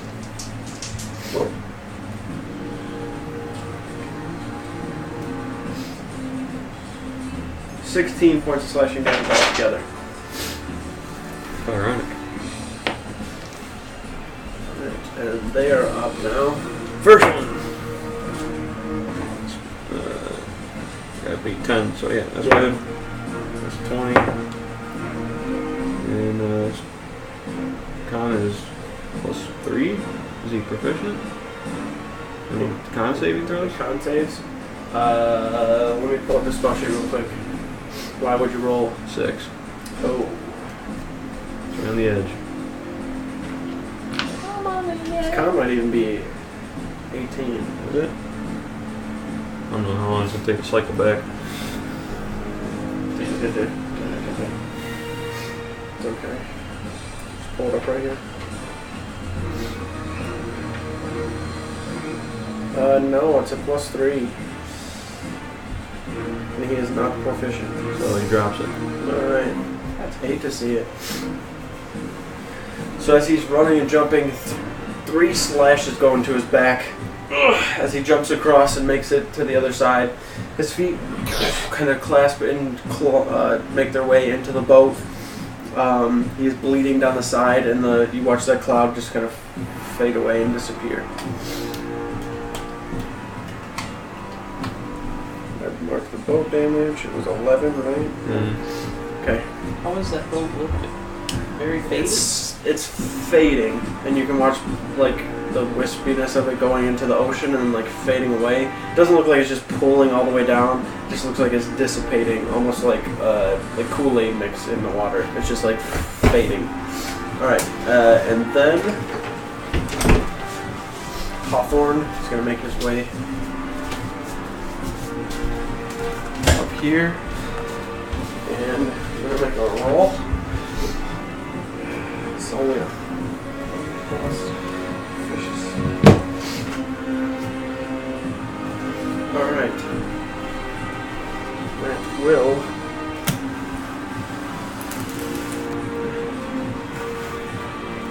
move Bandit back on the ladder there.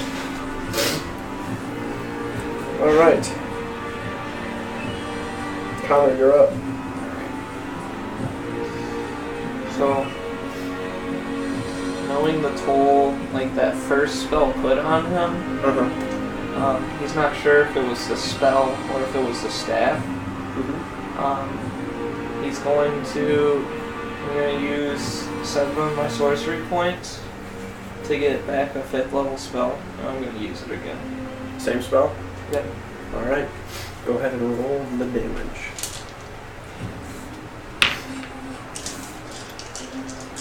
Man, it's not. Man, is this hot?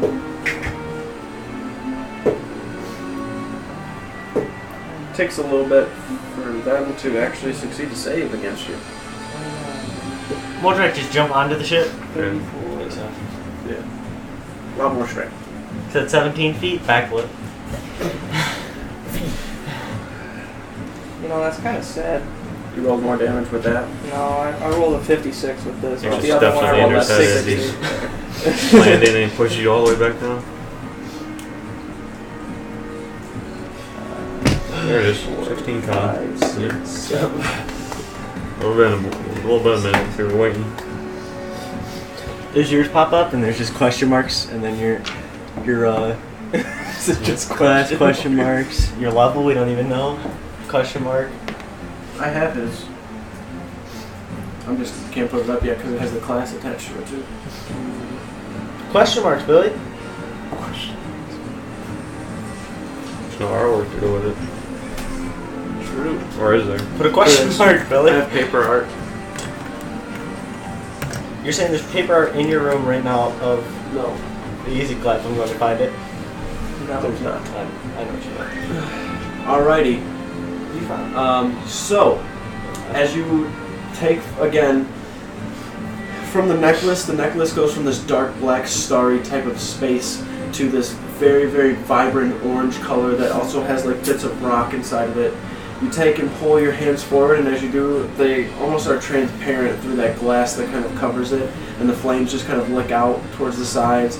The rocks come out as well, and it forms this meteor, and towards this rock with like cracks in it with fire pooling out of it. You throw it up towards the air, and as you do, it sits up there for a second, slowly turning around, and then you take your hands and throw and pull it down onto the ship. As you do, it completely burns over the top part, and those 4 that were standing up there, 4 or 5 or so, just completely disappeared besides one that's still standing in place, but is like barely there. Its whole upper half is like gone. Like there's no head, there's no arms, it's just this one arm over to the side that's just kind of standing there with a blade out in front of it moving around. And then you watch that energy sink down into the lower deck, and then they start emerging themselves out from within. The front part of the deck, instead of being flat, is now like tapered down, and there's like this energy sinking into the water and just kind of dissipating away. So you did a sizable amount to the ship too, and it looks like it is really breaking apart. You watch the pirates that are actually coming out have like bits missing from them, so like a little bit of their shoulders gone, or maybe half their faces disappeared, or like they don't have one leg or something, like they're just coming up in these weird forms. And they don't always just walk, you know, sometimes they just float, so they're just making their way up slowly. Constitution saving throw. 11. 11. Skip. Connor throws his hands up, As he's got his hands up, you can see that he's like visibly like shaking. His hands are shaking very, very hard. There's sweat dripping from his forehead. He pulls the meteor down, and as he pulls it down, his hands go limp and his body goes limp, and he falls prone. Right there. You still have all your hit points and everything. You've just passed out, essentially. Yeah. So he's unconscious? He's unconscious. Skip is up. Skip's gonna run over and make a medicine check on Connor. Go ahead and make a medicine check.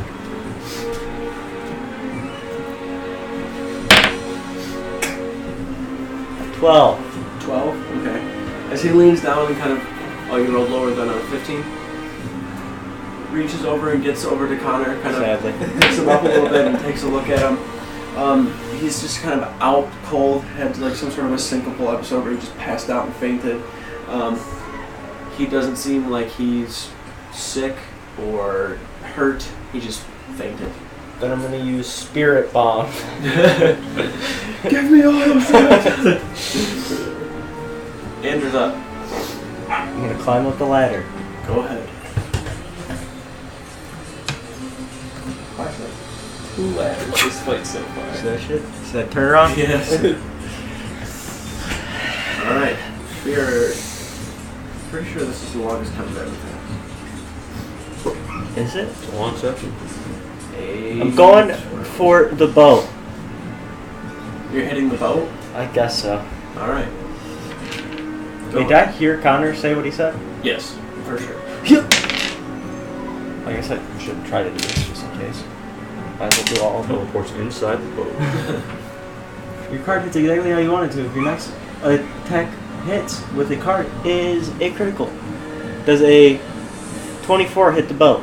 24 hits. I'm about to crit this fucking boat so hard, you don't even know. It's always so low whenever I crit. Just disappointed, to be honest with you. That these here, 8 dang damage. How much? Dang. Dang damage. Dies at the damage. Alright. Take the card and throw it up at the bow. It pierces through and goes all the way through the other side of the boat. And you watch this like little bit of a channel that's slowly sinking away as well. Just gonna keep going for it. It definitely looks like it's about to be done for. If I kill a boat, I feel like I've just exceeded what I wanted. Right. So, 21 to hit. Hits. He was a pirate, so he's probably killed a lot of them. Oh, wow. Symbol. 10. 10 damage. 10 damage, that'll do it. That'll. Turn him back into a pirate. You're right. As you throw the card, it hits into the boat, and you watch as it kind of goes underneath and hits the boat. The boat itself just starts breaking away at points. It's like, it looks like it's sinking, but there's no noise. It's just kind of like this ghostly kind of chunk snaps off and starts sinking into the water. The pirates are just kind of like floating out towards you, and then they just kind of like wisp and disappear into nothing. I actually never thought somebody was going to sink a ship with a single card. No boat. So I definitely did it. There's no remnants of anything. You do not see any people. There are no bodies. There are no bits of wood besides the ones that are left behind from where Apex had sliced into the railing.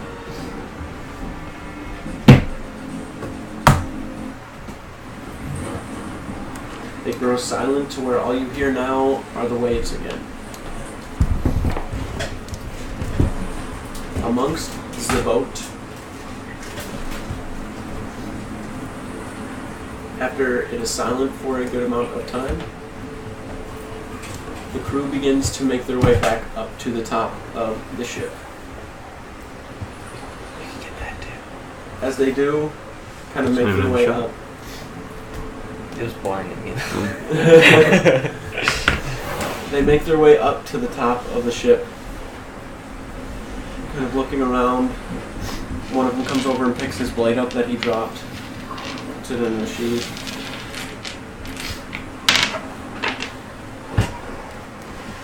Hawthorne, you are cowards for running underneath. Would you're smart, you probably would have died. God. We should probably get the ship back on track. I am trying. Start tying some things off. We need to open up the back sails. On it. Start making your way over. Is everyone okay? We are fine. Okay, so You were able doesn't look too to good. defeat them? I don't see any more. Juliaza keepers. Not even just the powers you showed me, but you are actually able to use them. Skip still having Connor at this point, and you looking over at Apex, kind of just like the hand still is standing back to normal. I was like, I'd imagine, right? Yep. Hand is back to normal.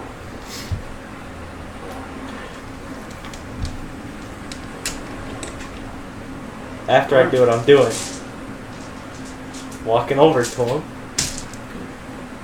Skip is tending to Connor. Are you okay? Are you all right? He feels great. It's one of my bags really killing me. What? He turns around and kind of shows you the scrape. There is this black goo that is like going over itself, kind of interlocking and pulling the muscle back up into itself. Yeah, it really, it's like it was a dull blade, and you like dragged it across my skin. Oh, I got real pissed. Okay, this might sound a little mean. Is there something wrong with you? I had a lot to drink. Yeah. I don't- I'm pretty. Yeah. But like the hand thing? Yeah. It's a little weird sometimes, yeah. Just a little weird. Yeah. Is that what you did to the raptor? Yeah. Yeah. That's what I did. What? Do you have like an... I'm so confused. Can you just do that whenever you want? Yes. Yeah. Sure. Why not? Why didn't you show us that at the beginning? That was really cool. It's a little scary though. You're sure there's nothing wrong with you? I don't think so. Emotionally scarred, maybe. Yeah. Especially after that crazy story I told you. That was still a About little the roughed T-Rex? up. The other one. Oh, okay. Yeah. I could see that one. Hurt my emotions a bit. Young little lad, but other than that, I think I'm fine. For the most part. Could be worse, I guess. Could be a taut walking suit of armor. Who is currently kneeling down, helping Connor, like to the best of his ability, has his hands kind of over him. Have you always been able to do that Probably thing? about a minute into this, like at this point, you would have woken up. and Probably. slowly come to. A decent amount of time, I think. I think my head is probably killing me at this point. It is. Your shoulder feels a little sore too from when you fell. You probably hit it. Oh, Connor is awake, everyone. I think he's alright. No, he's not dead. It's good to know. John Connor? I think I overdid it a bit. Well, you pulled something out of the damn sky, so I think you might have just pulled a muscle or something. He didn't. He did it twice. Pulled Alright, two I did things out of the see. sky. Yep. I can barely pull a crate out of the bottom of the ship, so that's pretty good. I probably won't be happening too much. Well, Were there like 4 guys that attacked you and we just didn't see it? No, What happened to you? I think I just overdid it. A little scary. Okay. That spell hurt you. Not hurt, just I don't know. Feel like exhausted. Just My head hurts a lot. And my shoulder. Well, I pulled my shoulder too. Skip can help with the shoulder pain.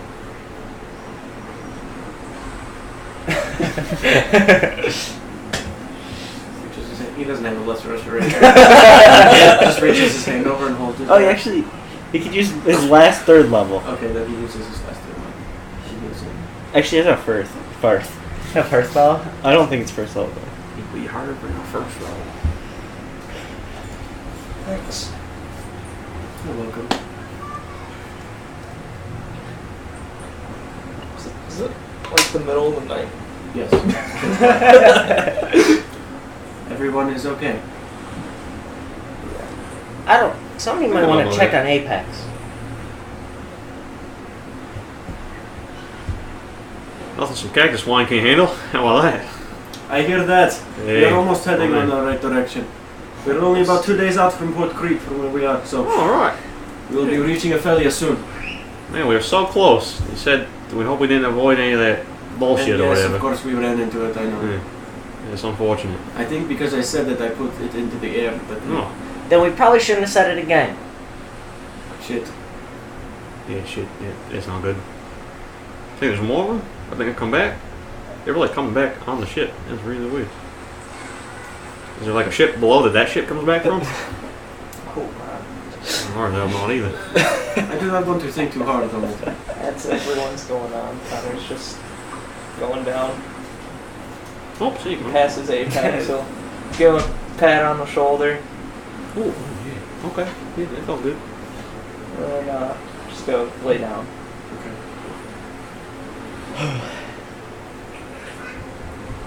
Steve walks over to you, What's up, big fella? pats you on the shoulder, Oh, yeah. and then walks out. I'm liking this. Working out the kinks. I'm gonna start going down. I'll pat him on his thigh because I can't reach his shoulder. You know, my thigh wasn't hurting, but I appreciate it.